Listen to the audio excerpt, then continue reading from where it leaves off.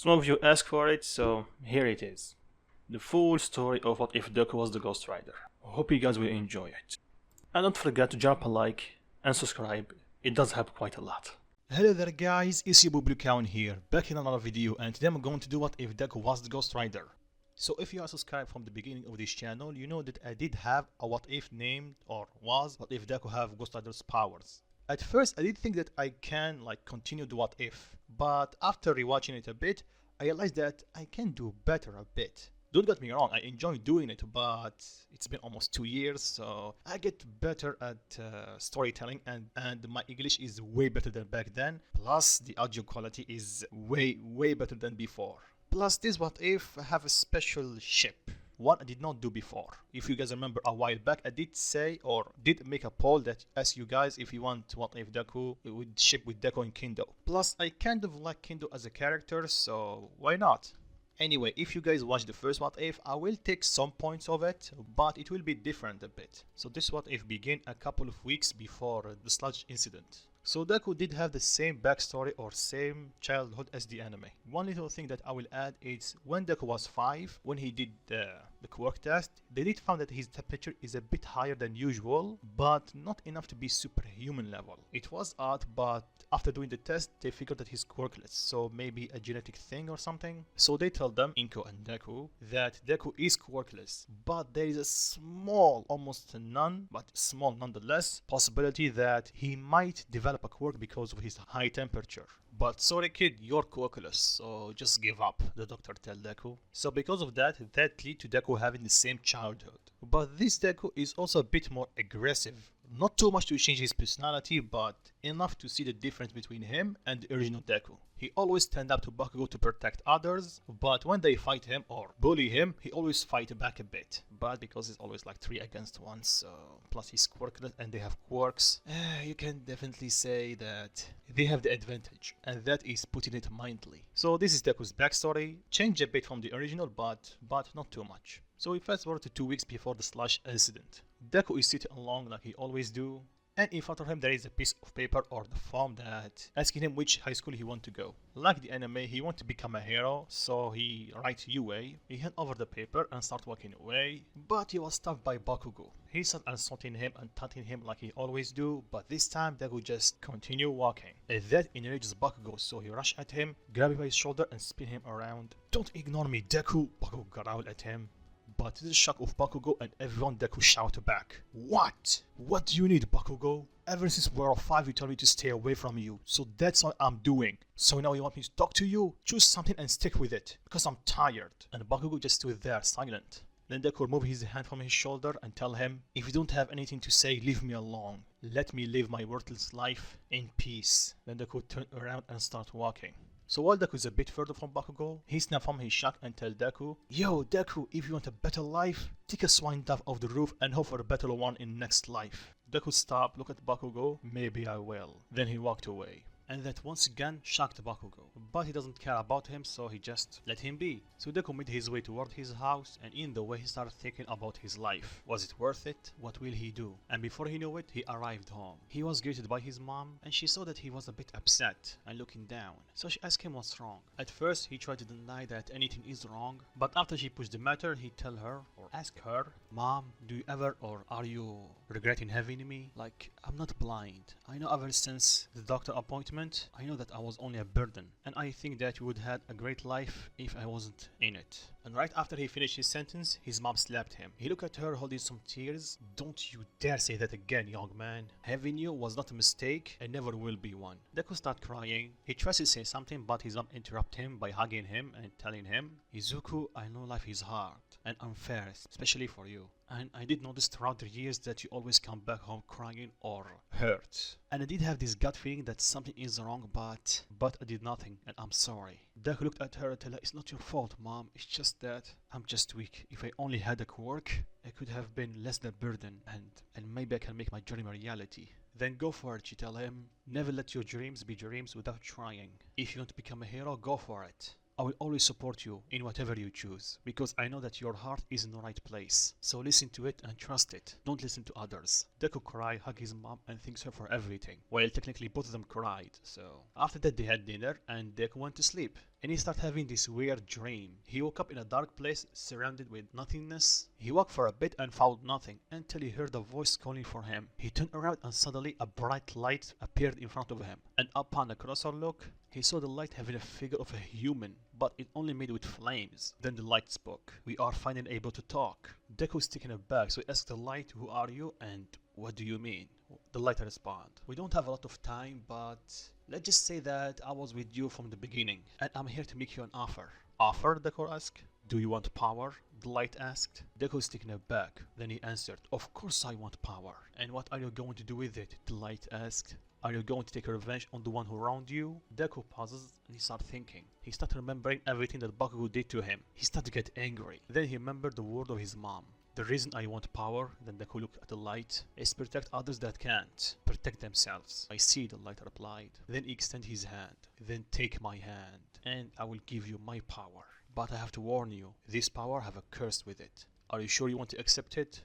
Deku think for a second, then he took his hand. "Yes, I am." "Very well," the light replied. Then Deku started feeling this heat, but he's not burning. "Sorry, but I cannot teach you how to use this power. But you have to prepare yourself because from now on, you are the Ghost Rider." "The Ghost Rider?" Deku asked. Then he got blinded with a bright flash of light. Then he woke up in real life. He started gasping for air and started asking himself, was that all a dream? Then he looked at his hand and his eyes widened. There is a little bit of flames coming from it. It wasn't a dream, but what does he mean about Ghost Rider? So while he's thinking, he decided to go for a late night stroll. Well, it's a bit late, but not too late. So maybe the convenience store is opened. So he made his way toward it, and before he reached it, he heard someone calling for help. So he started running toward the sound, and when he arrived, he saw two muggers, well, another guy. Deku yelled at them to stay away from him. So they look at him, they laugh and tell him to walk away, kid, before you get hurt. And even though Deku is scared and his instinct is telling him to save the guy, there is something else that's telling him that he doesn't want to go. He needs to stop this. Once again, he tells them to stay away from him. Then Deku slowly reaches his hand toward his pocket to call the cops, but one of the muggers saw him and throws a knife at him. And Deku got stabbed in his right arm. He started holding it in pain. Then one of the muggers approached him and kicked him in the gut. "Don't play the hero, kid.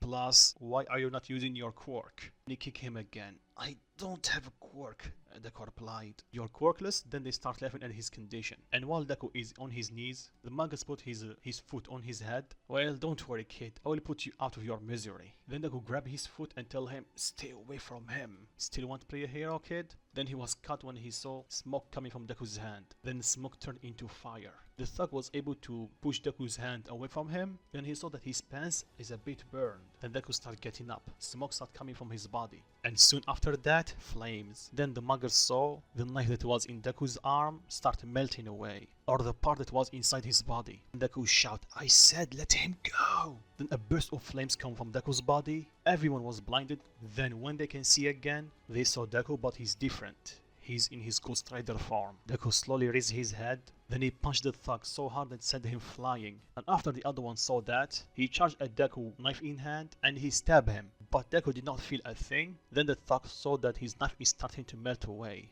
And when he pulled it away, he dropped it to the ground because it was too hot for him. "You're done," Deku growled. Then he knocked out the thug with one punch. Then Deku turned his attention toward the guy and asked him, "You okay?" He slowly nodded. "Good," Deku replied, and he started walking away. "By the way, call the cops." And while he's walking away, Deku saw his reflection on one of the glass and started thinking, "Is that me? How can I move, not along talk?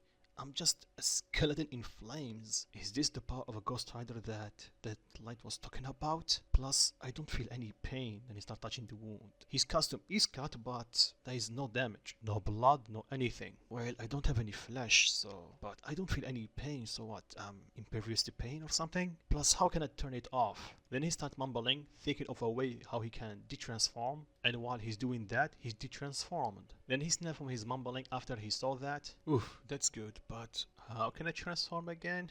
I will figure that out tomorrow. I'm just too tired." So he made his way toward his house, and he fell asleep. And once again, when he's sleeping, he got another dream, like the one before. "Oh, good, so I can meet him again. Yo, Mr. Light, you're there?" Then he heard a voice that wasn't the Light. "Mr. Light, sorry kid, but I'm not that guy."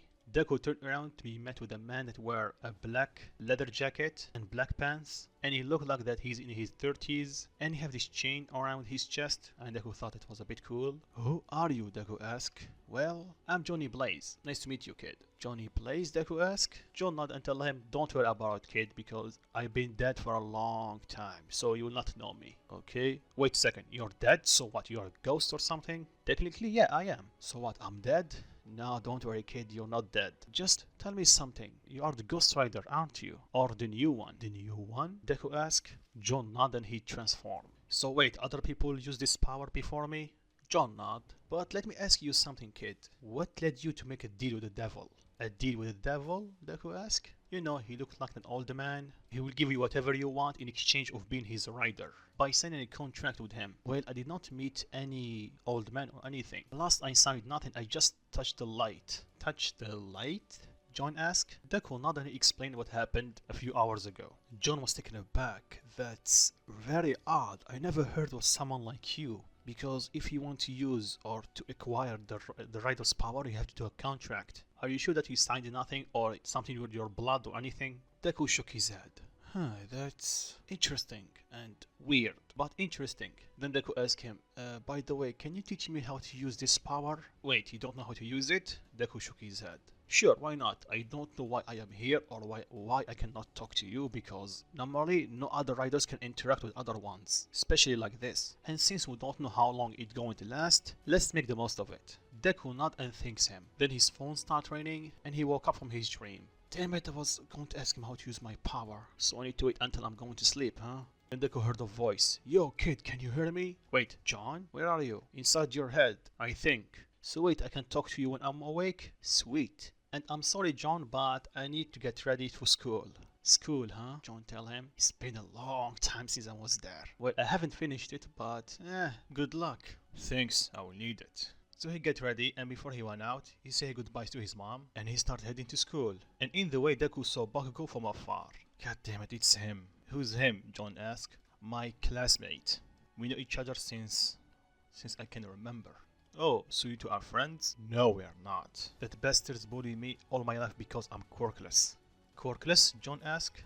Then they'll explain how his word work and how 80% of the people have quirks and 20% don't have one like him and they are called quirkless. So John got intrigued and asked Deku about Bakugo's quirk. He explained his quirk and his personality and how he tried to be a hero. John started laughing. You're kidding me, kid, right? He bullied you, he even tell you to jump from the roof and he's trying to be a hero? Correct me if I'm wrong, but aren't heroes supposed to help people? Not that. I know, right? But that kid is crazy, John replied. And remember, this coming from a guy that signed a deal with the devil himself. And that made Deku chuckle. Anyway, kid, you want some advice on how to deal with him? I'm listening, Deku replied. Don't waste your time with him. People like him only care about attention. They don't care how they will get it. They just want it. So don't give it to him. Give him the cold shoulder. And trust me, that will eat him up and hurt him more than you hating him. Well, I have nothing else to lose, so sure, why not? So the day went on, and like usual, Bakugo started insulting Deku. But Deku listened to John's advice and basically gave him the cold shoulder. And like John expected, that actually pissed off Bakugo. So he started trying everything from insulting him to calling him every name under the sun. But when he started getting physical, something inside Deku started to snap. So when he shouted at him, Deku shouted back and basically gave him the same speech that he'd give him yesterday, but in a slightly more aggressive manner. After that, Deku made his way toward his house. John was shocked about Bakugo. That bastard won't become a hero. He's lucky that Deku have control over his Ghost Rider form. If not, he will have become the first victim of his power. And judging by how he treats people, he will be in a lot of pain. Then John tell Deku it's about time they train his power. But we have to go somewhere deserted to say the least. Deku nod, then he remembered there is a beach nearby that is basically a dump. And when they arrive, John tell him, perfect. Plus we'll do good by cleaning the beach. So two birds with one stone. So they start training and Deku immediately learn how he can transform. So I start teaching him how he can throw fire and everything, and John is impressed about Deku's growth. He's catching on pretty quick. So while he's training, John saw something and tell Deku to stop. Deku did. What's up, John? Can you remove the trash over there? Deku nod, and they found a broken down bike. Sweet, John replied. Sure, it needs some repairs, but it's looking good overall. What are you saying, John? What I'm saying is that we need to take this bike and fix it. Why? Plus, I don't know how to drive it. Don't worry, I can teach you how. Plus, you will need it because every Ghost Rider have either a car or a motorcycle. So come on, stick with the trend. Sure, alright. Deku start pushing the broken down bike toward his house. In the way, Deku asks him about his power, about the Ghost Rider power. What is its origin? So, did you guys watch the second movie of the Ghost Rider? I think it was Ghost Rider's Spirit of Vengeance. So basically, John gave him the same explanation. And after he's done, Deku tell him, so wait, it was an angel? John nod. So, do you think that light that gave me my power was him? Zarathos, you mean? Maybe, I don't know, John reply. But I know something for sure, that your connection with Zarathos is way deeper and way powerful than any Ghost Rider I saw or met. So what are you trying to say is I can become way powerful than you? Yes, exactly that. Sweet, Deku reply. But wait, Zarathos told me, or if that was Zarathos, he told me that this power have a curse with it. Do you know what he mean?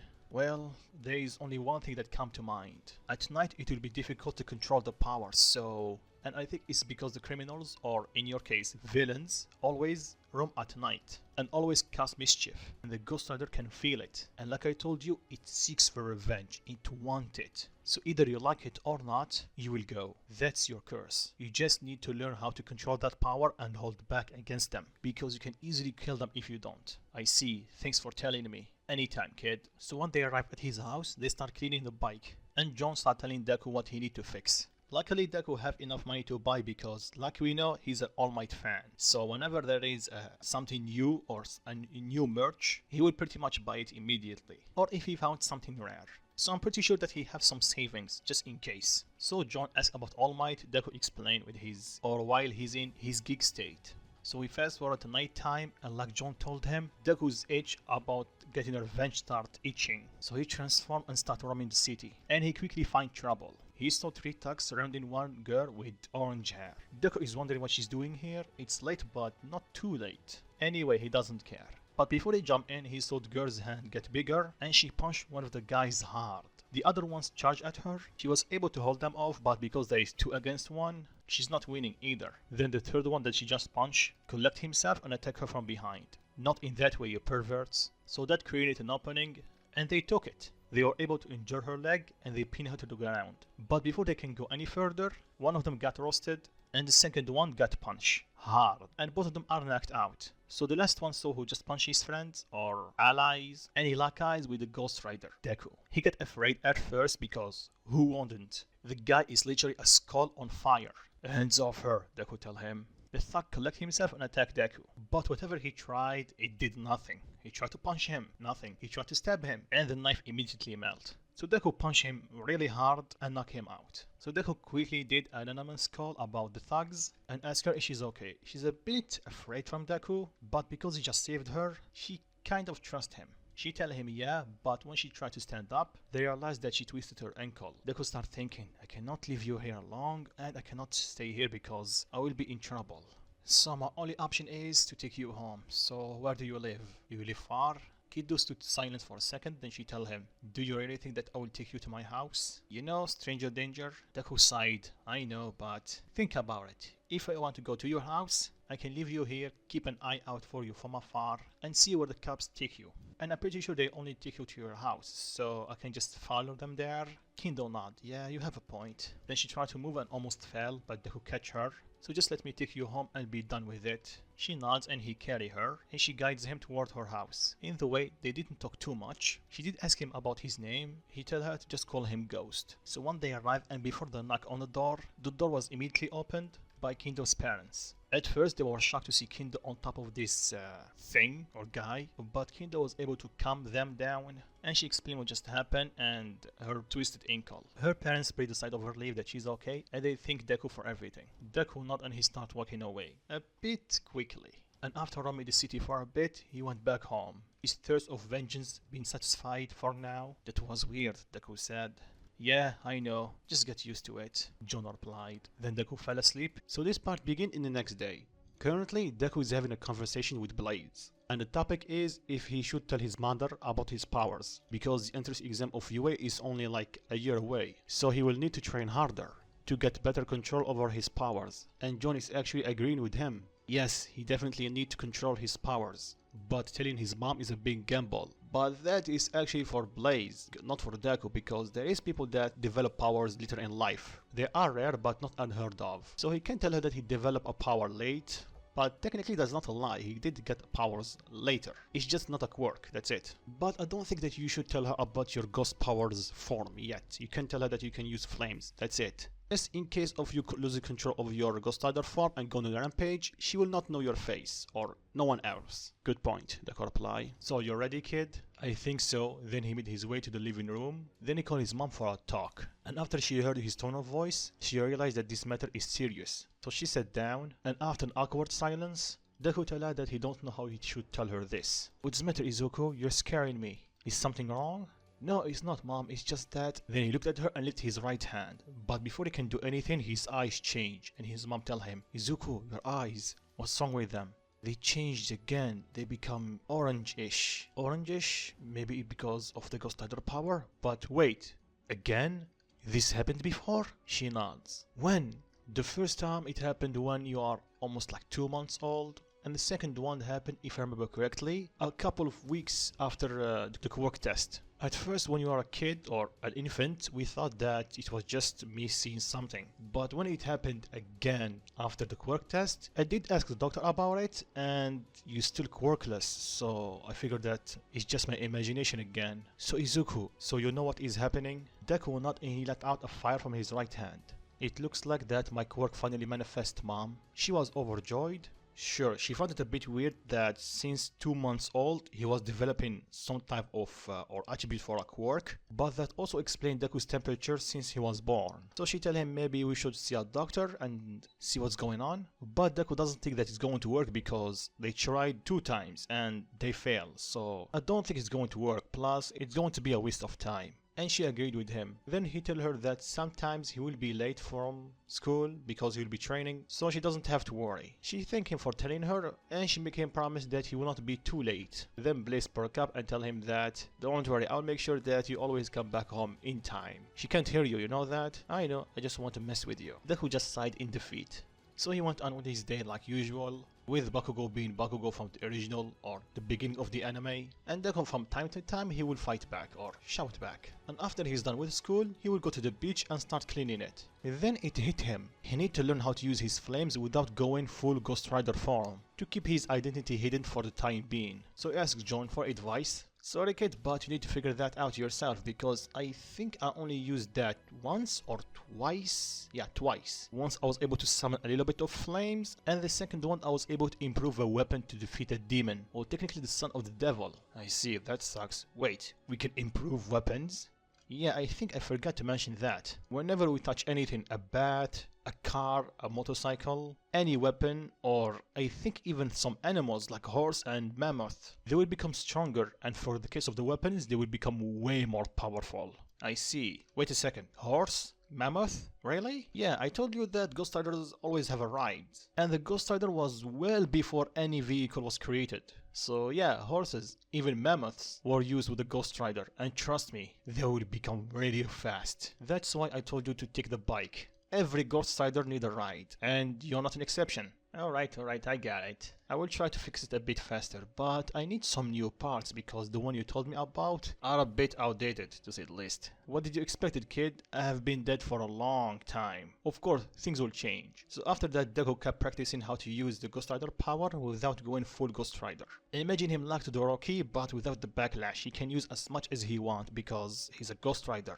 But because he's new to this, and he's not fully transformed, it's not that strong, but he will be able to use more with training. But today he decided to cut his training short so he can buy the parts for his bike. So he started looking around from shop to shop to find the best deals. Then he bumped into someone. He apologized, she did the same. He woke up and said, "It's you." The girl is Kendo, by the way. She looked at him confused. "We met before?" Deku realized what he just said. He shook his head and apologized. "I mistake you for someone that I met before." "It's okay." Then she gave him his phone. He dropped it when they bumped into each other. So she took a peek on the screen and tell him, "You're looking for bike parts?" Deku shook the back of his head and told her that he found an old bike and he's trying to fix it. Kendo got intrigued and excited because he's basically trying to build his own bike. So she asked him if he's a fan of bikes and for how long. And like I said, she was a bit excited. "Well, I'm not that big of a fan of them, but I always found them cool." "I see," she replied. Well, since you're looking for parts, I know a place that sells cheap and good quality parts. I don't want to be a bother. It's okay, Kendo replied. I have nothing else to do.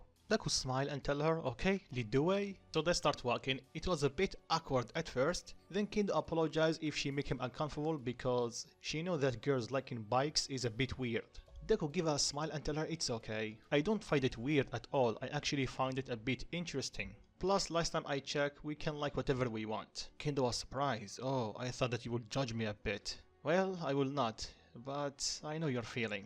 What do you mean? She asked him. Well, you see, until recently I was quirkless. But even with that, I always tried or dreamed of being a hero. But people around me always mocked me for trying. Some of them even went as far as threatening me. Kendo was shocked. Oh, I'm sorry if I brought up something uncomfortable. Deku shook his head, smiled and told her it's okay. Now that I have power, I will show them. I will show them how a true hero looks like.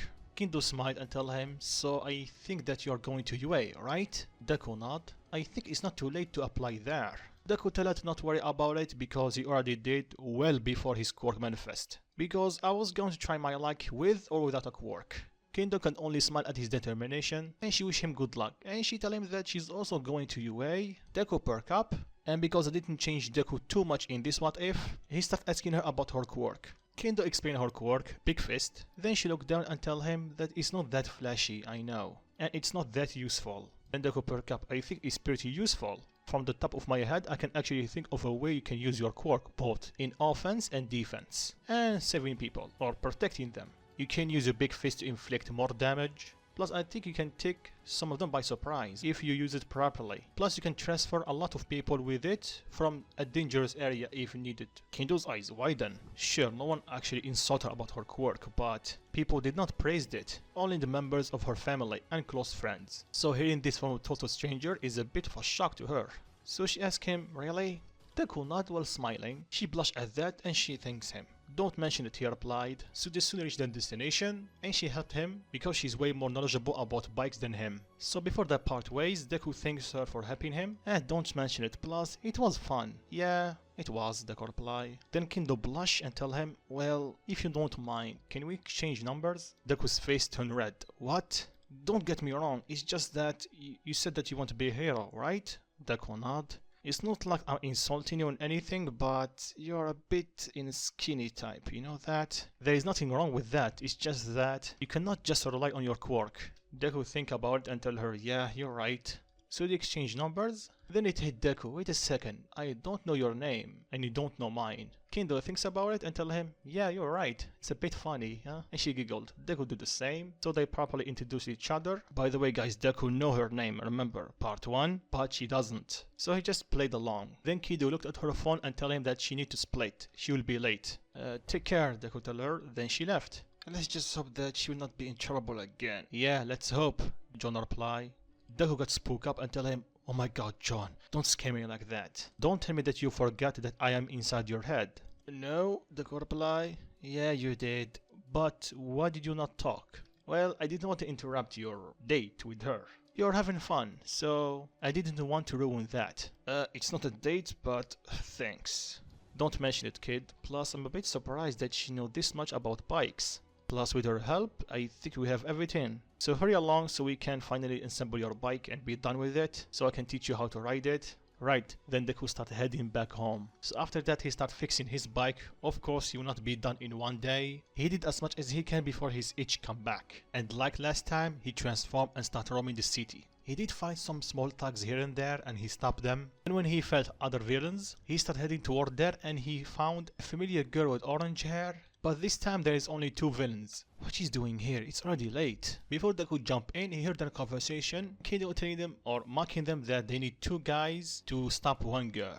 Then suddenly Deku appeared and grabbed one of the thugs and tell her, so let's make it even, shall we? Then he slammed his head in the ground, knocking him out. Then he looked at Kendo. He's all yours. Kendo smirked and she proceeded to beat the other villain to a pulp. And after she's done, Deku quickly did an anonymous call to the police. Then she asked Kendo what she's doing here late. Again, look, you're not my parent, but I was late because of my training. Training? Deku asked. She nods. Well, I guess good luck, but next time try to be more careful because there's a lot of villains at night. Then she looked at the villains on the ground. She told him, yeah, I guess you're right. Then she looked at him, but I think with you around, they will not do a lot. Then she giggled a bit. Deku got a bit confused. Wait a second. Are you not scared of me? Kendo raised an eyebrow. Should I? No, Deku replied, but aren't you a bit afraid because of my look? I'm literally just a skull on fire. Well, not going to lie, Kendo replied. I did get spooked up a bit when I first saw you because, yeah,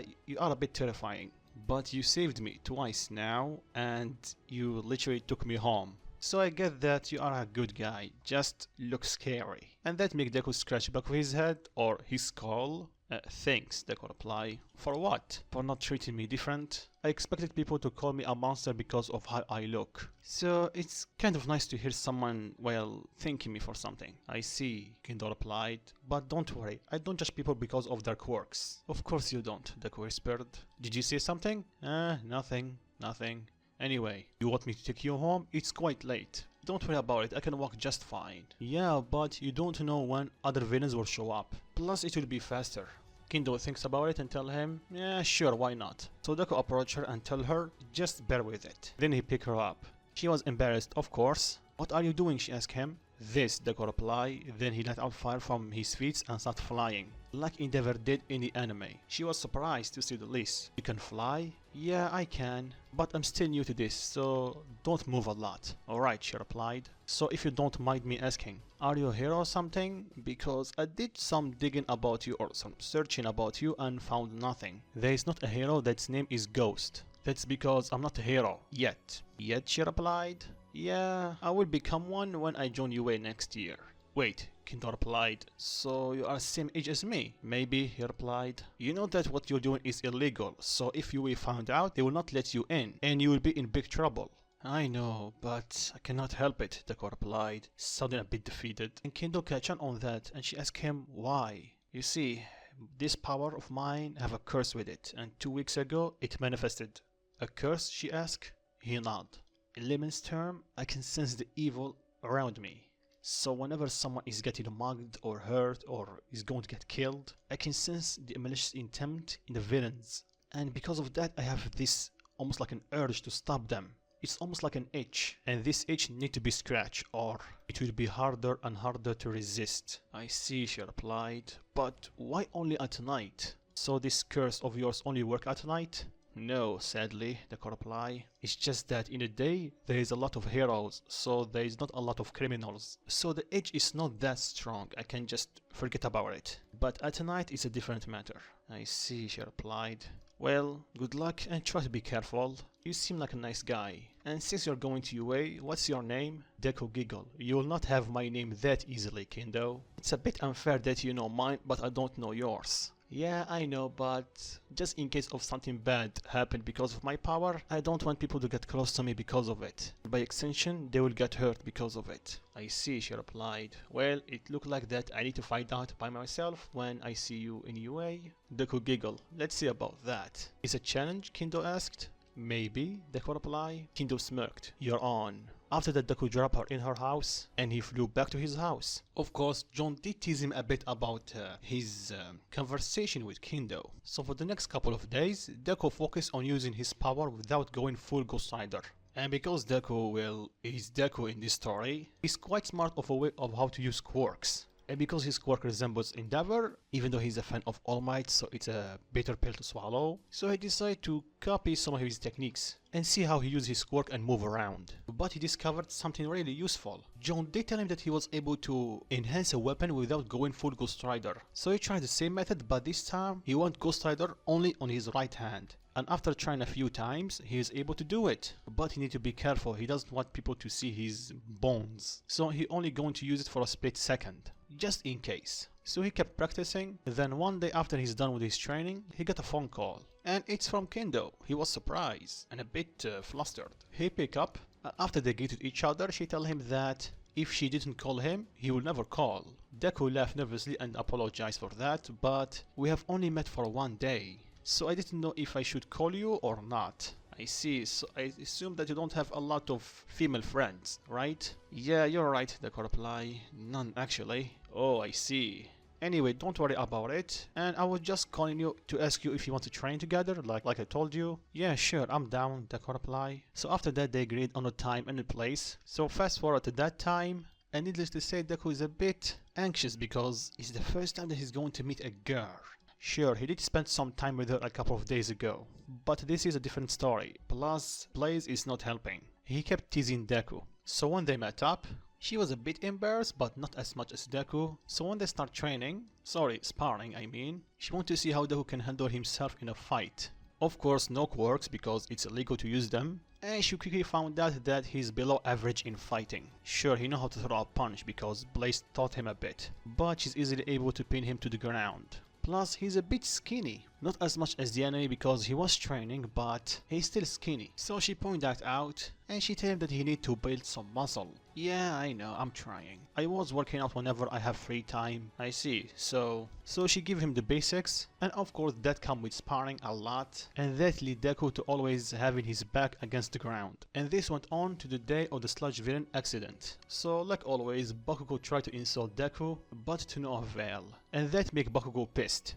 And because Deku did not go straight to home and he didn't take a shortcut, he did not encounter the sludge villain, but from far away he did hear some explosions. So he started walking toward there, and when he arrived he saw Bakugo being captured by the sludge villain. He's trying to do everything in his power to get free, but nothing is working, and the heroes are doing nothing, only complain about they don't have the right quirk to deal with him. What a joke, both Blaze and Deku said. In my time, heroes, even though we were few, we didn't care about our powers or anything, we just did it. Yes, we did get hurt a lot, but that was our decision. And it seems to me that in this era, heroes are just a bunch of cowards. Deku sighed. Sadly, you're right, not all of them, but quite a few of them only care about fame and money, and they don't want to hurt their pretty face. Anyway, you're going to save your friend or what? You know what, for some reason I don't feel like doing it. That's because of the Ghost Rider influence within you. The influence? Deku asked. John nod. You know that you can sense villains nearby, right? Deku nod. Here's the thing, you cannot save someone that's guilty. The Ghost Rider doesn't want to do it, because he punished the guilty, not save them. And your classmate over there is guilty to say the least. From harassing you, bullying you, even threatening you, or tell you to take your life. Not only you, but other kids as well. The Ghost Rider doesn't like to save those type of people. In fact, they don't do anything, because if it was up to them, they want to punish them. I see. Then John cut him off. But that is the will of the Ghost Rider, not yours. What do you want to do? Deku started thinking, then he saw Bakugo's face, and he screamed for help, and he immediately charged toward the sludge villain. The heroes tried to stop him, but Deku is already far ahead. Deku started thinking of what to do, then he saw his eyes. The sludge villain tried to hit him, but Deku fired a fireball toward his eyes, forcing him to let go of Bakugo. And that shocked Bakugo. Deku, you have a quirk? Shut up, you bastard! He grabbed him by his clothes and tried to pull him out from the sludge villain, but he's not strong enough. He can use his Ghost Rider form and that will do the trick, but he cannot risk it. He needs someone to pull him. He looked behind him and saw Kamui Woods. They looked at each other and Deku extended his hand. Kamui's eyes widened and he understood what Deku's trying to do. So he used his quirk to grab him and start pulling. And the other heroes also helped him, and that was able to do the trick, and they freed Bakugo in the nick of time, because the sludge villain just got his sight back, and he saw that he lost Bakugo. Then he launched himself toward Deku and Bakugo to try to capture one of them or both, but immediately Deku throw Bakugo toward the heroes. They catch him. Then Kamui Woods, that's still holding to Deku, tried to pull him toward him. Then he saw that his lugs or something, I don't know what he called that, start letting out smoke. And that forced him to let go of Deku, and the sludge villain is right behind Deku. Everyone thinks that Deku is done for.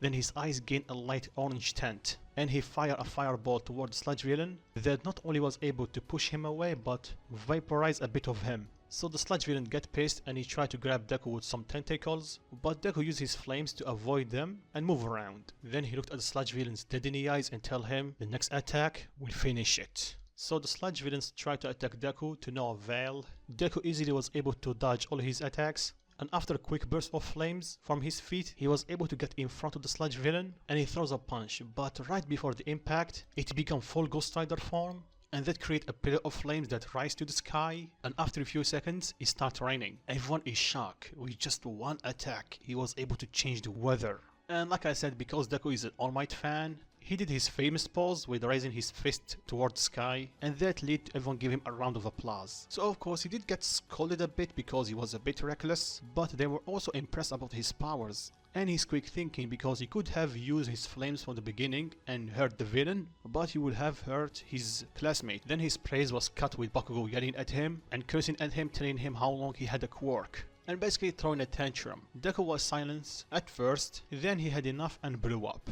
"Would you shut up already?" Deku yelled, forcing everyone to shut it. "For 10 strict years, you always kept screaming at me. For what? Because I was quirkless? And to answer your question, my quirk only manifested 2 weeks ago. And why would I tell you? The guy that bullied me because I was quirkless. The guy that forced everyone around me to hate me because I'm quirkless. I'm 15 years old and I don't have even one friend because of you. And you, on the other hand, the blessed child. You have a powerful quirk, but sadly, it wasted on you. You are a loudmouth prick with a superiority complex. I think you should get checked on that." Bakugo got pissed and tell him to shut it. "I don't even think that you are going to be a better hero than me because you just unlock your quirk." Deku started laughing. "You? A hero? Don't make me laugh. Correct me if I'm wrong, but aren't heroes supposed to help the people? Please enlighten me. What were you doing for the past 10 years? Were you encouraging people to do better? Were you helping them? Yeah?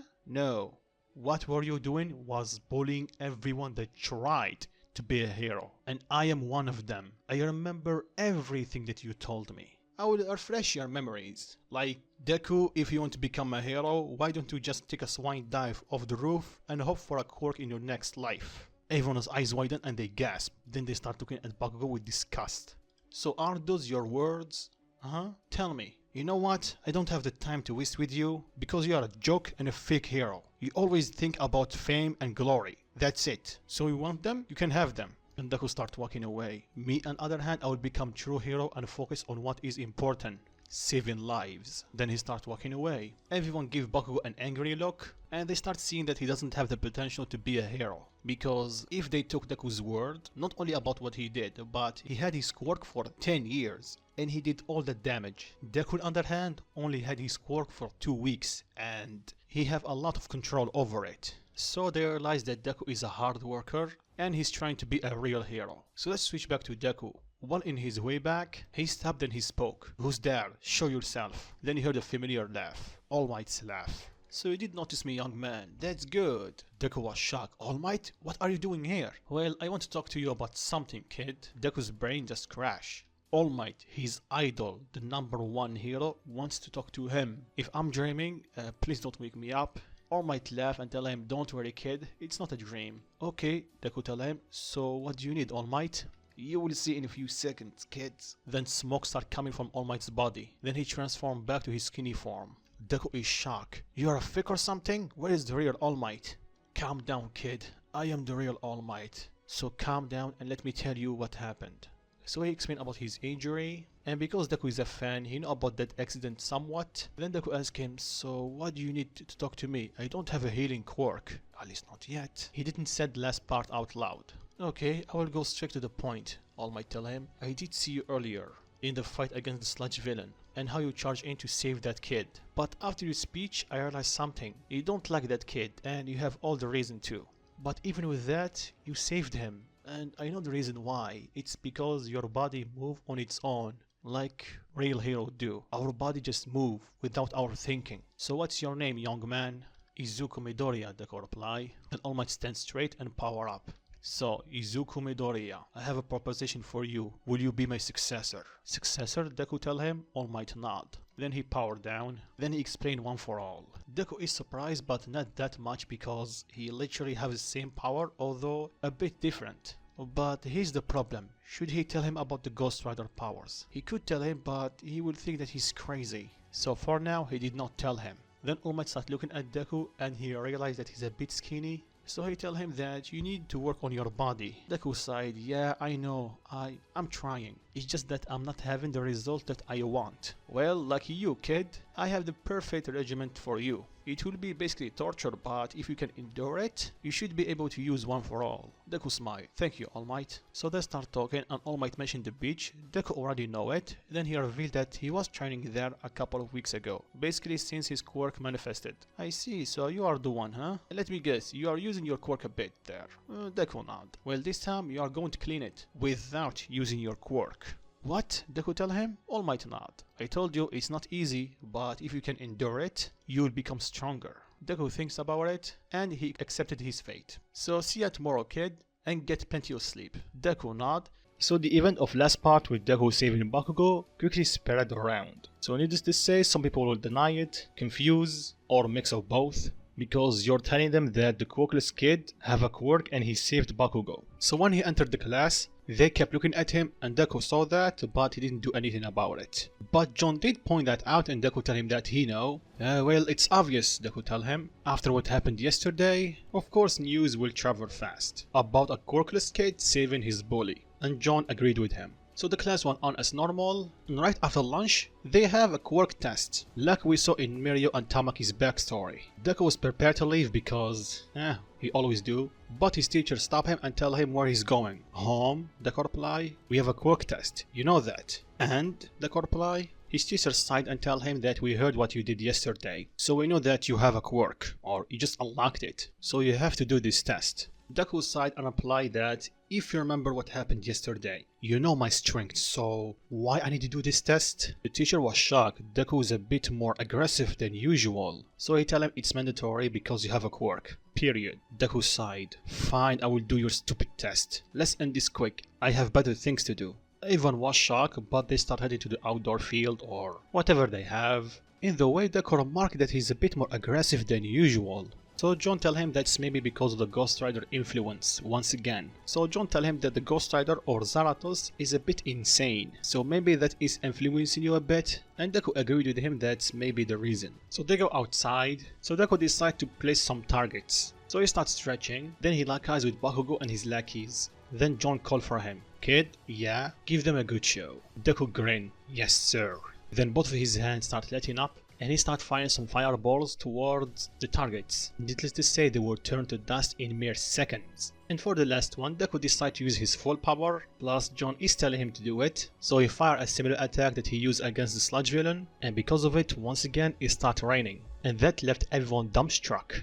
The kid they were bullying because he was quirkless, the outcast. Now, he have a quirk, and a powerful one that can vaporize a villain in one attack. So they looked at Deku, Deku looked at them, he smiled and his eyes turned orange a bit. And needless to say, they felt chill down their spines. They know they screwed up, and if they mess with him anymore, it will be their end. So after that they were done with the test, and Deku started heading back home because he have training with All Might. Plus he need to work on his bike, so that's that. So after he worked on it a bit, he made his way toward the beach and he started training with All Might. And this went on for almost a week. Then one day he got a call and it's Kendo. Deku completely forgot about her because of his training. So he pick up, they greeted each other, so she tell him a bit jokingly that if she didn't call him, she would have never heard from him until Yue. Deku laughed nervously and tell her, sorry about that, I was busy with training. Yeah, I think you did mention that last time we talked. But if you were training, why did you not call me? Yeah, about that, Deku replied.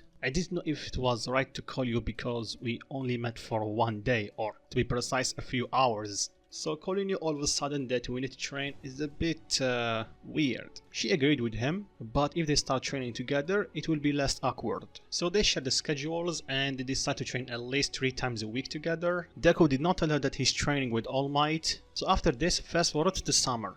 During this time, Deku kept training with All Might and Kendo. Yes, he was stretching his time thin, but it started to pay off. He started building up some muscles so that make him faster and stronger. Kendo pointed that out. But because it's been only a few months, Kendo is still slightly buffer than him. So Deku pointed that out and Kendo get a bit embarrassed, and Deku saw that. He apologized if he make her uncomfortable. Kendo shook her head and tell him it's okay, she's used to it. She know that she's not as girly as the other girls. Deku raised eyebrows. And what's wrong with that? Sure, you don't act like any normal girl, but we are literally living in society with people that can fly, shoot fire, Heck, some of them even look like animals. So you acting like, well, it's not weird, it's pretty common. Plus, you are a fun person to be around, even though sometimes you beat me up during training. And on the other hand, Kendo kept looking at Deku in a bit of disbelief. Sure, they have been spending some time together for the past few months, and they started to get close, but that's it, only a few months. And she already can tell that he's the kindest person that she ever met. Plus, he's kind of cute. And when she realized what she just said, she blushed. Deku saw that. "You're okay, Kendo?" She nods. She tried to hide her blush. Then she thanks him for that. "And if you don't want me to beat you up, you need to work harder to catch up."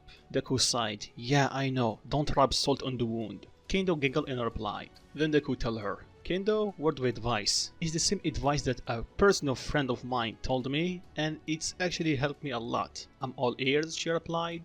"Don't listen to them, to anyone that say that you're different or try to mock you. The only reason they do that it's because they want attention and they don't care what kind they get. They just want it. So ignore them. They are nobodies to you. Focus on what you want and keep moving forward." Kendo's eyes widened. "Thanks, Midoriya, and I will try." Deku gave her a smile, and that is not helping her because her blush is more visible than before.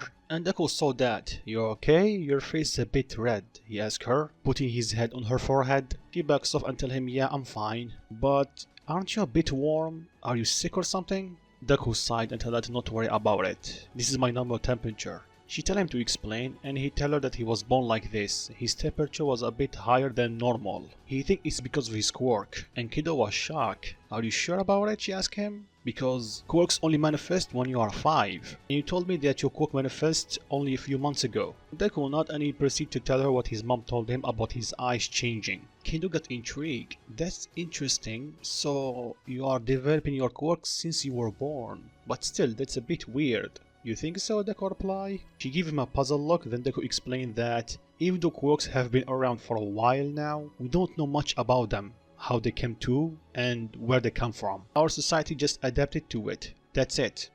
You're kind of right," Kendo replied. Then she clapped her hands. "Anyway, enough talking." Deku sighed in defeat. "Go easy on me." Kendo grinned. "No promises." So this went on until summer, and doing it, Deku and Kendo start spending more time together. And if you're asking me about his time with All Might, well, it's still the same as the anime, but because of his earlier training and the help of Kendo, he have way more stamina than the anime. So sometimes he collapsed, and when All Might tell him to take it easy, Deku tell him that he doesn't have a lot of time. Everyone had 10 years to get used to their quirks. He doesn't have that luxury. He have only 1 year, and he needs to use every second of it. All Might smiled at his success with determination. "That's the way, young Izuku. So now let's keep moving forward." Deku nodded, and John can only laugh at All Might's action. "He's almost like a hero from a comic book," he commented. And later that day, John is having a conversation with Deku. He asked him if we should tell All Might about his powers, his real powers. Deku tell him, "I've already thought about it, and I don't think it's going to turn out well for me." "Why is that?" he asked him. "Okay, just imagine this. All Might, you see that my power is not a quirk, it's actually coming from a demon angel that is living inside of me, and the previous user of that power is living within me. I'm pretty sure that he will see me as a crazy person." John did not utter a word. Fair point. Then Deku got a call from Kendo. He picked up, and she told him that we should train together more since summer is short. "I love to, but I need to ask my mentor if he's okay with it." "And who's your mentor?" An old acquaintance," Deku tell her, trying to lie because just imagine if he tell her that he's training with All Might. "I see," she replied. After that, they say their goodbyes and they hang up. And Deku called All Might and asked him if he can bring Kendo to train with him. "Who is this Kendo?" All Might asked. "She's a friend that I met a couple of months ago. I have been training with her since." "Wait, young Izuku, training with her since? You mean that you have been training with me and her at the same time?" Deku replied by yes. All Might just realized that his successor was pushing his body far beyond what he was thinking. So that explains why sometimes you are in a rush or you come late. "Yeah," Deku replied. "Anyway, is she good?" All Might ask. "Like, is she strong or?" "Oh, she's strong. Even though she doesn't have a strength quirk, she have a lot of technique that give her the upper hand." All Might get intrigued. "Really?" "Yeah, let's just say whenever we spar, I always end up flat on my back." All Might chuckle. "She's that good?" Deku nod. "Yeah, I think I can let her come. Plus, I can see that she's pushing you to be better." "Yeah, she is," Deku reply. "Is that it, young Midoriya?" Yeah, that's it. Have a good night, All Might. And they hang up. Then Deku call Kendo and tell her that we can meet. And after he tell her the place, she tell him, the dump? Deku confirm it. I did hear that someone with his dad was cleaning it. Deku start coughing. He's not my dad, he's my mentor. And yes, I am the one who's cleaning it. Wow, Midoriya. Just wow. Yeah, you told me that I need to build some muscles, so... I know I told you that, but I didn't expect you to go that far. So that's the reason you always look tired whenever we spar. You know that's not good for you if you push your body too much, right? Yeah, I know. Then Deku gave her the same speech that he gave All Might. And Kendo cannot help it but feel motivated by him. Anyway, see ya tomorrow. He confirmed it and they hang up. So the next day, Deku is a bit anxious because he doesn't know how things will turn out when they will meet up. So when he heard someone calling for him, it's Kendo. So she talked with All Might. She started asking him some questions. He told her that he was an ex-bodybuilder, but time got to him, plus he's a bit sick. He proved it by coughing up some blood. That's why I'm looking like this. Sorry to hear that, Kendo replied. I know it's tough. Thanks, young Kendo, but this is life. We have to do with what we have. Anyway, enough talking. You kids need to start training and try to not get too distracted. We won't, they reply. So they start training all the summer long, and this only strengthens their bond. And because of that, Deku get a bit more confident around girls. Like I said earlier, Deku's personality changed around his classmates because of Zaratos, so he was angry. But when he's not around them, so he's not angry, he's the same Deku that we know from the anime. So his time with Kendo helps him a lot, being more confident in general. So one day Deku decides to start a bit early than usual, so he can finish cleaning the beach as fast as possible, so he can focus on his quirk and powers. So he head toward the beach and start cleaning it. And after a while he build up some sweat, and because it's summer, he decide to swim a bit. Plus no one will bother him because for the rest of the people, this is the dump. So he remove his clothes, not all of them, and he swim a bit. Even though the water was a bit colder for him because of his high temperature, it was refreshing. But unbeknownst to him, someone was watching him.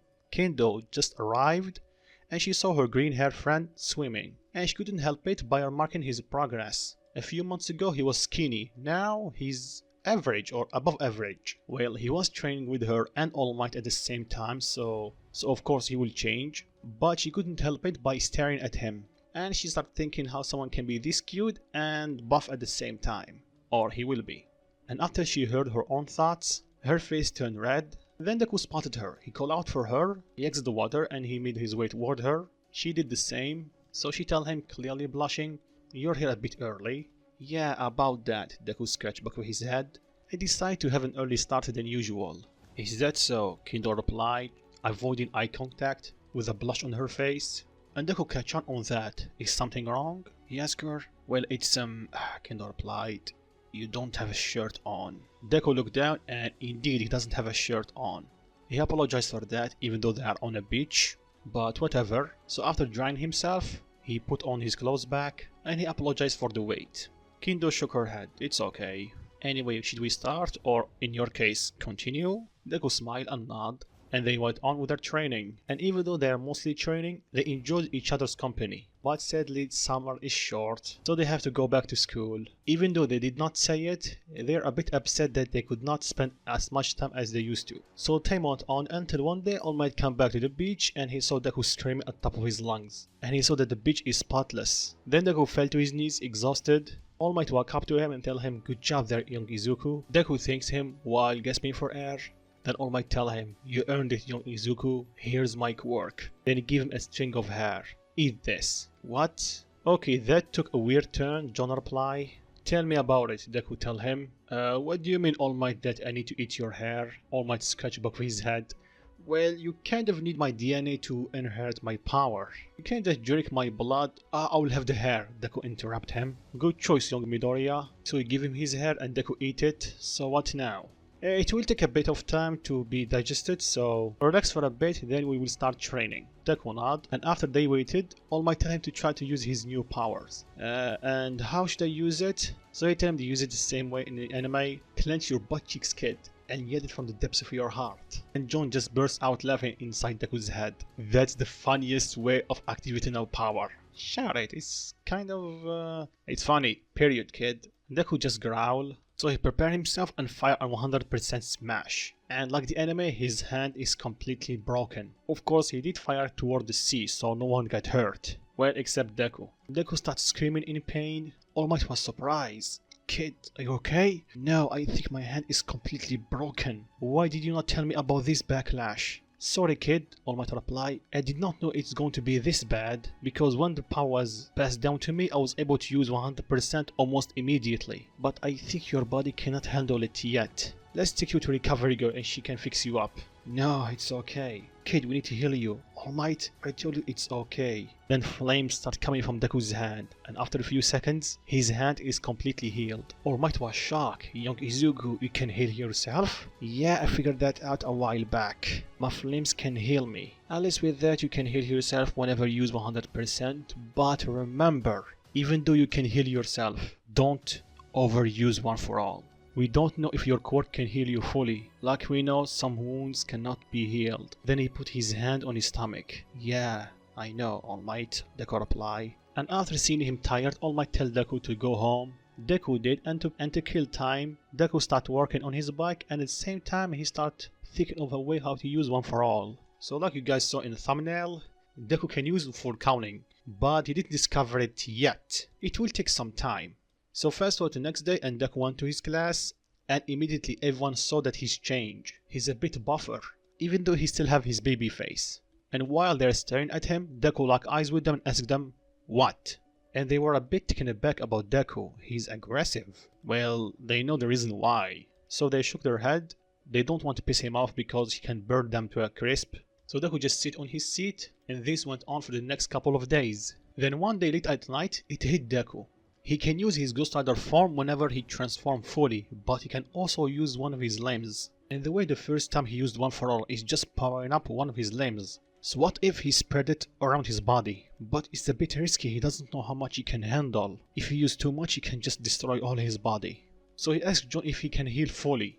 After he will be, well, you know. So John tell him, I don't know about it, but I know that while in your Ghost Rider form, you are unkillable and very durable. What do you mean unkillable? So John tell him, one time someone just blew my heads off. I mean like my head was completely gone while I was in my Ghost Rider form.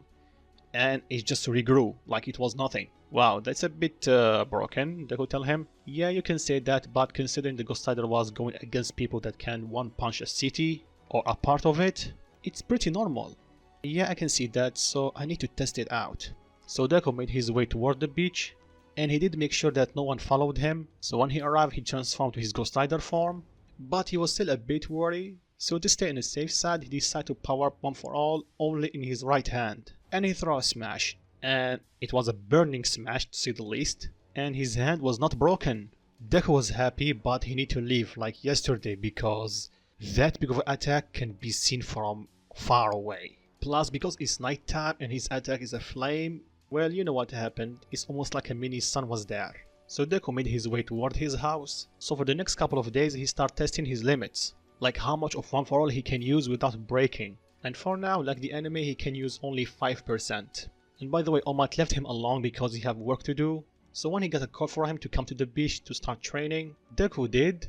And when he arrived, All Might greeted him and tell him, today we are going to start working on your quirk. To be precise, how to control it.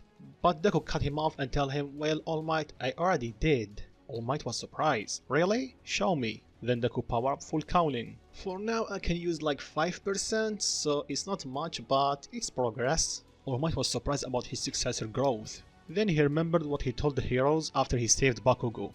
That he had only his power for a couple of weeks.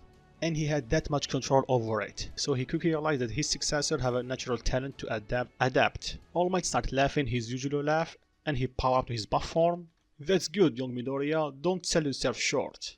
Progress is still progress. So how about you show your mentor what you can do? Deku smiled, as you wish, and he charged toward him.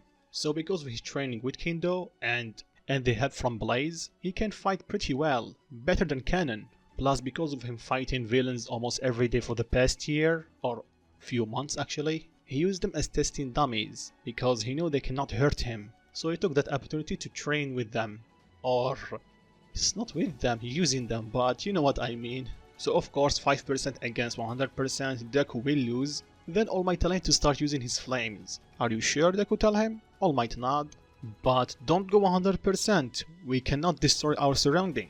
Deku chuckled. Yeah, I know, All Might. So they fight for a bit, with Deku using more than 5% whenever he transformed one of his parts to Ghost Rider form to get some hits on All Might. But in the end, he lost, and All Might praised him about his progress.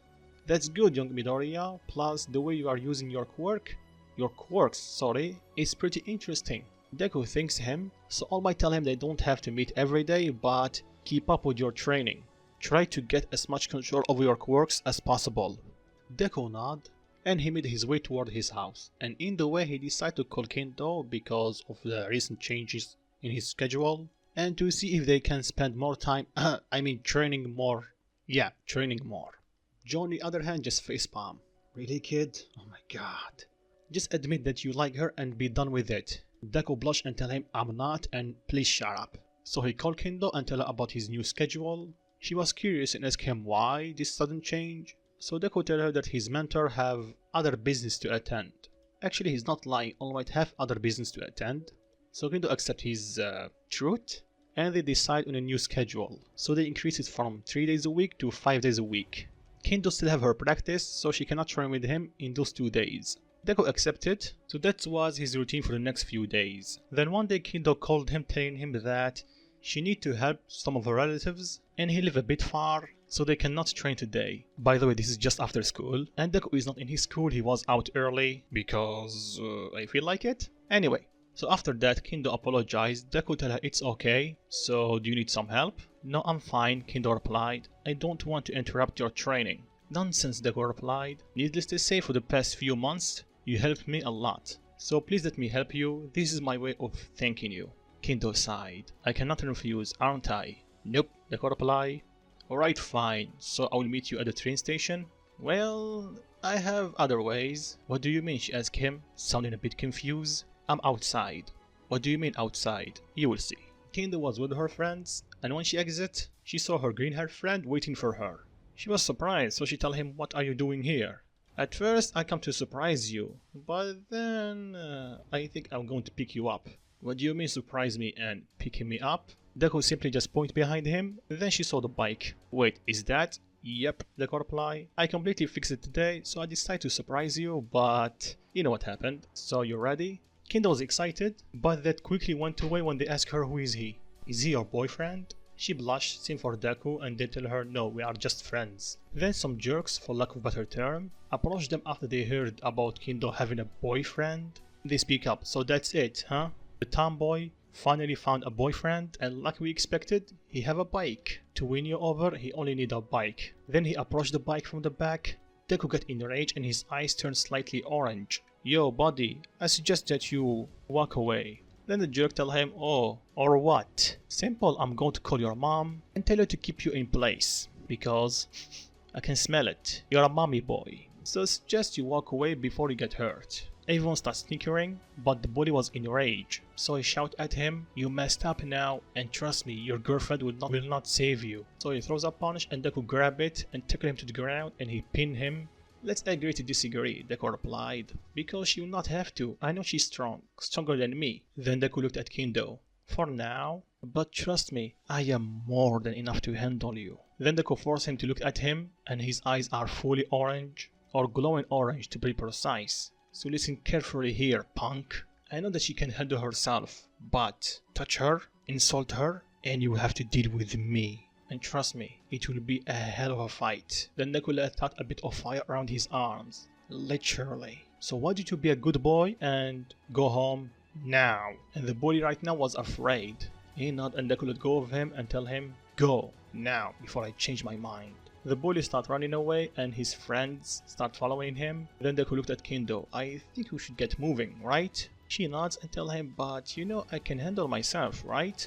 Deku nods and tell her, I know that you can easily beat him, but remember, we are close to your school, so if anything happened and you fight him, you will be in trouble. Me, on the other hand, Kendo's eyes widen. Oh, I see. Good, so let's get moving. So they got on the bike and they drove away. Kendo guides him toward her relative house. When they arrived, they were happy to see Kendo, but a bit surprised when they saw Deku. So they ask her who is he. So Kendo introduced him. So they are there to move some stuff, and Deku helped them as much as he can. All the training, carrying garbage really pays off. So when they are close to done, they thank him for his help. Deku smile, I'm happy to help.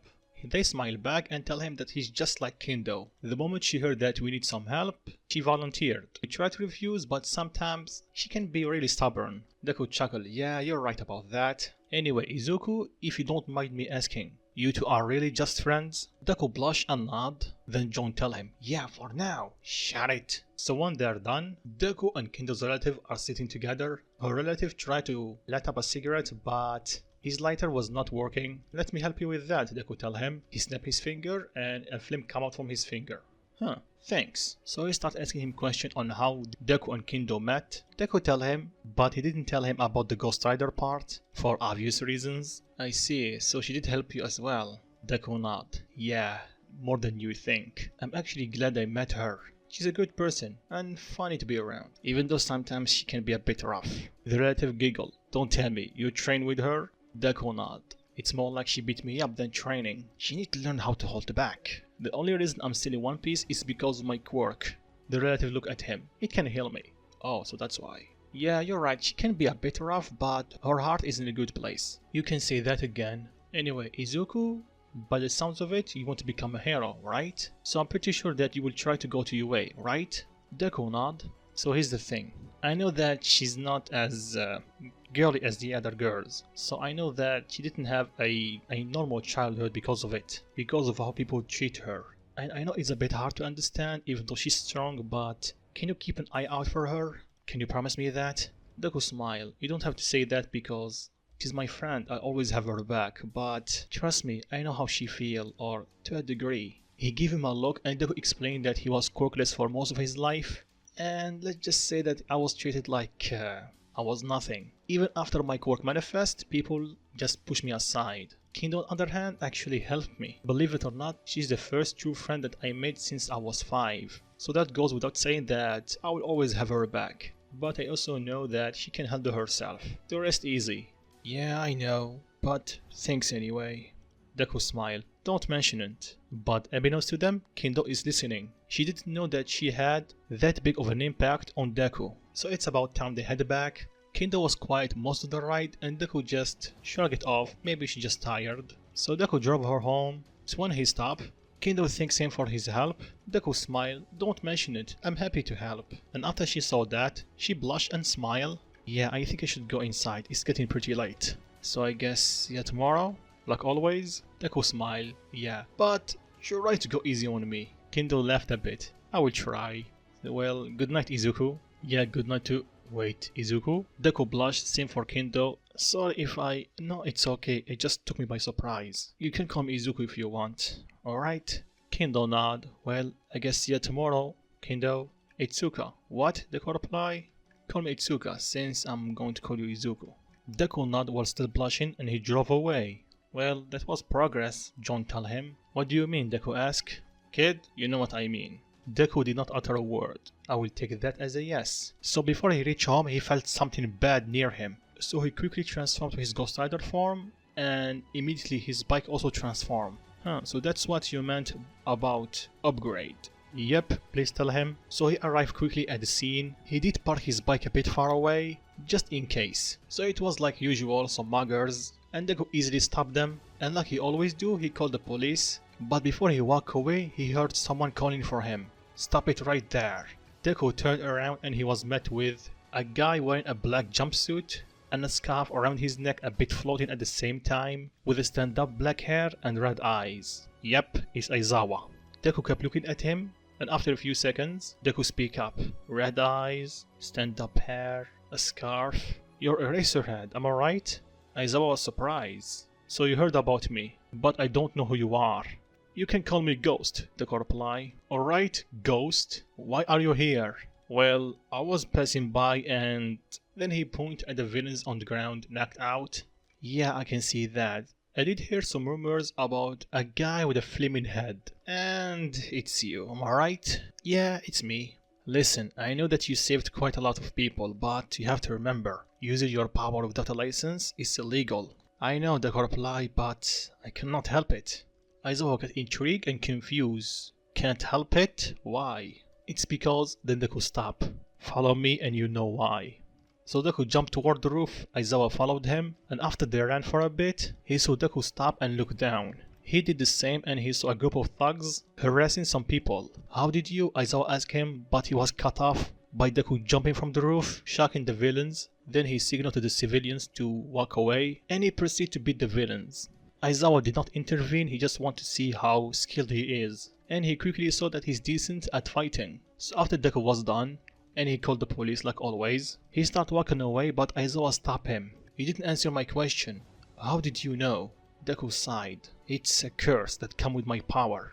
A curse? Deku nodded. In layman's term, I can sense the evil around me, and I cannot sleep until I stop it. I can't endure it throughout the day because there is a lot of heroes, so not a lot of crime, but at night, it's a different story. Anyway, I will take my leave. I'm tired. So Deku walked away and Aizawa was intrigued about two things. One, he can sense evil around him. That's an awesome power to say the least. Second, when he used his erasure on him, he was still a skull on fire. He need to start doing some digging. So a few weeks went by since last part. Deku started getting the hand over his quirk and his power, and with each passing day it become easier to mix the two. Of course he still have to deal with a curse, so at night he always roam. So sometimes he encounter Aizawa. Even though Aizawa is still a bit suspicious about him, he starts to trust him and get a liking to him. Plus his power is very useful. So in his mind, it's better if he have him on his side. And his relationship with Kendo is progressing a bit, and this is satisfying Deku, but not John. He always tell Deku to shoot his shot, but Deku is always shutting him down and tell him to let him do his own thing. So time went on and it's almost winter. Then it hit Deku. Since spring, he started getting buffer and buffer, so some of his clothes cannot fit him anymore. Of course, he was able to buy new ones, but since it happened since spring, his jackets cannot fit him anymore. And when he said that, John's eyes widened and they start glowing. He can use this to his advantage and make Deku wear the same clothes as the Ghost Rider, or to be precise, his Ghost Rider form. You know, the leather jacket and black pants. So John was able to persuade him to buy at least one. Then when he was done buying, he saw some heroes fighting a justification villain. But he decided to not intervene because there is a lot of people and he wants to keep a low profile. Well, as much as he can. So the fight went on and he saw that the villain just damaged the rails. After the fight was done, it hit him. Today, Kendo have practice. And she usually took the train, and because the rails are damaged, the train won't work or it will be shut down until it's fixed. So he called her. Meanwhile, Kendo is with her friends, then her phone rang. She saw it's Deku, so she pick up, and immediately Deku can hear that she's a bit troubled. So he asked her what's wrong. The damn train is late, she replied. Oh, about that. That's why I called you, Deku replied. So basically there was a fight between a villain and some heroes, and the villain was able to damage the tracks. So I don't think that the train will work anytime soon. Damn it, really? Come on, she replied. Yeah, it sucks. Anyway, where are you? The train station, she replied. Why? Well, do you want me to give you a lift? You sure? I don't want to be a hassle. Nah, it's nothing, don't worry about it. I have nothing planned for today except relaxing. I'm preparing myself to get beat up by you in a couple of days. Kendo only giggled a bit. So, it's a yes? Yeah, it's a yes. Be there soon. Then Deku hang up. Then Kendo's friends start teasing her, asking her if it was her boyfriend. She stuttered a bit and told them, first, he's not my boyfriend. Second, yes, it was him. If you say so, they reply. So after a bit, Deku arrived. He picked up Kendo, of course, with her friend teasing her, or teasing them, and he took her to the dojo. So she thanked him, then Deku asked her at what time she will be done. 10, she replied. Why?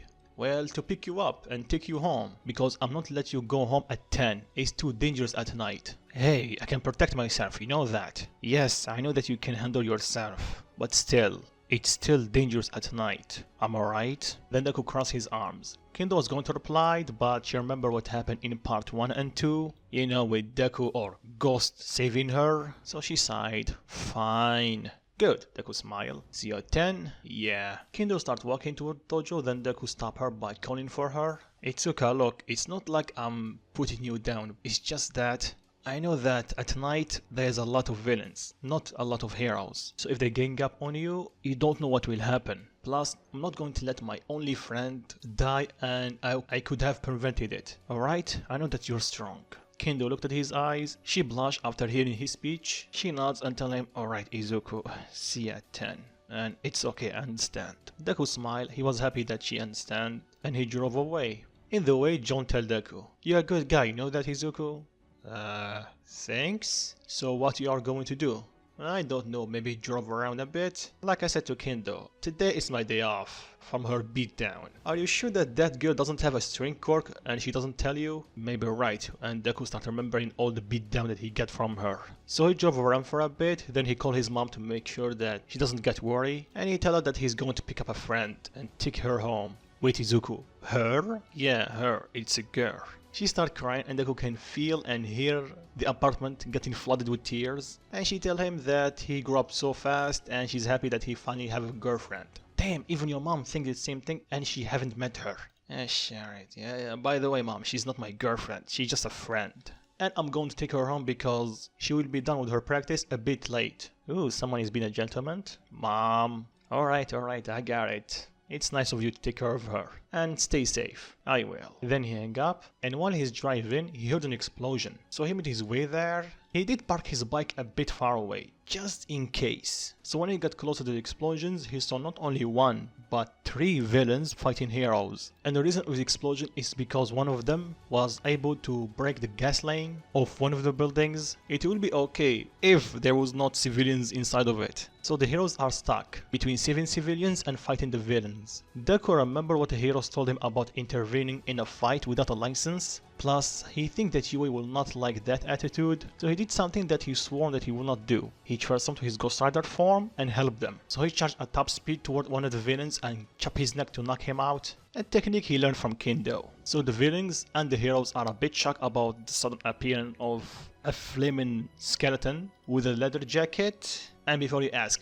Deku's jacket did change with him transforming. So without wasting a beat or uttering a word, Deku charged the other villain and made quick work of him. And when they saw that, the heroes realized that he's with them, so they quickly captured and knocked the third one. So they start evacuating the building. Sadly, they cannot reach all the floors because of the explosion. It damaged the stairs. And some parts of the building are on fire. So while the heroes are thinking of what to do, Deku did not waste any time and ran through the fire and start saving people. You know, because the fire cannot harm him. And to make sure that he's able to save everyone, he power up one for all. So everyone is impressed about the level of strength and speed of him. So after a few seconds, the building is completely evacuated and the firefighters and police start showing up. Deku starts sneaking away, but the heroes saw him and they call out for him. Crap, they saw me, I need to go, Deku thought. Then he starts running away. You know, even though he saved people, he did use his power illegally. Plus they want to know who exactly is he. He's powerful. So I start jumping from building to escape the police, and a couple of heroes just saw Deku just running away and they thought he's a villain. So Deku jumped above an empty road and he whistled to his bike, and in a mere seconds it appeared. Everyone is shocked. Deku quickly grabbed it or got onto it while it's still moving and he speed away. They tried to catch him, but let's be real guys. The Ghost Rider bike is fast. Sure, they can keep up a bit, but after he had enough, he basically went full speed ahead and jumped across the city. The heroes just gave up at that point. They cannot keep up with him. Same for the cops. And after he saw that, Deku quickly powered down and he sneaked away. Phew, that was close, Deku tell him. Yeah, I know that feeling, John replied. It also happened to me the first time I transformed. Really? What happened? Basically, they chased me around the city. I was able to escape by jumping into a river and basically driving on the water. Wait.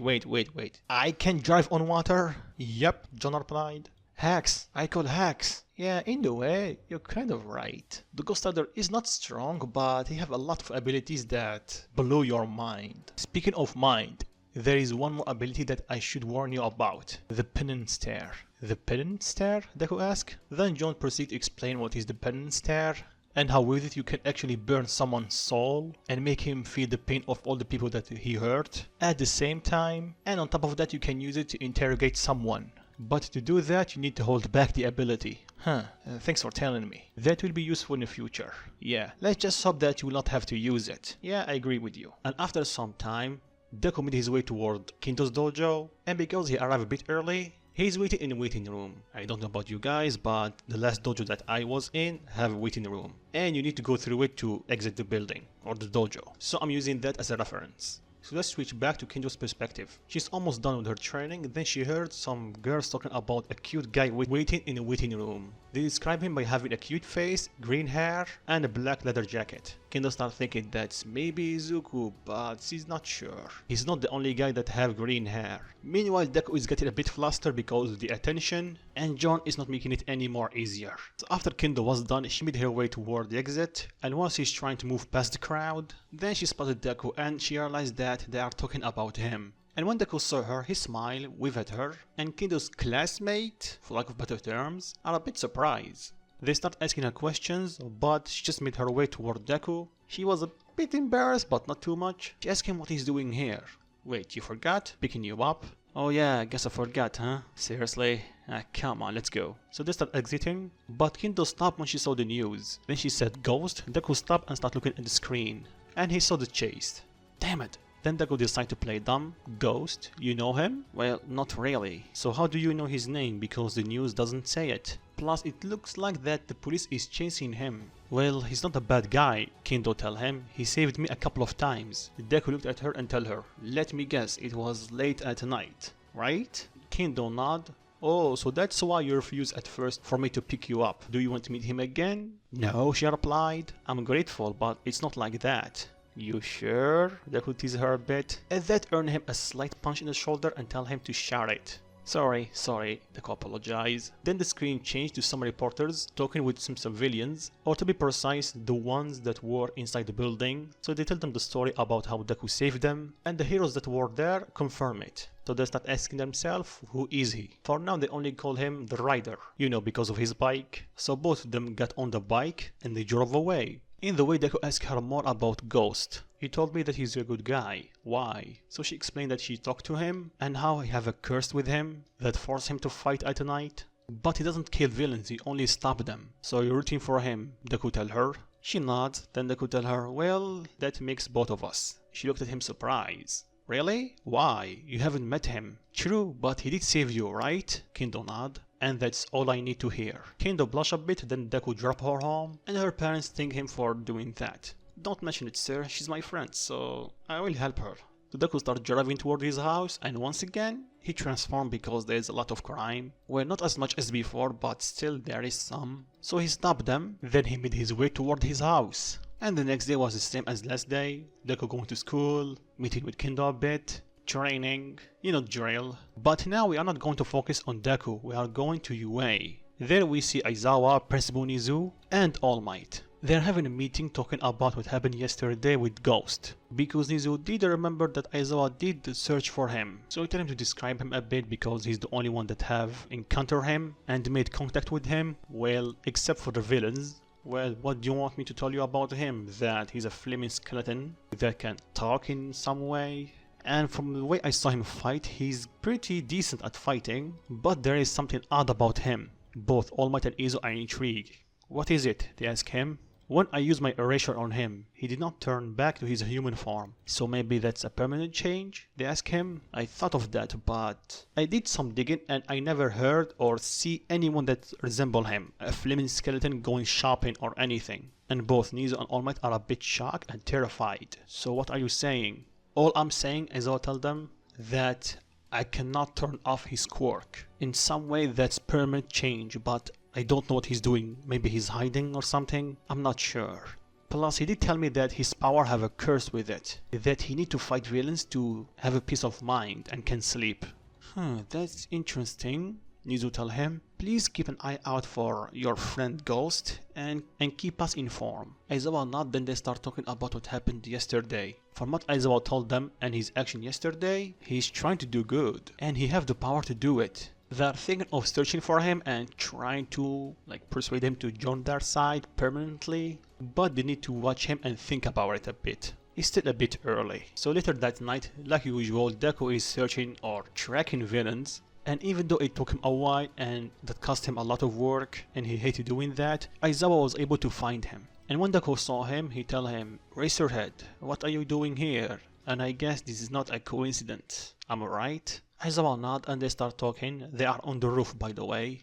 So I start telling him about what he did yesterday. Specifically, what did you run? Well, I did use my power without a license. But I kind of had to do it because if I didn't, a lot of people might have died. Yeah, you're right about that. You did save quite a lot of people. But still, what's up with the bike? Oh, you can say it's a part of me. A part of you? He asked him. Deku nod. I can call out for it whenever she is, and she's pretty much instantly beside me. Huh, that's useful, and she's fast. You have no idea. Plus, I don't even know the true limits of what she can do. But I'm pretty sure with that much speed, I can actually go up a building, like vertically. Aizawa was dumbstruck. Each time I talk to you, you become weirder and weirder.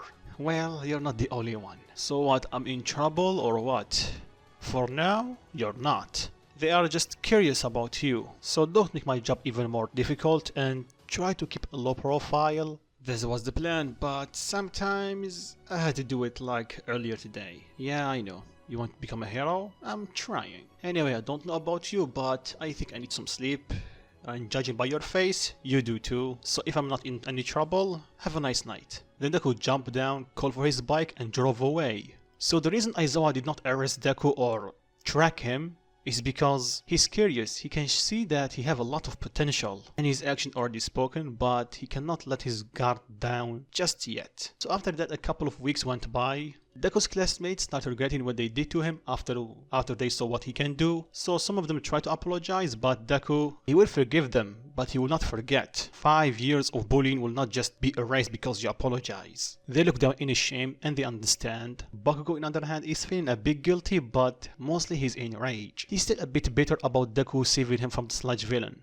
Plus, his firepower is not something that he can mess with. He's even stronger than him, he start thinking. So his superiority complex start kicking in a bit. Then one night, Deku get a weird dream. He woke up and he's talking with John. Huh, it's been a while since we talk like this. Yeah, you're right, John reply. Sounded a bit down. Deku catch on that. What's wrong, John? Well, kid, I think that's it. What do you mean? My time is up. I have to go. I can feel it. Our connection is getting weaker and weaker.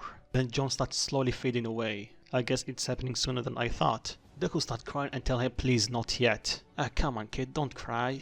We all know that it will happen sooner or later. I know, it's just that you are one of the few people that actually believe in me, encourage me. So John walk up to Deku and give him a hug. Deku hug back and he start crying. It's okay kid. Plus, it's not like I'm going to die again because I'm already dead. So who knows, maybe we can actually talk again. Just promise me something kid. Follow your dream. This world needs you. They need people like you. So don't listen to other people. Follow your hearts. Zartos chose you for a reason. Always remember that. Deku tell him he will while holding back tears. Then John starts slowly fading away. Well, goodbye kid. Take care. Then he completely vanish. Then Deku woke up in real world and he started crying. Yeah, goodbye John. So it's weekend, so Deku doesn't have to go to school. So he put on some clothes and he started walking outside and he tells his mom that he needs some fresh air. And she can sense he's a bit down. She asks him what's wrong, but he tells her it's nothing. And she knows that he's hiding something. So Deku starts making his way toward the beach, the one he cleaned. And when he arrived, he cried for a bit. Then he was cut off by Kendo calling him. He pick up and she tell him when should they meet. Deku tell her, not today. I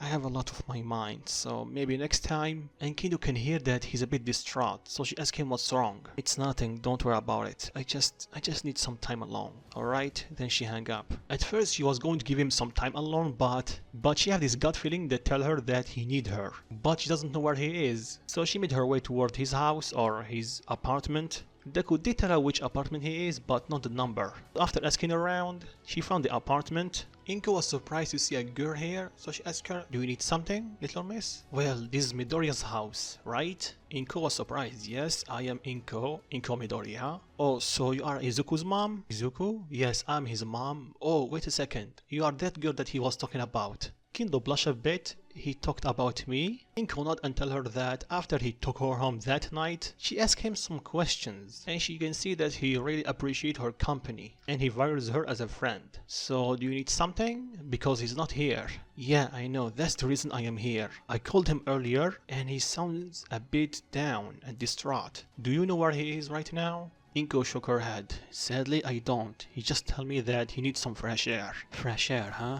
Anyway, thanks. I'm going to keep looking for him. Wait a second. Kendo was it? Kendo nod? Please, I know that he's strong right now, but can you keep an eye out for him? Kendo smiled and assured her that she will. So don't worry, Miss Midoriya. Please call me Inko. Kendo nod and starts searching for Deku. So she starts thinking, fresh air, fresh air. Then it hit her. Maybe he's at the beach. So she made her way there. To looking for a bit. Yes, he's there. So she approached him, and when she got close to him, she called out for him. And when he looked at her, he have tears in his eyes. Kendo's eyes widened. Izuku, what's wrong? It's nothing, Kendo. Don't worry. No, it's not nothing. Please tell me. I'm your friend, aren't I? So remember, I am here for you. So please tell me. Deku sighed and tell her, do you remember a while back I told you about someone that teach me how to ride a bike and fight a bit? Yeah, you told me that he's living far away now and you only contact with him quite often. Yeah, about that. He's gone. Kendo's eyes widen. She doesn't know what to say. She know how much they were close, so she cannot imagine his pain. So she hug him and tell him it's okay, let it out. Let it out. Deku hug her tightly and he start crying, but after a few minutes he stopped, but they are still hugging each other. She asked him, is he okay? Feeling better? Yeah, a bit. Thanks, I really needed that. Kendo smiled. It's okay, that's what friends do. Be there for each other. Deku smiled a bit and he thanks her. So what should we do? She asked him. Can we stay like this for a bit? Kendo blushed and tell him, of course we can. After that, Deku did tell Kendo that she can go home, but she refused. Tell him that she will stay with him until he feel better. She knew that it will not happen instantly, but she would try. Deku just smiled at her. So they goof around, they go to the arcade, watch a movie, had lunch together. Overall, they just have fun, so she can cheer Deku up. And it was able to help him a bit more. Yes, he still mourned the loss of Blaze, but like Blaze told him, he's already dead. And they know their communication was only temporarily, but it still sucks. So after that, Deku took Kendo home. He thanks her once again for being there for him. Kendo gave him a hug and tell him anytime. So after that, time went on and it's the day of the entrance exam. So they already decided, or Deku already told her that he will do it, that he will pick up Kendo the day of the entrance exam. Because he know that day the train will be crowded. Plus it will be way faster. Now of course she accepted. So Deku made his way out and his mom wished him luck. Then he went to pick up Kendo and her parents wished them luck. And when they arrived, some people start staring at Deku because, well, his bike is a bit loud. And before you ask, I know that some of you were going to ask, my high school did have some parking spaces, so I'm not sure about UA, but I think it have some. Plus, my school is like 1% the size of UA, so I'm sure that there is some. So they wish each other good luck, and they get the same result in the written exam. Well, except Kendo, she got a bit higher because Deku did help her study. And now for the other exam. Of course, Deku did meet up with Bakugo, but this time Bakugo did not tell him to move aside, they just glare at each other. Kendo asked him what's wrong. Deku tell her he's from my middle school. Deku did tell her about the bullying, so she tell him, oh, I see. Well, don't let him get to you. Deku smiled, I won't. Then President Mike started explaining the robots. And by the way, Deku is sitting with Kendo, not with Bakugo this time. So after he explained the robot system, Deku commented that it will be easy. Then Inda interrupt and tell him about the 0-point robot, and he tell Deku to share it and stop interrupting him. Kendo was going to speak up, but Deku's eyes turned orange and tell him, listen here. You are the one interrupting him. He was going to explain about the fourth robot. So how about you sit down and let people focus? Then Deku glared at him and Ida felt a chill down his spine. He apologized for Mike and he sit back down. Then he explained the 0-point robot worth 0 point. So just run from it. So everyone split with Deku and Kendo go in the separate cities. She wish him luck and tell him not to be nervous. Deku tell her, it's okay. I'm pretty sure that your training is far worse than this test. Kendo doesn't know how to feel between honored and insulted, so she punched his shoulder and tell him to shut it and good luck. Deku only laughed. Yeah, good luck to you too. So Deku is stretching, waiting for the gate to open, and when she did, and before President Mike can finish the countdown, Deku starts running. Ida called out for him and tell him that he's cheating. President Mike yelled back and tell him that he's not. There is no countdown in a real fight, so start running. So Deku started running around the city using 8% full cowling. Because he got one for all early, he was able to get more control over it. By the way, he's using 8% because he's comfortable while using it. His body can handle more without his Ghost Rider form. So he started breaking the robots left and right and center. He even started using his flames for long range attacks, and that got the attention of the teachers. He already have 100 points, they told themselves. He's quite fast, and it's looked like that he have took works. All Might can only smile at his successor, well, actions and progress. Aizawa is intrigued, but for some reason his movements are really familiar for him. Then after a bit they decide it's time to launch the 0-point robot, which they did. Everyone's not running away from the robot. Deku was going to do the same because it's worth 0 points, so why bother? And then he heard someone calling for help. It's Oraka. Her foot is stuck under the rubble and the 0-point robot is going to crush her.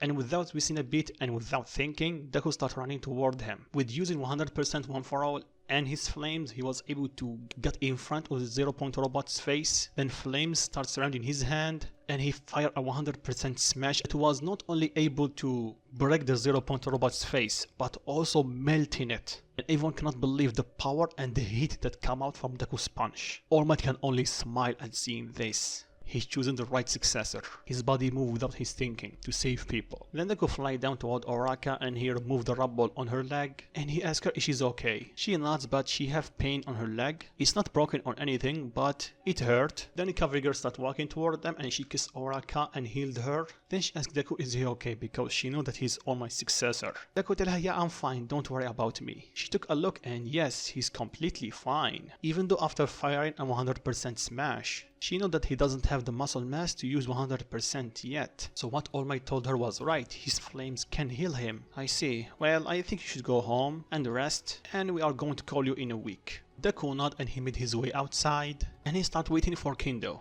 And after a bit, she started walking toward him. You're done early, she tell him. Yeah, it was easy. I was able to use all my power at once, so... Yeah, I figured that the bright light was yours. So what did you do? I kind of melted the 0-point robot's face. Why I am not surprised. That's actually something that you will try to pull off. Deku can only giggle. So they got on a bike and Deku took her home. So time skip a week. Deku got his letter, then he called Kendo. Did you get it? She nods. Alright, on 3 she tell him. 1, 2, 3. They open the letter and a disc fall out from it and a hologram from All Might pop up. And he tell them congratulations. He tell Kendo that she did extremely good by getting the 5th place. I think she got the 7th place in the anime, so because of her training with Deku, she's a bit faster and stronger. And for Deku, All Might tell him that he did extremely good by getting the 1st place and being the only first year that was able to break the 0-point robot's face. So young Midoriya, word of advice, stay away from Power Loader because he will rip you a new one. Deku left nervously. Then they look at the paper and Deku is class 1A and Kendo is class 1B. Deku is a bit down that she's not in his class and Kendo sensed that she tell him, it's okay, we can still meet at lunch or after school. Yeah, you're right. So, see you tomorrow? Yeah, see you tomorrow. And I assume that you will pick me up. Well, if you want, Deku reply. Kendo laugh a bit. Yeah, see you tomorrow. Then they hang up. And with that, I'm gonna stop it right here. So what do you think of it, guys? What will happen in the first day? Will Aizawa figure out who's Deku? What will change with Deku be able to use 100%? Leave your thoughts in comments down below, and if you want another part of this series, 500 likes and I will make it. And if you're new, subscribe, there is more videos like this coming. And like always guys, peace. So it's the first day, and like Deku promised, he want to pick up Kendo. And after he told his mom that he's going to pick her first, she smirked and tell him, okay. Deku just sighed, it's not like that, mom. She's my friend. You sure? He nods. Then he left and he made his way toward Kendo's house. He picked her up and they went to UA. And for some reason everyone is staring at Deku. What's going on here? Why does everyone stare at me? Do I have something on my face? Kendo shook her head and tell him, well, since you are the guy who beat the previous records of UA entrance exam, I am not surprised that everyone is staring at you. Well, it was easy. Yeah, it was easy for you. You have like 2 quirks. Well, actually 1, but it have 2 faces, that's it.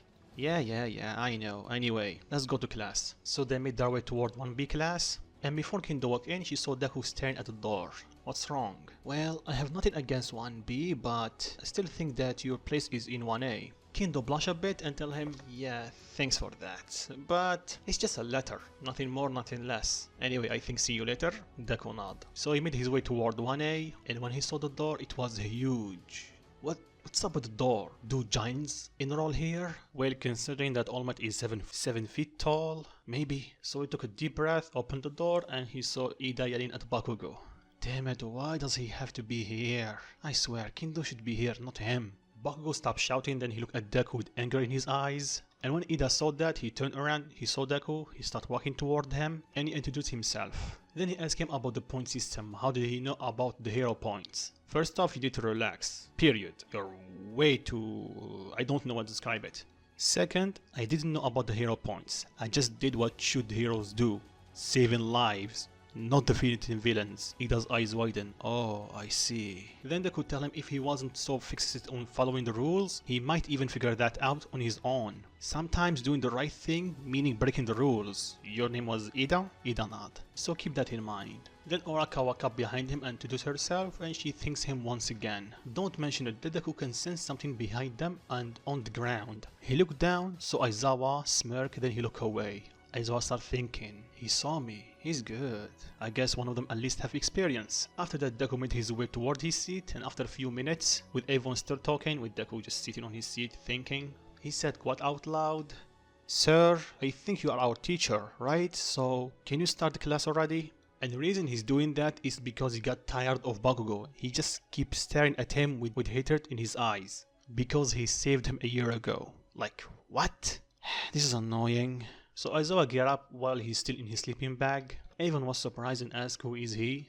Aizawa told them, well, like your classmate told you, I'm your teacher. Well, I can see that you are just a bunch of kids. Except for one. He looked at Deku and Deku just smiled a bit. Anyway, go to the changing rooms and put on your EP uniforms and follow me outside. We are going to do a test right now. Deku gets up because he can sense that Aizawa is not messing around. He's serious. But the others complain and tell him about the orientation. Aizawa tells them, my class, my rules, so follow me outside. You have 5 minutes. So all of them quickly change, and when they gather outside, Aizawa is waiting for them. Then he throws a ball to Bakugo and tell him to throw it as hard as he can, using his quirk.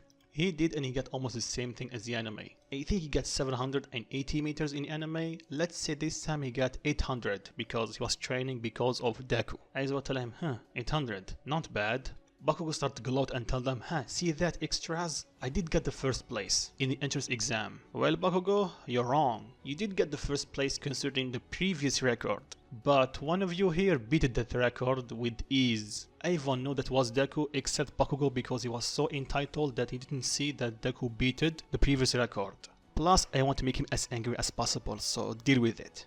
Anyway, after he heard that, he started shouting and telling him there is no way that nerd beat me. Well, you're right, Aizawa told him. He did not beat you, he pulverized you. He got like 3 times your score. What? Bakugo shout. Anyway, Midoriya, come here and throw the ball. Yes, sir. So Deku threw the ball using 20% of one for all without his transformation. During the past week, he was testing his limits to see how much he can handle, and he figured out that he can use 20% for a short period of time. Everyone was surprised. Then Oraka commented that, why is not using his fire?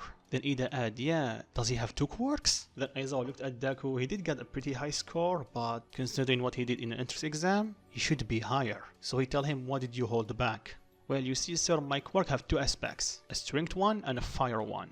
I can use them separately, but can also use them combined. And of course, when I combine them, they are way more powerful than separate. The problem is, Avon is a bit too close to me for me to use my full power. So he held back because he was afraid of hurting the others. Interesting. Anyway, Avon, take a step back and you use your full power. Don't hold anything back. Alright, sir, Deku tell him. But for some reason, Deku is having a bad feeling for like someone is watching him. Then he saw All Might. They lock eyes, All Might wave at him. Deku smile. So it was All Might, but what is this bad feeling? I will shake it off for now. So Deku transformed his hand to Ghost Rider, power up one for all 100%, and throw it. So in the anime, he only used 1 finger and he got 705 meters. But that's the thing, he only used 1 finger. And of course, a punch is way stronger than 1 finger. So needless to say, I don't know how far he can throw it. And since All Might can throw a Numu so high in the air that no one can see him anymore, let's just say that Deku literally got infinity. Shall we? And if you guys think that's too much, leave your comments down below and tell me how much you think Deku will get. After Aizawa showed the score and he was a bit shocked, everyone were dumbstruck. Infinity? Damn, you're strong. Deku just laughed nervously. Baku on the other hand is just lost. In 2 weeks he was able to save him, and in 1 year he grew this much? Just damn it, come here Deku! Then Baku charged at him. And before Aizawa can catch him with his scarf, Deku glared at him, and that made Baku stop in his place. He just looked at Deku dead in the eyes. His eyes started turning orange. And that made Baku sweat for some reason. What is this pressure? And Aizawa saw that. He was able to stop him with just glaring at him? I guess I'm not the only one who can use that, huh? Anyway, Bakugo then Aizawa glared at him and that made Bakugo even more scared. Don't attack him or anyone else again or I will expel you in the spot. Got it? Good. Anyway, with this, I guess you get the gist of the exam. They nodded and tell him, oh, it will be fun. Fun, huh? Okay, let's play a game then. The last place will be expelled. What? You cannot do that? Then Deku told them, let me ask you something, guys. Did you see the last sport festival? Like last year? They nod. Did you ask yourself why there were not a class 1A last year? They start thinking, then it clicked. It can't be. They looked at Aizawa and he smirked. Midoriya was it? Your guess is right. I did expel a whole class last year because I saw no potential in them. So if you don't want to get expelled, bring your A games. Anyway, let's move on. So they start doing the exam with Deku just acing everything, but he starts switching between One For All and his Ghost Rider form, or powers, sorry, doing the exam. So in a grip test he used One For All, and in the 100-meter dash he used his Ghost Rider power. Basically he just fly, just like Endeavor in season 5. And that intrigued to Doroki, he had the same quirk as my dad. Anyway, after the exam, well, Deku got in first place, with Invisible Girl getting the last place, but Mineta only have 1 point above her. She started tearing up a bit thinking that she will be expelled, then Aizawa told them, and about the expelled thing, I was just kidding. Everyone looked at him in disbelief except for Momo and Deku. Deku just burst out laughing. The look on your faces is just funny, guys. Wait, did you know that was a ruse? Yep, but you told us about last year. Well, I was not wrong, he did expel a whole class. But since he did give us a fighting chance with this test, I guess he can see some potential in us. Right, Mr. Aizawa? Yeah.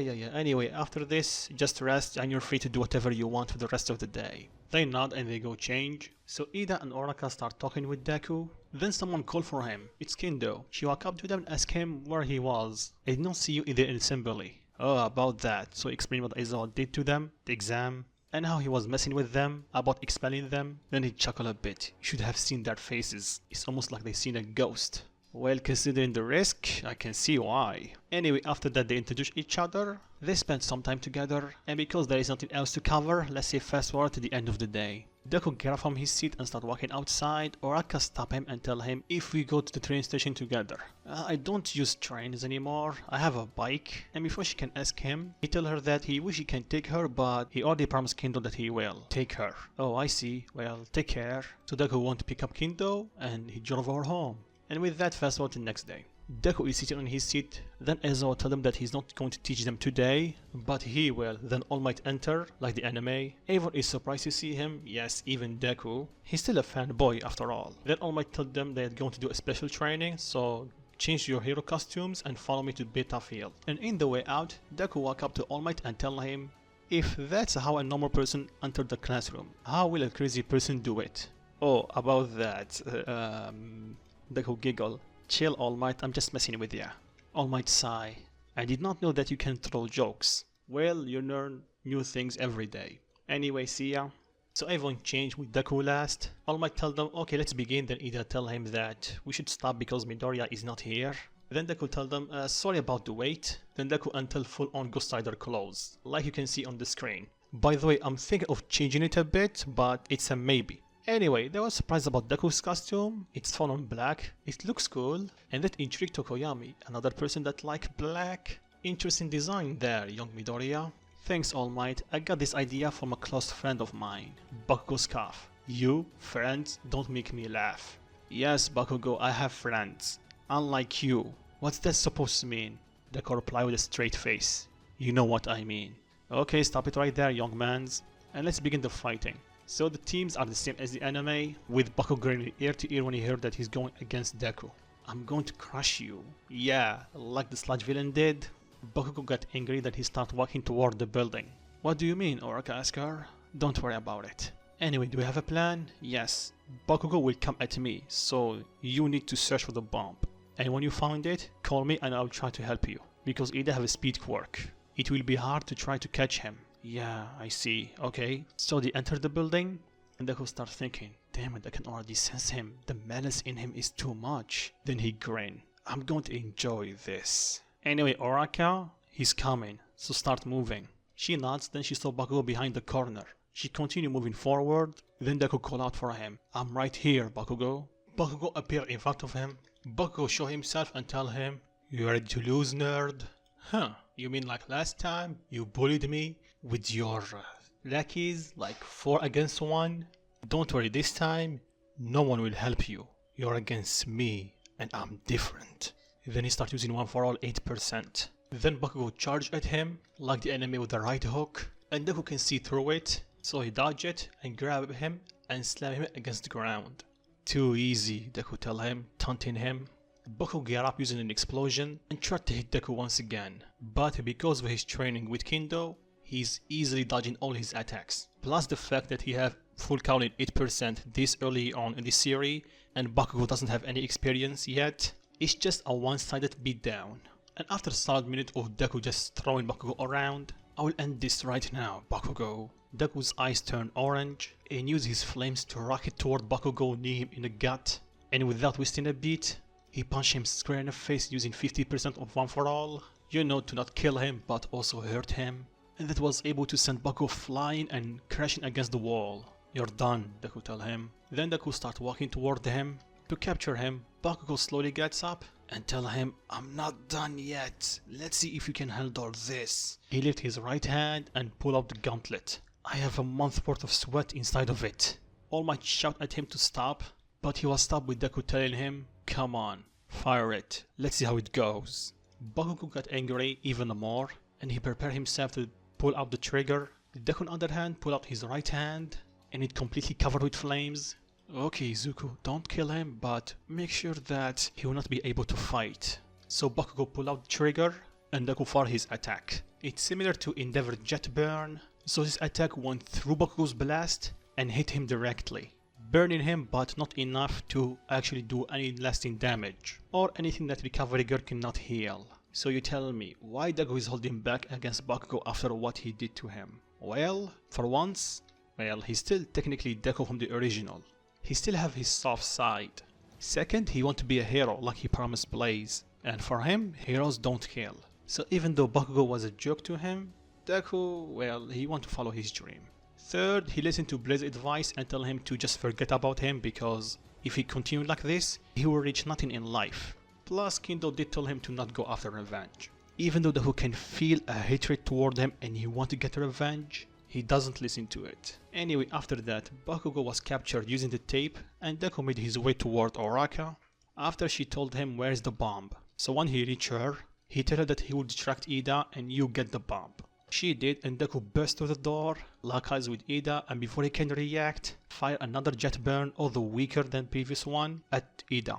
And because Ida doesn't have any experience yet, the jet burn hit him and slammed him against the wall. He's still conscious, but that attack did some damage. Damn it, I need to hold back more, Deku thought. Then Oraka quickly rushed toward the bomb and touched it. Then All Might announced that the hero team win. Then Deku walked up to Ida and tell him, you're okay? Yeah, I will be. It was a good hit. Yeah, sorry about that. You need to work on your reflexes. I really thought that you can dodge that.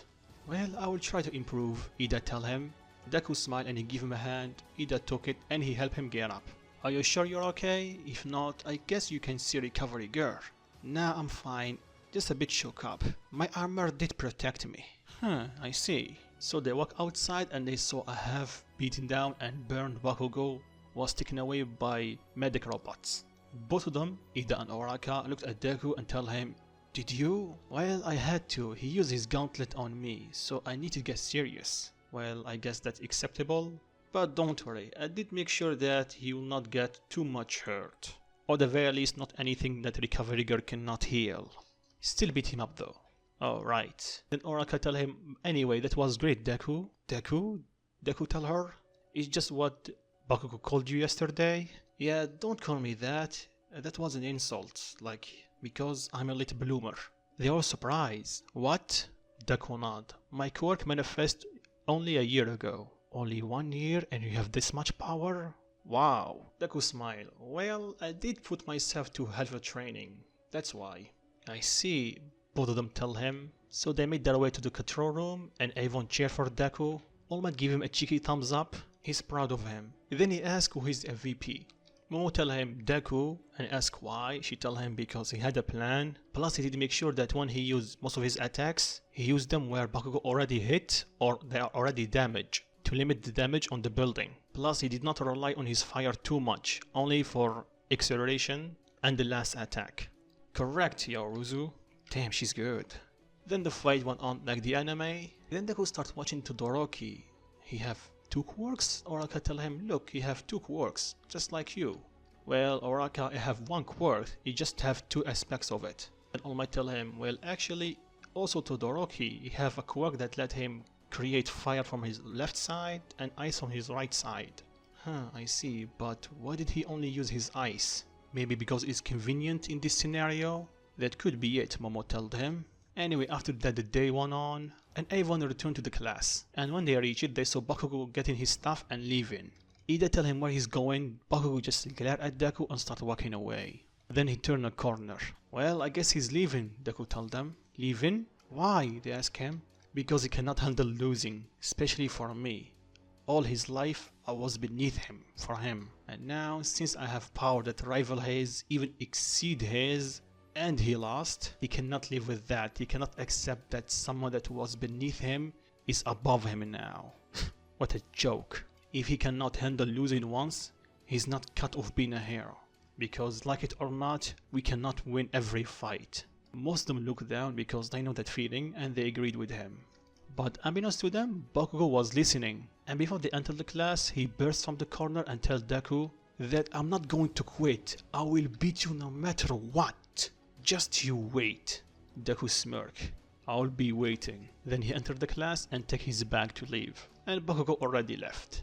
Then he met up with Kendo and he apologized if he was a bit late. We had a special class today. Special? How? We fought each other in a 2v2 situation.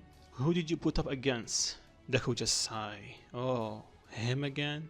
Deku nod. Well, I was able to win, but trust me, it was so hard to hold back and not hurt him to the point of no return. Kendo put her hand on his shoulder and tell him, yeah, I understand, but you have to show him that you are better than him. Not by hurting him, by being a stronger hero than him. Deku smiled and tell her, thanks. She smiled back, don't mention it. So two of them made their way toward her house, and when Deku dropped her before he can leave, he was stopped by her dad inviting him inside. Deku accepted, but for some reason he's a bit afraid.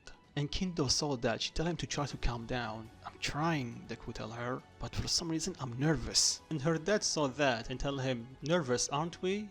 You're just her friend, right? He said that with a smirk on his face. Yes sir, we are just friends.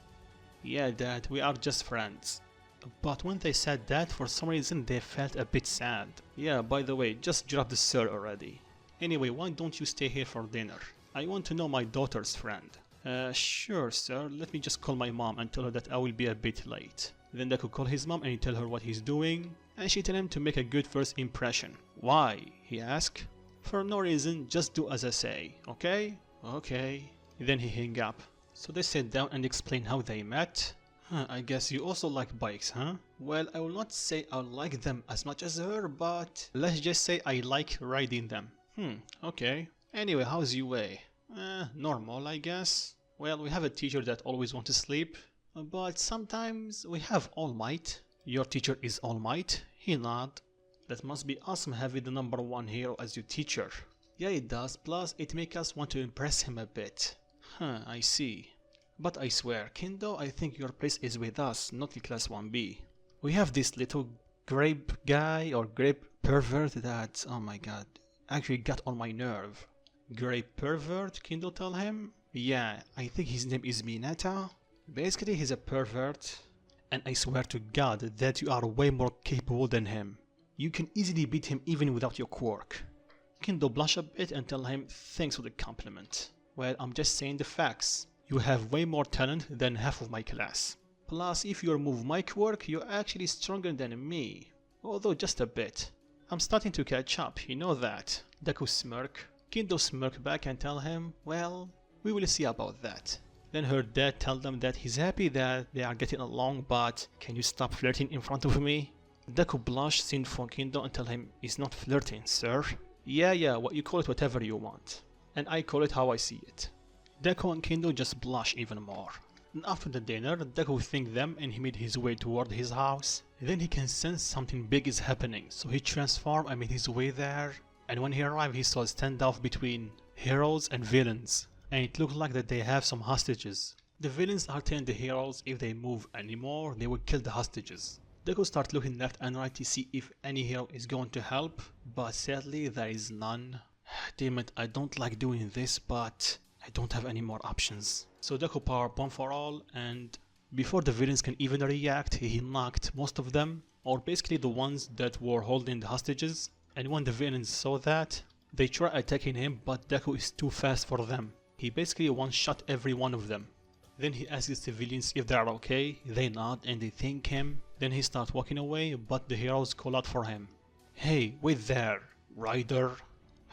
Deku sigh, what do you want? He said that without turning or facing them. What do you mean, what do we want? You used your quirk without a license, you broke the law. And, Deku tell them, what do you mean and? You're coming with us. As if. You might be right about me breaking the law, but... Then he pointed to the civilians. They are safe because of me, not you.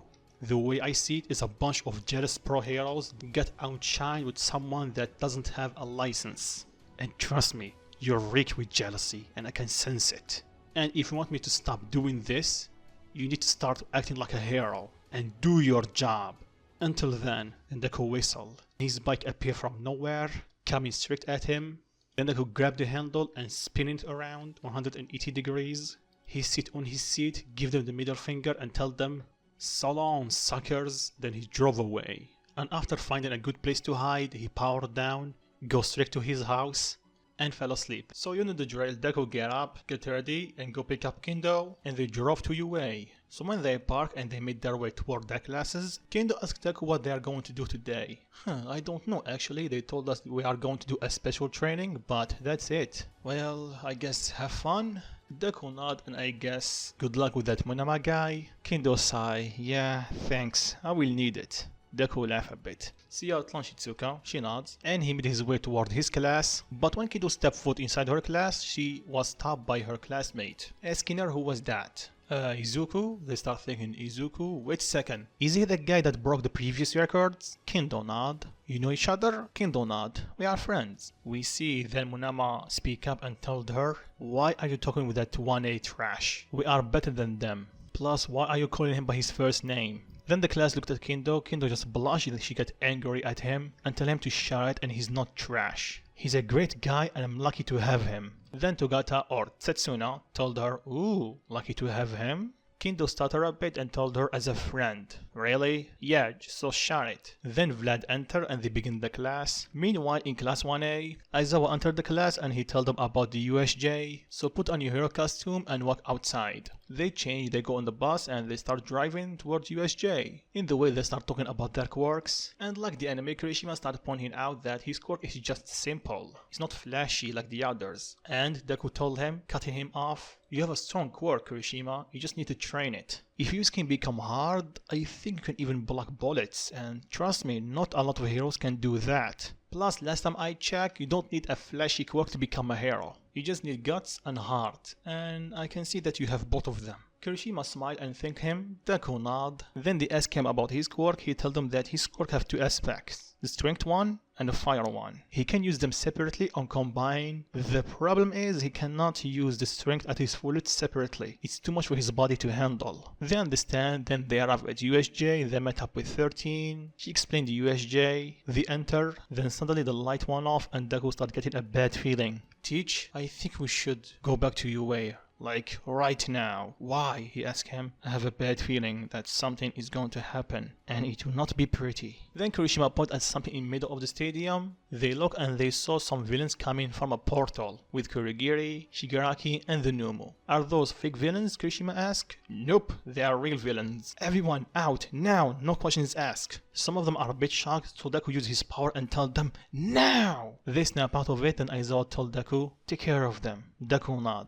Don't die on us, got it? Aizawa smirk. Then he jumped to fight the villains. And when Kurogiri saw that when they are running away, he teleported there to send them across the USJ. And like the anime, 13 tried to stop him using her quirk. And Kurogiri opened up a portal behind her to hurt her with her own attack. But before he can do too much damage, Deku pushed her aside. Then he fired a massive fireball toward Kurogiri, tried to hit him, that was able to push him aside. Then Deku yelled at Ida to start running to UA to get help. Ida did not question it, so he started running. Then he saw the door is closed and Kurogiri is behind him. So without wasting a beat, Deku fired a jet burn. Let's call it hair burn, because ghost fire, hellfire, you know what I mean. So Deku fired his hair burn toward Kurogiri that forced him to dodge, and at the same time that attack hit the door and created a big enough hole for Ida to pass through. Then he started running back to UA. Then Kurogiri launched at the other students and made himself big enough to make sure that Deku could not hit him. Deku started thinking, they're planning something, huh? Well, let's see what you have. So before he teleported them away, Deku pushed Jiro, Momo and Kaminari out of the way. So 3 of them plus the one from the original are still in front of the gate. Then Kurogiri teleported back to Shigaraki and tell him that one of them escaped. Shigaraki smirked and tell him, well, that's good, I think. All Might is not here, so he must be in UA.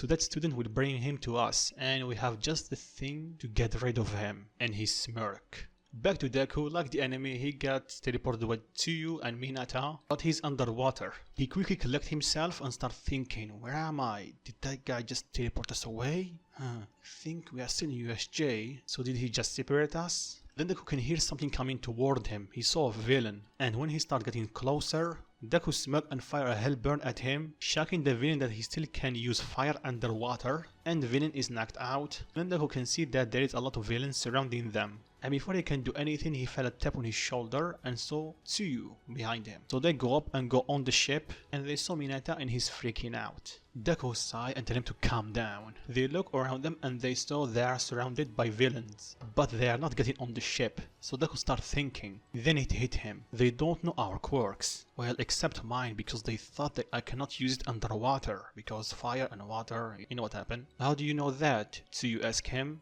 Because you're here, you're a frog, so the water is your element. If they actually know about our quirks, they should have not teleport you here. I see. So what should we do? Well, I have an idea. Deku said that while smirking, then he grabbed Tsuyu and jumped as high as he can. And like the anime, he used an air pressure attack to gather all the villains in one place, and when he did that, he fired a massive fireball, hitting all of them, knocking them out. And of course they are burned a bit. Then Deku heard someone screaming. He looked behind him and saw Minata getting dragged by Tsuyu's tongue. Oh yeah, Minata was there, but why did I not save him? So they land close to the middle of the USJ, and like the anime, after Aizawa beat a lot of villains, Shigaraki sent the Numu after him, and he proceeded to break both of his arms. Then Shigaraki spotted them. He used Kurogiri to get close to them, but the second he came out from the portal, he saw that Deku is ready for him. In a split-second reaction, Deku fired fire from his body, pushing Shigaraki back through the portal and hurting him and burning him. Not too much because Tsuyu and Minata are close to him, so if he used too much fire, he will end up hurting them. Same goes for One For All. Too much air pressure and he will send both of them flying away, and he could hurt them. So when Shigaraki got hurt by Deku's attack, he started cursing. Damn that brat! That brat reaction time is unreal. He almost instantly saw me. Well, he's going to pay. No more. Kill them. Deku saw that and he grabbed Tsuyu and fly up. Then once again he saw that he left Mineta behind and Tsuyu grabbed him by his tongue. But before he can say anything, the Numu will charge at him and he's fast. So Deku transformed his arm to Ghost Rider form and he powered up One For All 50%. So Deku blocked the attack using his arm and he was sent flying backward. And he felt that. He actually felt that. What was that? Then Deku landed safely beside Aizawa and he told Tsuyu and Mineta to take him out of here and run away. Now! They not and took Aizawa. He's still conscious, but barely. Midoriya, you need to leave. That thing is strong without a quirk. And that shocked Deku. Strong without a quirk? What is that thing? Then the Numu charged at him and Deku fired another hell burn at him, completely erasing his left hand, but he started healing it quickly. Deku was shocked. He can heal? Then Shigaraki starts laughing maniacally and tell him that the Numu was created to kill All Might. Deku was shocked. Kill All Might? Then Deku starts thinking, if that thing can kill All Might, I cannot beat him using 20%. I need to go all out, but Then he got an idea. He started fighting the Numu using his fire. It was able to damage him, but because of his regeneration, he quickly healed. Then the Numu charged at Deku and he, air quote, hit him, sending him flying across the USJ, away from everyone. Shigaraki started laughing maniacally. Then a fireball come crashing through the USJ and land beside Shigaraki and the Numu. And it was like a pillar of flame surrounding it. And when the flames start coming down, Deku, or the Rider, is here. What are you doing here, Rider? Let's just say I was in the area and decided to drop by. Then Shigaraki smirk and tell him, and that will be your last mistake. Numu, kill him. The Numu charge at Deku and Deku go 100% one for all and he clash with him. Everyone was shocked, especially Shigaraki and Kurogiri. He was able to stop the Numu's punch. So they start fighting with Deku having the upper hand because, unlike All Might, his punches not only hurt, but they also burn. And on top of that, his small size compared to the Numu. Plus Deku already know that this thing is not alive, so he need to go for the kill or almost. So he start tapping to more fire or firepower. So not only he's able to push the Numu shock absorbing power to his limits, but also he's regenerating a lot. So after that, Deku punched the Numu in the jaw, sending him flying up in the sky. Then he charged at him and grabbed him by a full Nelson, and he let out a powerful flame that completely carbonized the Numu and also made a giant hole in USJ roof. Then Deku dropped the Numu to the ground and he slowly descend. Meanwhile, Shigaraki and Kurogiri are completely shocked. Did he just kill the Numu that was supposed to kill All Might? Did his master lie to him? Or this guy is just strong? No, it can't be. He can't be stronger than All Might. Then they heard a loud boom from the door. All Might just arrived and he saw his students' shocked expression, but he will ask them about that later. Then he saw Shigaraki, Kurogiri, and the Rider are there, and something carbonized beside the Rider. And without knowing what's going on here, All Might charged at 3 of them, but because Deku is closer to him, he attacked him. But because Deku is using 100% of One for All, he can see him coming toward him and he blocked his attack. And that shocked All Might, Shigaraki, and Kurogiri that he was able to do that. Young Master, we have to go right now. Kurogiri tells Shigaraki. Shigaraki nod and they teleport away. But Shigaraki curses the Rider and tell him that he will get his revenge. So when they escape, Deku tell All Might, calm down All Might, I'm not your enemy. Oh really? And how can I believe you? I did see what you did, but you could have been tricking us. Then Deku grab All Might and push him close to him and tell him, I am not your enemy, Toshinori. And that shocked All Might. How did you trust me? But for now, I need to go. And when he said that, he was looking at the gate and all the teachers are there with Ida. There's still some villains around the USJ. I guess you can handle them. Then Deku rocket out the USJ through the hole that he made. Or it seems like it. Actually, Deku fired a fireball through the USJ. And using his immense speed, he was able to go where he was punched. So All Might still shocked walk toward the teachers and tell them, you can handle this, okay? They nod because they know All Might doesn't have a lot of time left in his buff form. So he jumps away and he starts thinking, Rider, just who are you? Back to USJ, the teachers ask what happened and the students tell them. Then they snap from their shock and they remember that Deku got punched away. Then Oraka speak up and tell them that we have to see Midoriya. Don't worry, I'm fine. Deku walked toward them. They are surprised, so they run toward him. You're sure? Yeah, I'm fine. Don't worry. My flames can actually heal me, so... Oh, really? Deku nod. Oh, okay.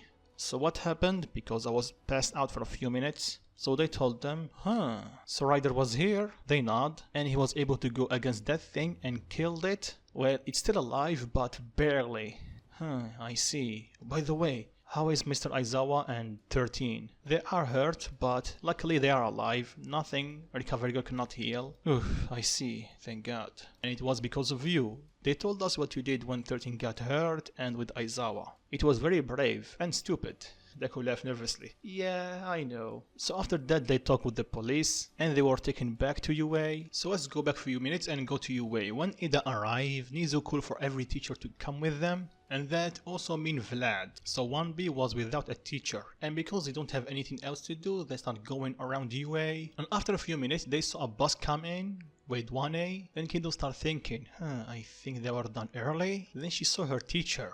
Wait, that's Vlad. What he's doing there? Then she saw Izuku and she saw that his right hand of his costume is damaged. And some of his classmates are a bit shook up. So she knows something bad must happen. So she ran toward him, calling for him. And when Deku heard someone calling for him, he turned around and saw Kendo. Itsuka, what are you doing here? Doesn't matter, it replied. Most importantly, what happened to you? Well, you see, don't lie to me, Izuku. I know that you are lying, or trying to lie. Deku sighed. Fine. Then he told her what happened. And immediately after that, she hugged him tightly and tell him, you idiot, that was reckless. Deku hugged her back and tell her, sorry about that. But I'm fine, aren't I? Kendo let go of him and she sighed. Yeah, but still.